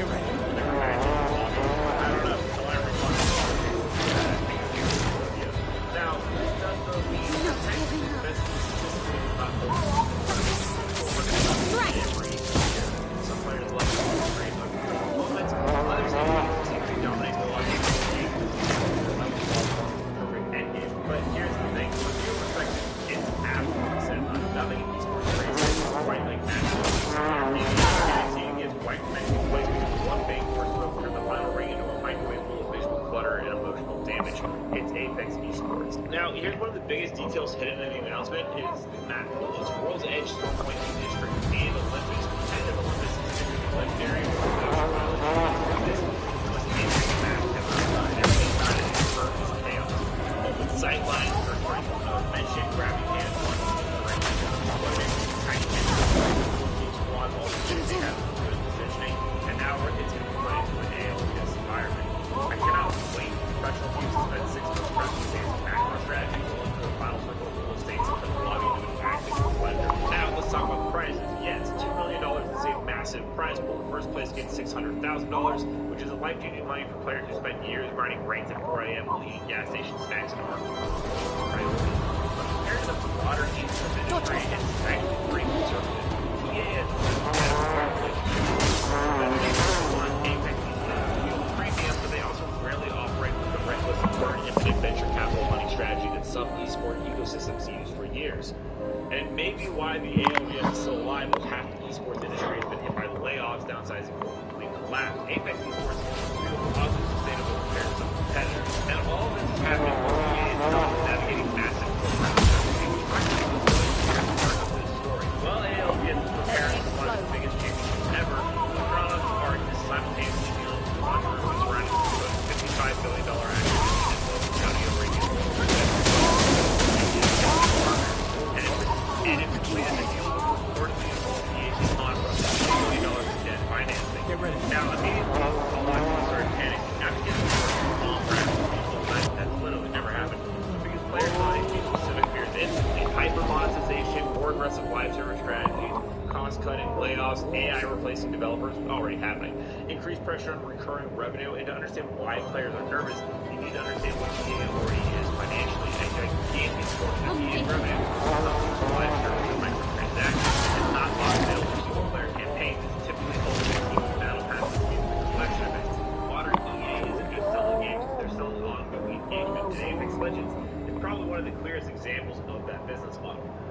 not what Apex has become over the year. Every season introduces a new monetization layer, or progression system, event currency, premium cosmetic tier, or another limited time item that mysteriously returns 6 months later. At this point, Apex has enough currencies to qualify as a small nation, and yet it kind of works. That's the uncomfortable truth. Apex remains enormously successful because players keep engaging with the ecosystem. EA reportedly generated billions through live services across its portfolio, and Apex remains one of the company's crown jewels in that strategy, which means if financial pressure increases after a massive acquisition, monetization pressure increases too. And that's the fear. Not necessarily that Apex dies, but that Apex becomes more optimized about extracting engagement or promo or premium events. And if we're being honest, some players already think we're there. And this is the strangest thing about Apex Legends in 2026 heading into 2027. The game still has incredible highs, but the community also sounds kind of tired. Not dead or gone, tired. The matchmaking debates, monetization discourse, balance swings, or audio bugs. Yet, we all still keep coming back, because no other game fully replicates what Apex does when it works. That combination of movement, ability, positioning, and chaos is still uniquely addictive, which is why the ALDS Championship matters beyond esports.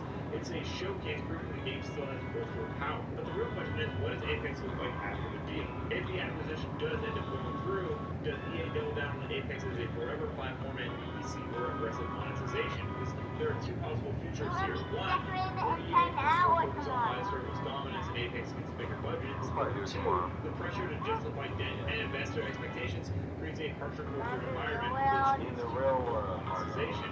The scary part is, both futures could happen simultaneously. But that's what today's video. We're going to go ahead and go for the now. Don't forget to submit your opinion on Twitter. Without further ado, let's go over. Nah, because then you be getting me in trouble and you be like, Mom, Dad let me stay up this late. Don't wait.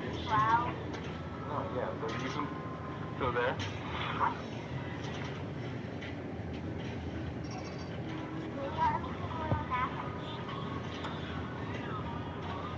No. Can you go lay down in your room, please? Go brush your teeth.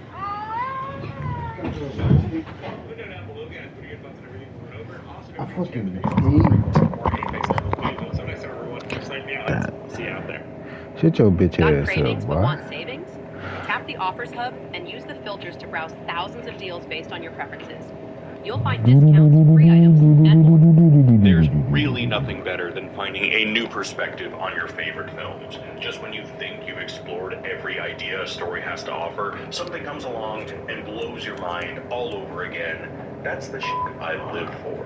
The Matrix was my teen obsession, the thing that sparked my passion for cinema and big ideas. I was sure I had analyzed the original trilogy to death, squeezed all the juice there was to squeeze. Then, recently, a friend recommended me this book, Out of Control by Kevin Kelly, and I said, you know, this sounds familiar. I had to read Out of Control, which is about systems, evolution, robots. A core memory unlocked, which for me means Matrix DVD extras. Before filming, the main cast were assigned 3 books, Simulacra and Simulation, Introducing Evolutionary Psychology, and Out of Control. I'd already made videos about the first 2, but Out of Control, an analysis of complex systems theory, had somehow slipped through the cracks. And once I dove in, it became clear how deeply this book shaped the Wachowskis' vision. At the core of Kelly's work is an idea that's absolutely everywhere in the films, that as technological systems get more complex, the more they will come to behave biologically. That, quote, the world of the made will soon behave exactly like the world of the born. Autonomous, adaptable, and completely out of control. It made me realize that The Matrix is perhaps the defining mythology of our era. Not because it warned us about technology getting out of hand, but because it dramatized exactly the relationship with machines we're now living through. Not a war, not a takeover, but a co-evolution. Well, to break that down, we're gonna have to go deep into the original 3 films, talk a little bit about beehives, and ponder a highly specific question. What color does a chameleon turn when it's looking in the mirror? Let's dive in.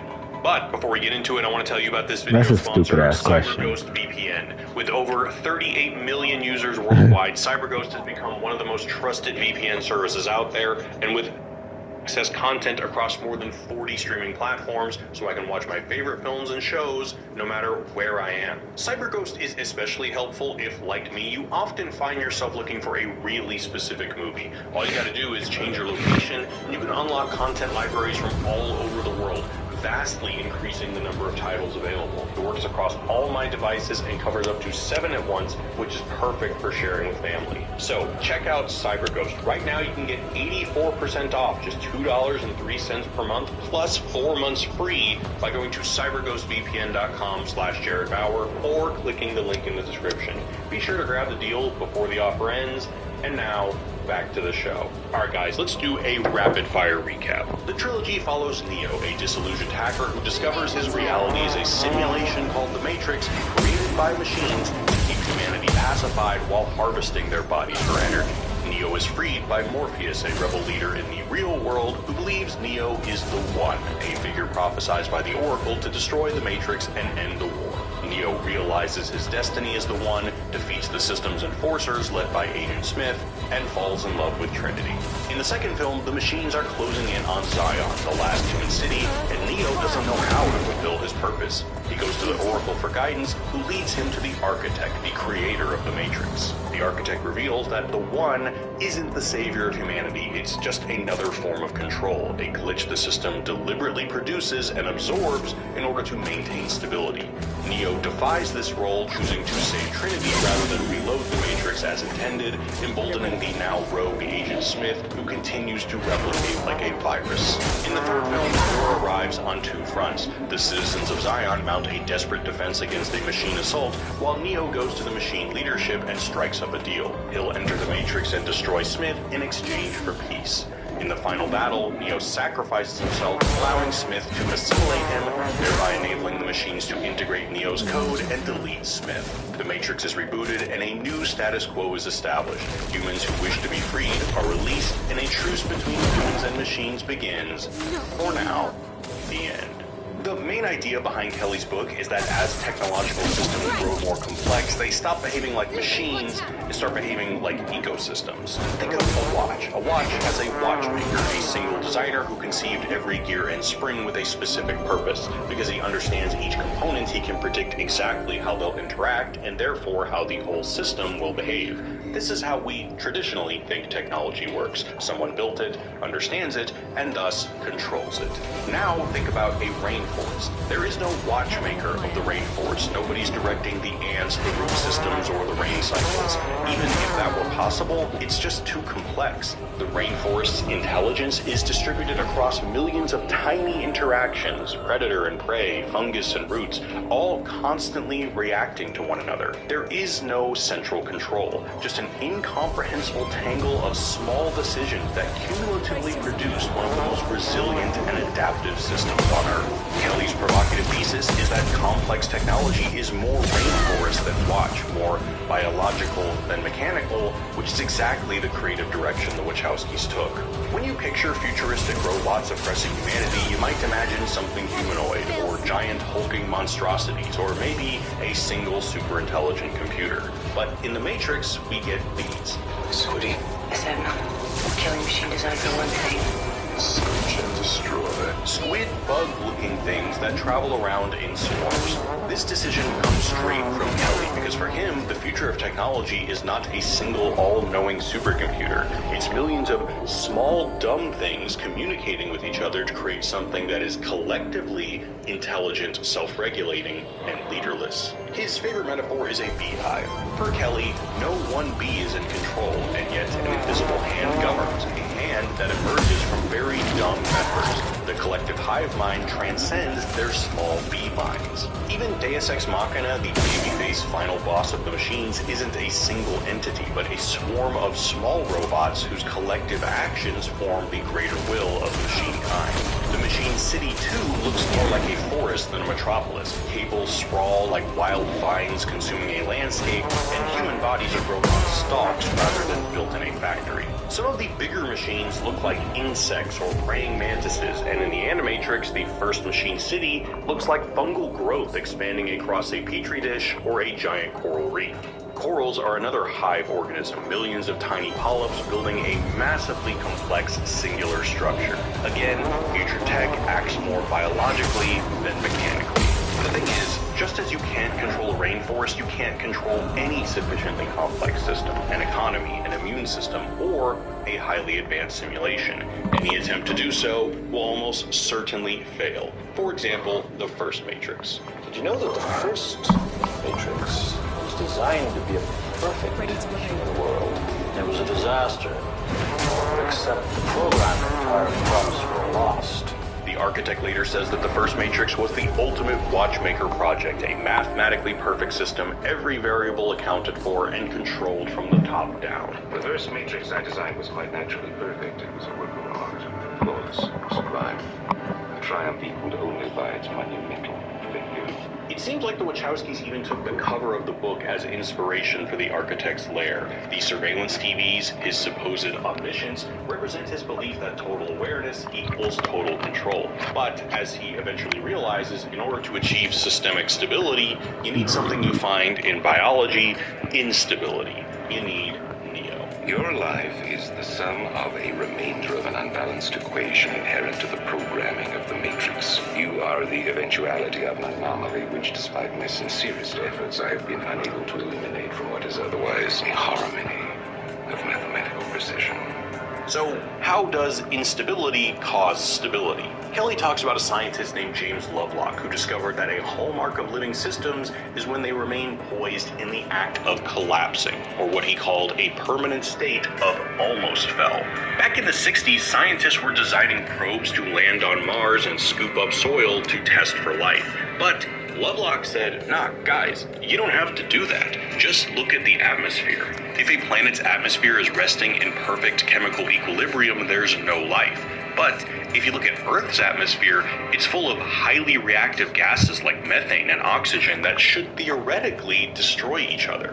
And yet, there they are, held together in a constant state of chemical tension. Lovelock realized that life is that tension. To avoid total collapse, a system must constantly introduce conflict and errors because they allow the system to adjust itself through feedback, to adapt.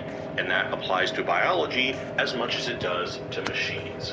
Neo's function is to introduce that stable instability of errors. The longer he resists reintegrating his code into the source, the longer the Matrix is denied its adaptive mechanism, and the more Smith spreads, eventually bringing the system to its knees. The One is the solution the machine's designed to prevent that. The prophecy is a cyclical mechanism that introduces a controlled anomaly into the system, lets the Matrix adapt around it, and then absorbs it, keeping the whole thing poised in a state of almost fell. Thus, the balancing act between the architect and the oracle. If I am the father of the Matrix, she would undoubtedly be its mother, the oracle.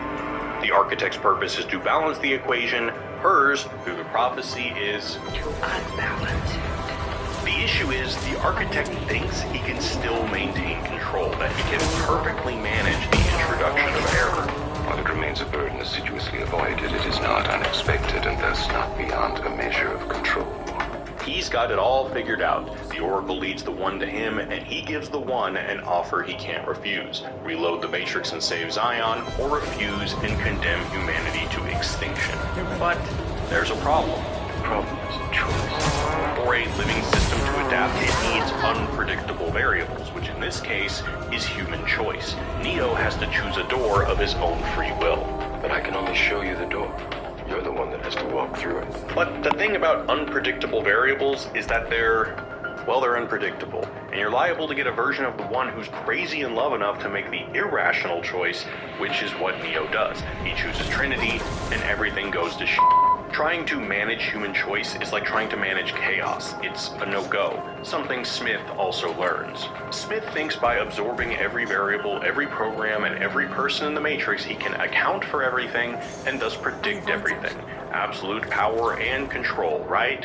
Well, no. He runs into the same wall the architect does, because Neo doesn't calculate. He just chooses, and Smith can't understand. Why, Mr. Anderson? Why? Why do you persist?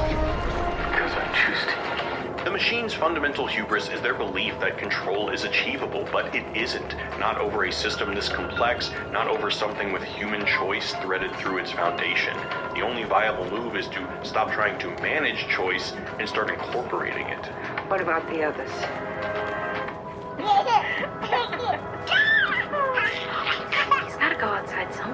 No, he doesn't. Promise me you won't leave the house. I promise we won't leave the house. What others? The ones who want out. Obviously, they will be freed. Only by offering choice to all humanity can they maintain that sweet spot of perpetual almost fell. The real revolution that Neo sparks is a conceptual one. The machines cannot simply subjugate humans, and humans cannot simply destroy the machines. The machines need human energy and choice to survive, and the humans need machines to survive underground. They are locked together in a larger complex system, a system of co-evolution, and the boundary between them is getting increasingly blurred. Per Kelly, the realm of the born, all that is nature, and the realm of the made, all that is humanly constructed, are becoming one. Humans are becoming biological, and the biological is becoming engineered. The Wachowskis gesture toward this in a few ways. Smith, a program, literally becomes human, and in the train station, Neo is surprised to learn that Ramachandra, a machine, loves his daughter with the same ferocity Neo loves Trinity. I just have never heard a program speak of love. It is a human emotion. He even believes in spiritual, non-measurable ideas like karma. That is our karma. You believe in karma? While Neo, at the end of Reloaded, can now feel the machines. Something's different. I can feel them. And later can see how a machine sees, depending on how you interpret it. When two things co-evolve, they form a single system that neither are in control of. The guy who seems to understand this from the jump is Counselor Hammond. It does make one wonder just what is control? During a late-night conversation with Neo, Hammond talks about the machines that provide them light, air, and heat. Neo claims that humans are in control because they can choose to turn them off. If we wanted, we could shut these machines down. But it's not that simple. Although if we did, we'd have to consider what would happen to our lights, our heat, our air. Neither humans or machines are in control. They're stuck in a dependent co-evolutionary loop. Counselor Hammond's point is essentially the same one Kelly makes using the example of a chameleon looking at a mirror. What color does it turn? It tries to match the reflection, but the reflection is simultaneously trying to match it. It's an infinite loop of mutual adaptation, just like the ones humans and machines are stuck in. And when you're stuck in a co-evolutionary loop, you might realize that war is no longer necessary. Kelly mentions that one of the few notions from game theory to become widely recognized is the distinction between zero-sum and non-zero-sum games. A zero-sum game is like a game of chess. If one person wins, it necessarily means the other person loses. This is the posture that humans and machines take for most of the trilogy. The humans are trying to destroy the machines and reclaim the Earth, while the machines believe they are the masters farming humans for power. But complex systems like a rainforest or an economy are non-zero-sum games. In a non-zero-sum game, the players' fates are intertwined, meaning both sides can win together through mutual adaptation, or both sides can lose if the system collapses. When Smith almost destroys the Matrix, he forces the realization that humans and machines could both lose. While Neo, on the other hand, forces the realization that they can both win. Neo proves that humans and machines are co-evolving in a larger system that both sides have a stake in keeping alive. What's so radical about The Matrix isn't just that it brought simulation theory to the mainstream, it's that it dramatized the evolution of our understanding of what we actually are and how machines factor into it. Kelly cites historian of science David Chanel, who traced the long arc of humanity discovering connections between things we once thought were separate. First, Copernicus erased the line between Earth and the rest of the cosmos. Next, Darwin erased the wall between humans and the animal kingdom. Then, Freud broke the barrier between our rational minds and the unconscious. But as historian Bruce Malish argues, there is still one great divide for us left to cross: the belief that humans are fundamentally separate from machines. That's what The Matrix is about, mapping the great divide between mechanical and organic life.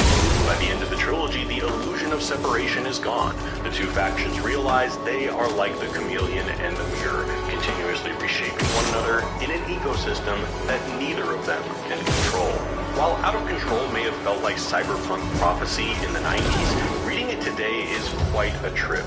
Dude pretty much nailed it. Just think of LLMs, vast neural networks that are too complex to really understand. They're not watches where we can comprehend every input. They're more like statistical rainforests, overtly out of control. We can't hard-code them top-down. We have to let them self-organize from the bottom up until language emerges. And the chameleon loop is more evident than ever. On one side, LLMs are scouring the entirety of human history, art, and conversation to become more human-like, and on the other side, we are recreating ourselves to appease machine logic.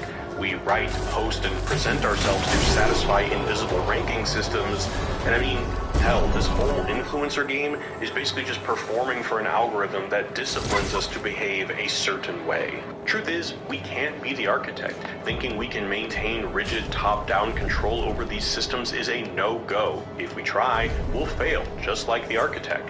The co-evolutionary loop is already locked in. So while it's tempting to come away from the trilogy with the straightforward cautionary reading, fight for your humanity, resist the machine, yada yada, it's not that. It's more that, actually, we were never really that separate to begin with. Hey, y'all, thanks for watching. Don't forget to check out CyberGhost VPN. Get 84% off with just $2.03 per month, plus 4 months free by going to cyberghostvpn.com/Jared Bauer or clicking the link in the description. Also, be sure to subscribe, because for my next video, I'm going to be talking about how current anxieties in AI research measure up to AI disaster films like Terminator, Eagle Eye, and yes, The Matrix. See you then, and take it easy. Peace.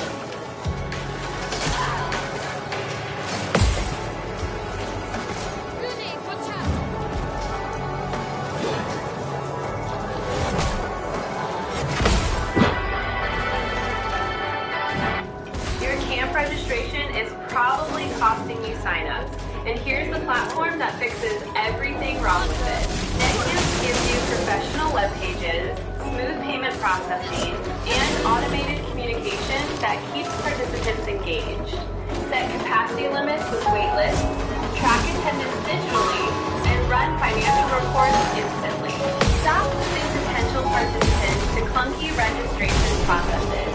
Switch to NetCamp and start converting more signups today. Find it at BioBite. Up to $800 is waiting for you. Just donate plasma, get paid for each donation the same day, then treat yourself and treat your friends. Schedule your appointment today.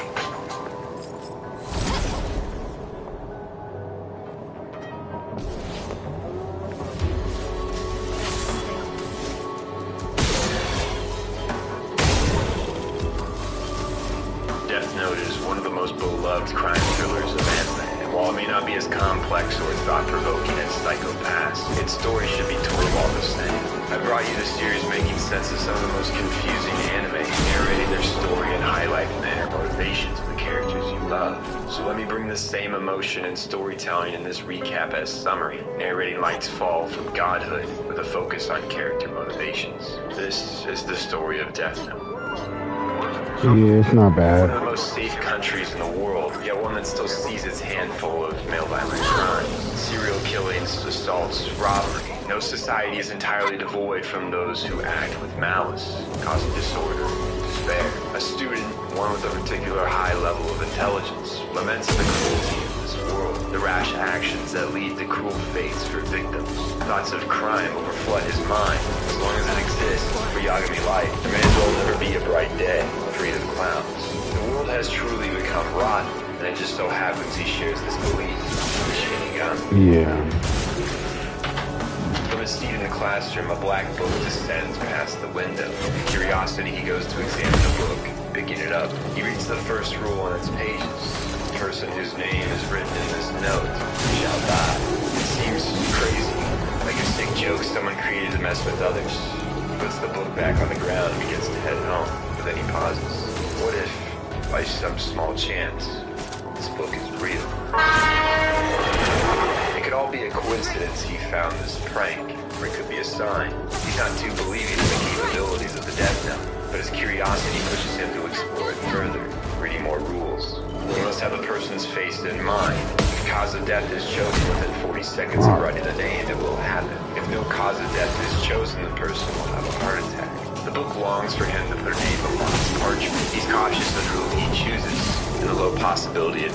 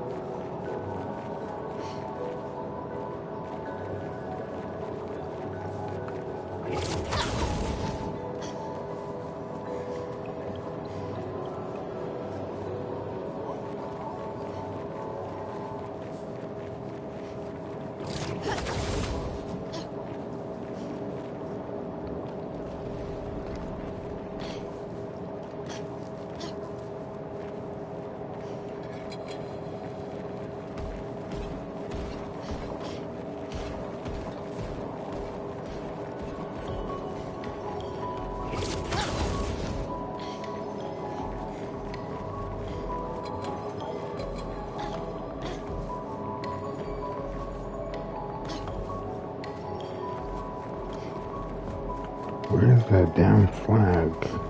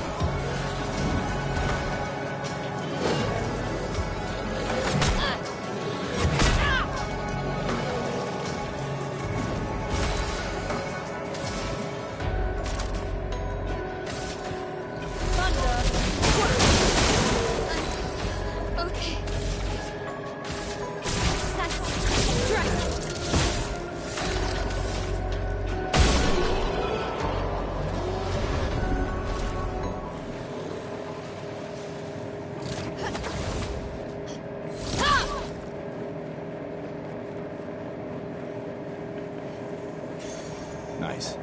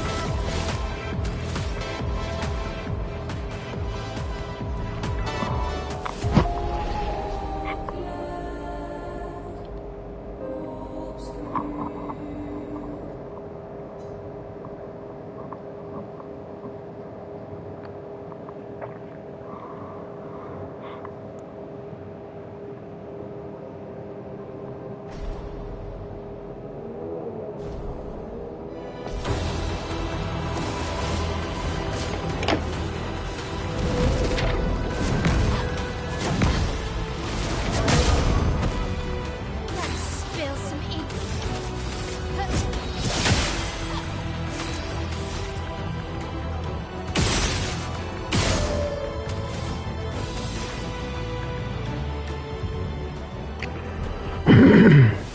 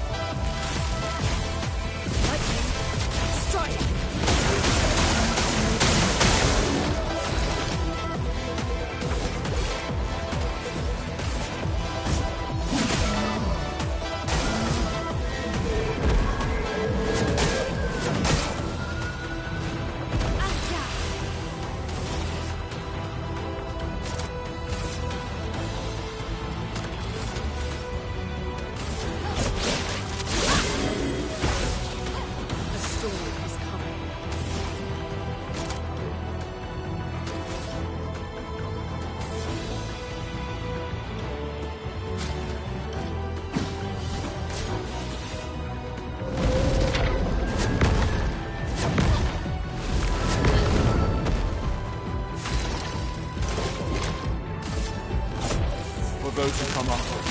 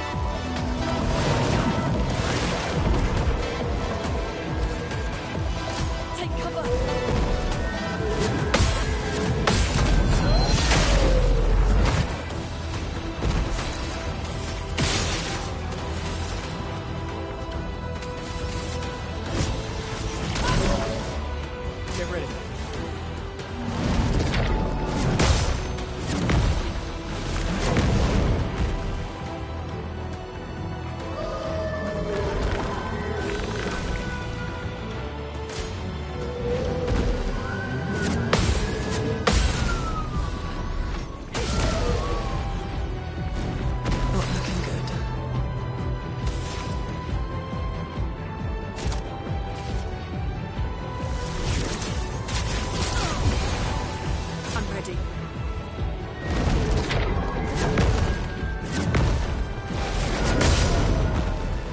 Let's push forward.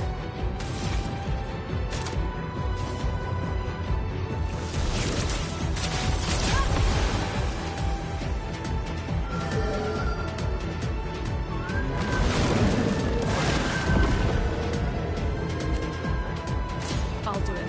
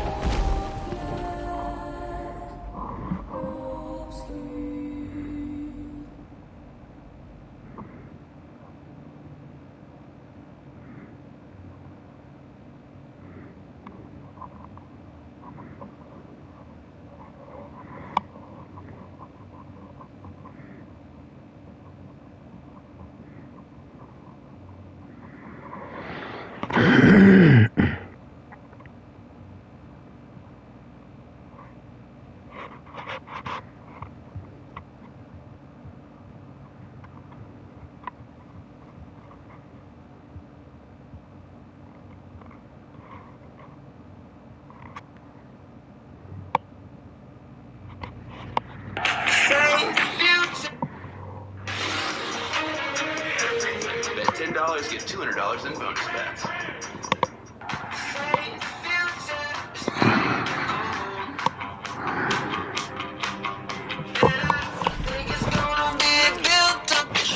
Forever. The unseen footage of the Nutty Putty Cave incident. I gotta say, every time I hear about the story, it freaks me out.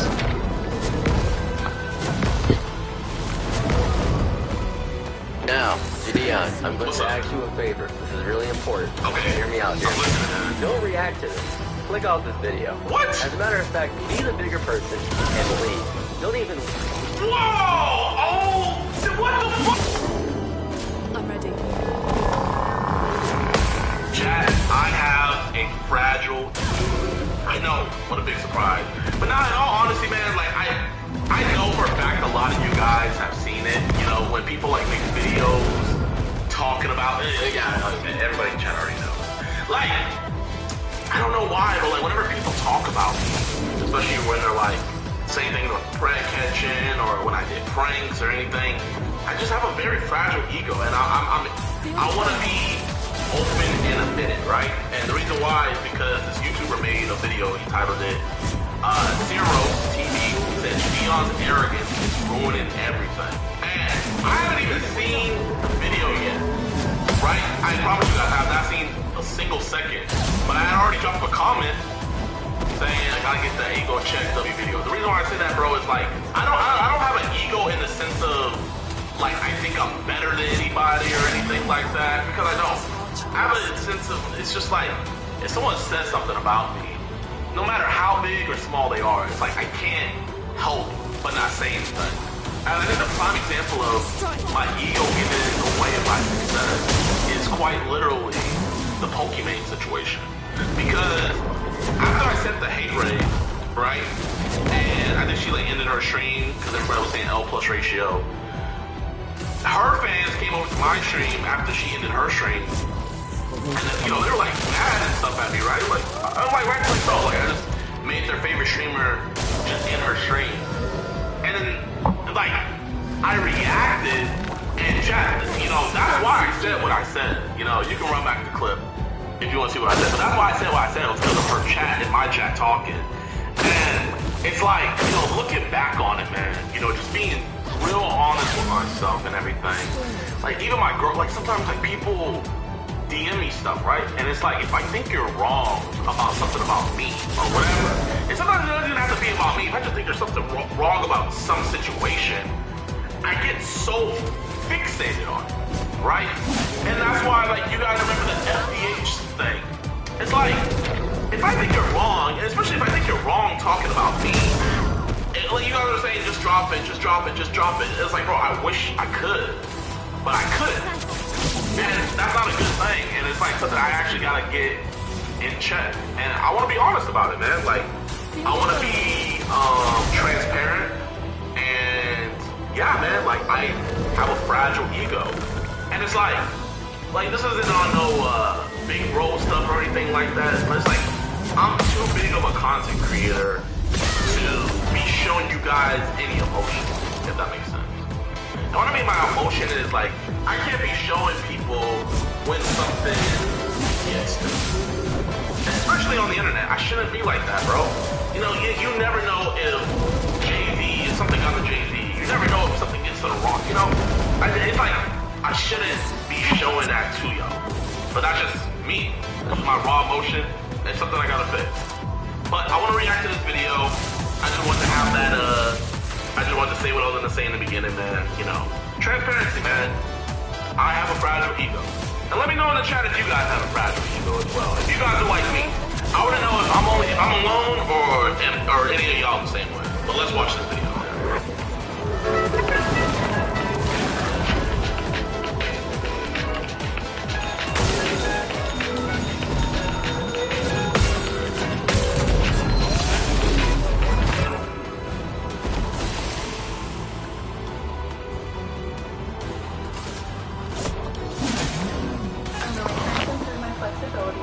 So I asked ChatGPT to help me come up with a few stretches I can do every day. They're super easy to incorporate before or after a workout or before bed, and it only takes me 10 minutes.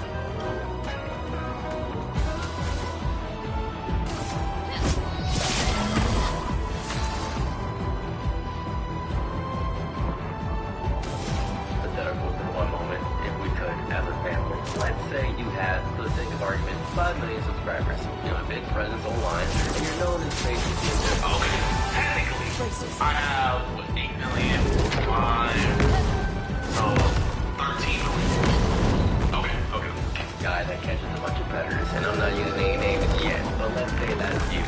And then somebody critiques you, saying, hey, I didn't know you catch a lot of predators, and I think that they're gonna, some guy might use that as an advantage against you for clout, and it may be bad. And you say, okay, you're insulting me because you're saying that the things that I do can be possibly critiqued. So you're saying you like predators, and then you have another person that has 50,000 subscribers, and you have 5 million. Now, do you A, ignore this very small... Okay, wait, hold on. Let me you like predators, and then you have another person that has 50,000 subscribers, and you have 5 million. Now, ignore this very small critique because you can take that blow to you because you realize that you are much larger. Okay, well, that's one thing I want to say, man, is I definitely control how I react to things, right? And I know I don't react things to that. But I'm just wondering, like, why the fuck do I have to just take blow? You feel me, chat? Like, you guys let me know, but like, why do you have to take blow? Why can't you say something? What's wrong with you saying something? You think something is wrong. Like, why is that a critique? And I'm saying, I have a friend of ego, I admit that. But just because somebody's a smaller creator, so, like, I don't know. Me personally, I feel like that's kind of bitch made. Like, and I'm not saying that about him, I'm just saying in general. What I'm saying is like, but what about the guy who only responded if somebody was bigger? Because you guys know, bro, I respond to everybody. You can have 500 subscribers or somebody with 10 million subscribers. You guys can check my track record. H3 talked about me. Pokey, like, whoever talked about me, no matter how big they were, I said something. I did not just go after small creators. I did not just go after people I could subscriber bomb. I went after people who were bigger than me. I would punch low or I would punch high. Now granted, you know, you don't have to always punch. I can see that. But if somebody's saying something about you and you know in your heart of hearts that they're objectively wrong, now now you do have the right to, what's the word? You do have the right to, you should do it the right way. But, bro, I don't know, man. No one, I'll never just take it. Never. Never. For me, because you know you're never going to lose this argument because you have a bigger number and any capacity, just kind of a fact of smaller person. Well, that's what Gideon did. Now, Gideon, I'm going to ask you a thing. Okay, hear me out. Don't react to this. Click off this video. What? As a matter of fact, be the bigger person and leave. Don't even. Whoa! What the fuck, Gideon?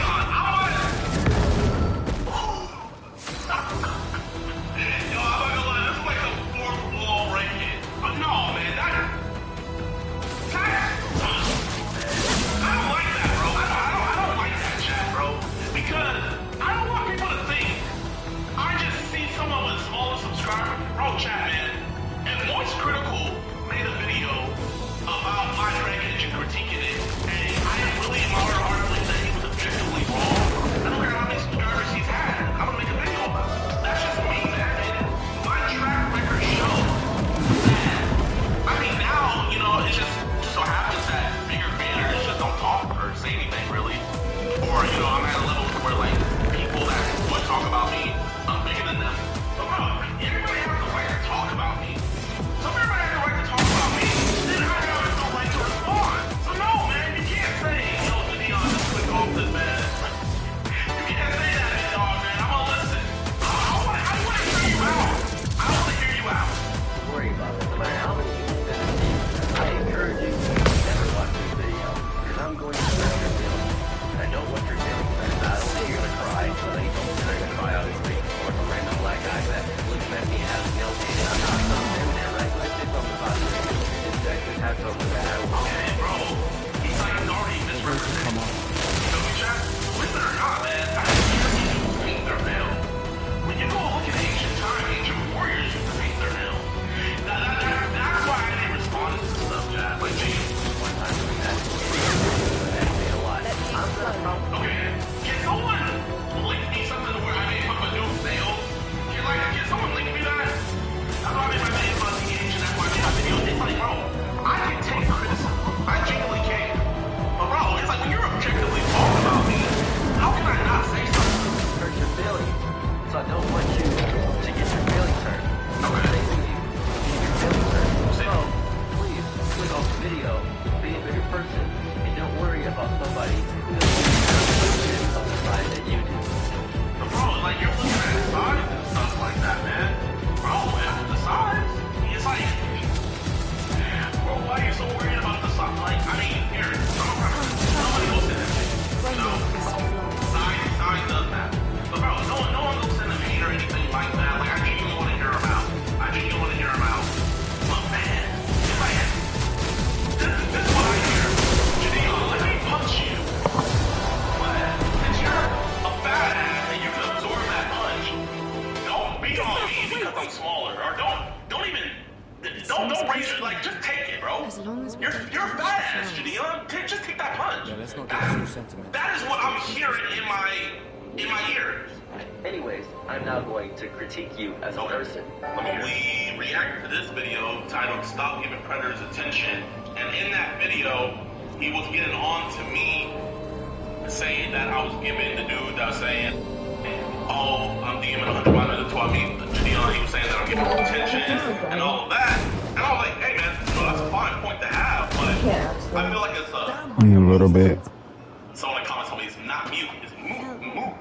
I feel like it's a moot point, okay? When you're telling me to stop giving predators attention, and then in that same video, you're giving same said predator attention, you know? Okay. I want to see why he's showing this clip. And he never even reacted to he never even watched my video, so he never even saw the points that I made in my video. Okay, he just saw that I made the video, and then he made a video about me. Right? So we had a debate on my live stream, and, you know, we all know about this. I want to hear his commentary. Donut Man, cry, bait. My first issue with your statement is that you're comparing the guy with 50,000 subscribers making a video giving something attention to you, who, if you make a video about anything, everybody's gonna now know about it. It's gonna give that person innumerable amounts of clout as a pick. Okay, so are you saying that his video had no potential to go viral? Are you saying that his video had no potential to get into the algorithm? Because he has videos that's gotten into 1 million views. There's been times I've reacted to a situation and a channel way smaller than me reacted to that same situation and they got more views than me. Meaning their point got out further. So the point that I'm trying to make is, it's like you're ignoring what I'm saying. I'm saying it's hypocritical for him to make a video about me saying don't give predators attention, and yet in his video he's giving predators attention. It's like, you're like, yeah, but he's smaller. I'm not looking at it like that, bro. I'm not looking at, you're looking at his views and his subscribers. I'm looking at the essence. You're just looking at it as, Janelle, you have way more subscribers than him, so he has the right to critique you on this, even though he's doing the same thing you're doing. Since he's smaller than you, it doesn't matter because he has way less influence. Bro, I'm not gonna say that because I've seen time and time again people smaller than me talk about a topic and it gets way more views. This is Eric. When he got injured in a car accident, he called Morgan & Morgan. He not only gets a lawyer, he gets trial lawyers like Sam and Jessica, who are in it to win it. He gets his own investigators, with briefcases, leather ones. And if you ever have questions, our customer service folks keep things rolling. Injured? We're your army. Morgan & Morgan, America's largest injury law firm. I have a foster child, right? Welcome to What's Next, for your career, for your future. At SJVC, we... On the beach. Yeah, I know. Nevrons we were prepared for, but not. And now we finally found other survivors, and it's... You know, that's the insidious thing about the Gamage. It's predictable, almost gentle. It makes Lumiere complacent and accepting, but... The Gamage is equally violent than death. Death is just as final.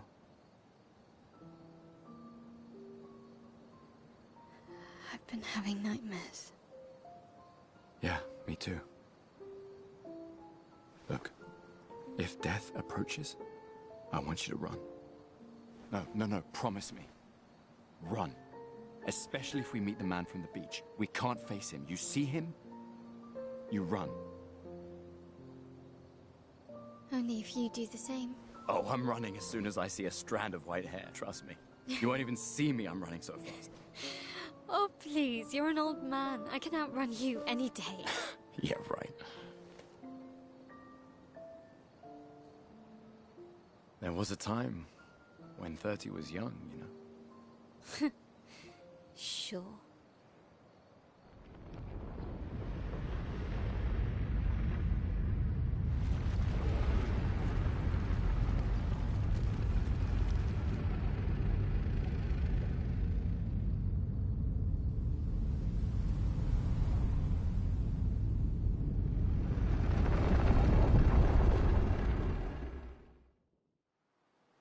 Surprised to find you here.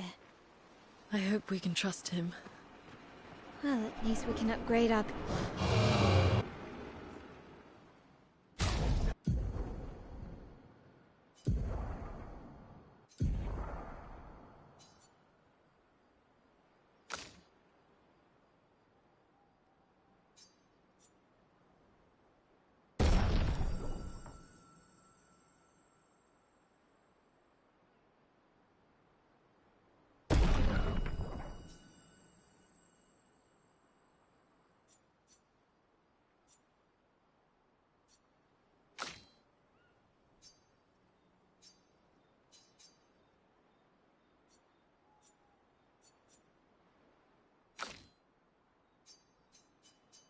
Pictos?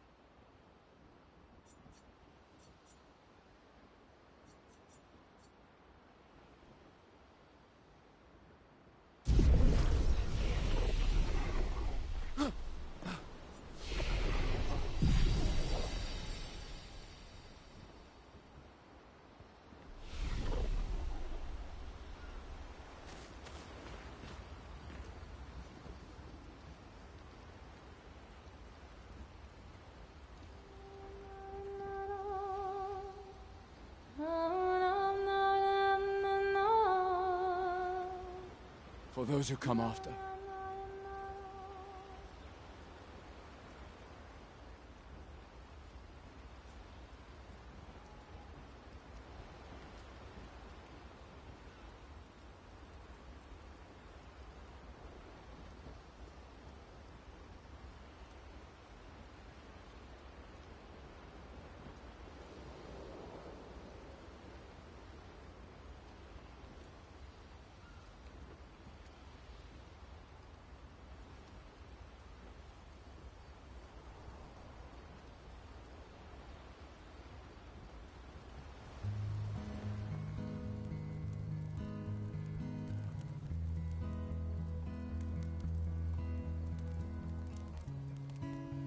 Been a long time since I've seen you play.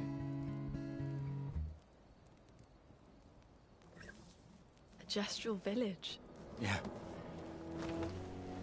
I still can't believe they exist. I mean, what other fairy tales are real? This is ultimately a war of information. There's still too much we don't understand. Where the Paintress comes from? Why she does what she does? Who is she?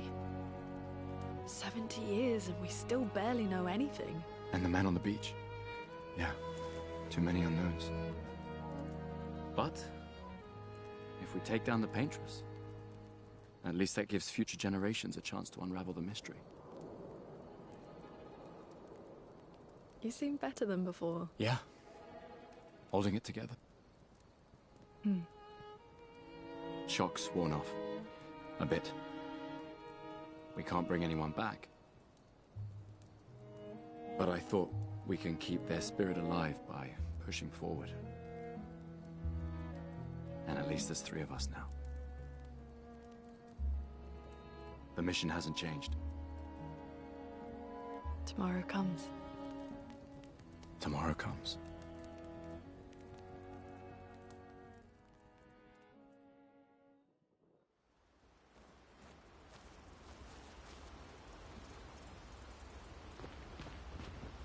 Told you, Jestra. You did not.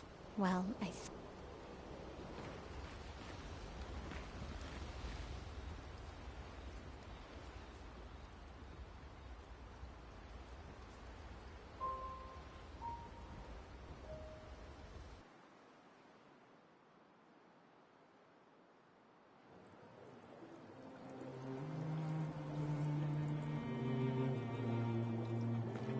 Did Noko tell you anything more about the village, other than red trees everywhere? Noko's not great.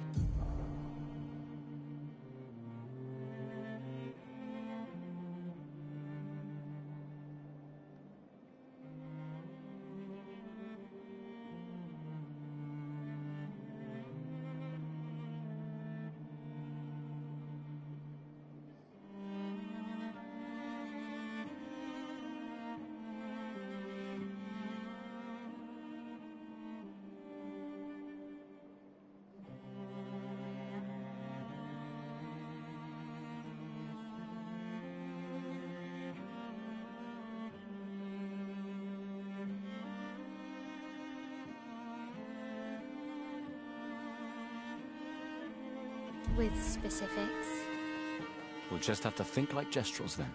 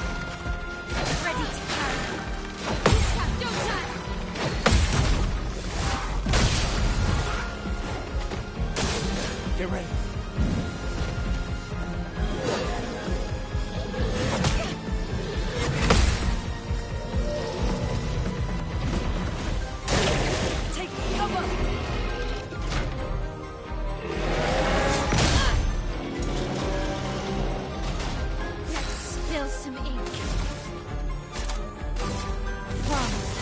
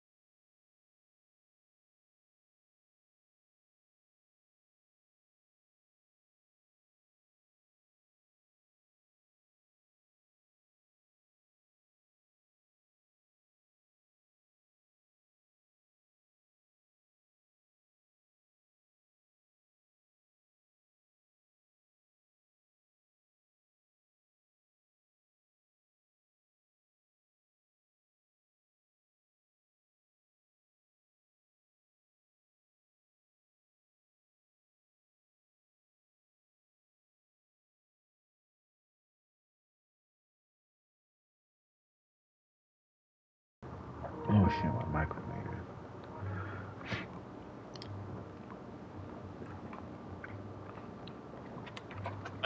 Because he essentially met people who were more ignorant than him. Before we get the video started, this video is sponsored by Kalshi. Kalshi is a prediction market where you literally make money by predicting real-world events.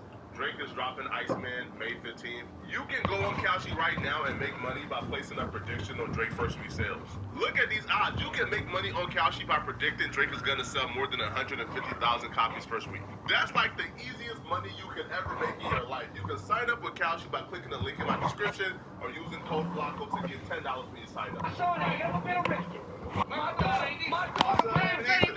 This is not a competition. This is not a competition. I'm not banning with no black man that got a problem with his baby mama. You hate your baby mama. She hates you. How we gonna get together and the two people who made a seed can't even come together? I don't trust you. All right, so what you think we need to do as a community to change that? You need to go back and apologize to every woman you think you have hurt, whether you think you've done it or not. I've been witnessing a trend. Now, I like Charleston White, so hopefully I'm not blowing up Charleston White's spot here. But, these dudes are getting hustled out of their money. The last couple of interviews that Charleston White did on small platforms, they always end really quickly. So these dudes are paying Charleston White, let's just say $7,000 and $10,000 for hour-plus interviews, right? But Charleston will go on these platforms, start a fight, and then walk off, and then walk off the platform early. Go look at all the small platforms that Charleston White has done in the last couple of months. It all has ended up with him walking out because Charleston White realized if he can start an argument and it gets really heated and then walk out, he can leave after 20 minutes, after 30 minutes, and he don't got to stay for the whole hour, even though he's getting paid for the full hour. It's very smart and it's brilliant. But in this conversation, it started off where it was a productive conversation. But the problem here is Charleston White met a group of niggas who's more ignorant than him. Alright? Charleston White is often not in a room with people who can out-igger him. These folks out-igger Charleston White at all levels. What you think we need to do as a community to change that? You need to go back and apologize to every woman you think you have hurt, whether you think you've done it or not. Apologize. That's why we can't get ahead. Then all I'm gonna say is, I'm gonna say why I say this. I got two kids. I got two kids by one woman who I was married to. I ain't got a house to pay. So go apologize. Go apologize. So have you gone to jail on your kids? Have you gone to jail on your kids? No. I come from a household with no mama, no daddy, no. I got more. I know plenty out there. But what are your women like? Do your children behave properly? Do they pray tonight? Do they serve your God? Because you failed as a father and as a mother. Your children don't I'm tired of ball. I gotta work at 6:30. This is not a competition. This is not a competition. Man, 18 and a truck driver. Have you ever been to jail on your children? Have you ever been to jail on your children? I have, yeah. I haven't. I haven't. I never. So hold on. It's about to get out of hand quickly. So the conversation started where they're talking about solutions for the black community. Charleston White is saying it's the black man's job and duty to be head of the household and to teach his family and to lead his family. However, we have gone astray because we're beefing with our baby mamas, we're beefing with our families, right? And the black family structure is torn apart. And the solution to this is for the black man to go back and apologize to his baby mama, get right, and band back together and fix the family structure. Charleston also says he can't ban and do no work in fixing the community with any man who's beefing with his baby mama. Now, did Charleston White believe this? Obviously not. Obviously he doesn't, right? Charleston White is just talking. But the message is correct, though, right? Like, the black family structure is crucial and at the center of, all of our problems, right? Now, they get on this conversation. What I think happened is before this interview with Charleston White, dude probably told his homies, man, Charleston White be rowdy, but I ain't gonna let him, out-muscle me and out-talk me. When he get loud, I'm gonna get loud too. And that's exactly what we saw. again, this was a productive conversation with a positive message. But once Charleston White starts getting loud, Buddy stood up too and started getting loud. The dude at the edge of the table, his job during his interview was he didn't want to look soft when these clips go out. He didn't want to look like Charleston White came to my city and out-talked me in my city. So this just felt like war instead of a productive conversation. And once it starts going left, you know, it was just derailed completely, and it couldn't come back to the center, right? Like, honestly, right? Even when Charleston White was like, hey, listen, man, my child ain't never cussed. That's because I was in my kid's life, and I was cool with my baby mama. Buddy starts, yeah, not me too. Me too, what you say? Not me too. And it was like, all right, man. This conversation is, you know, at this point, once it starts going here, we just watching at this point for the train wreck and the car crash. We not watching to listen anymore. I haven't. This is not a competition. I'm just asking questions because I'm a day one father. I didn't make bastard babies, for one. That's a curse that you put upon your children that the white man has nothing to do with. You curse your children having children out of wedlock. So I'm going to say this. I'm a day one daddy. My children don't know what it's like not to be in the house with their father. They was raised by me, live with me. If you ain't done that, it's hard to talk to you brothers because you're getting offensive about what I'm saying rather than receiving.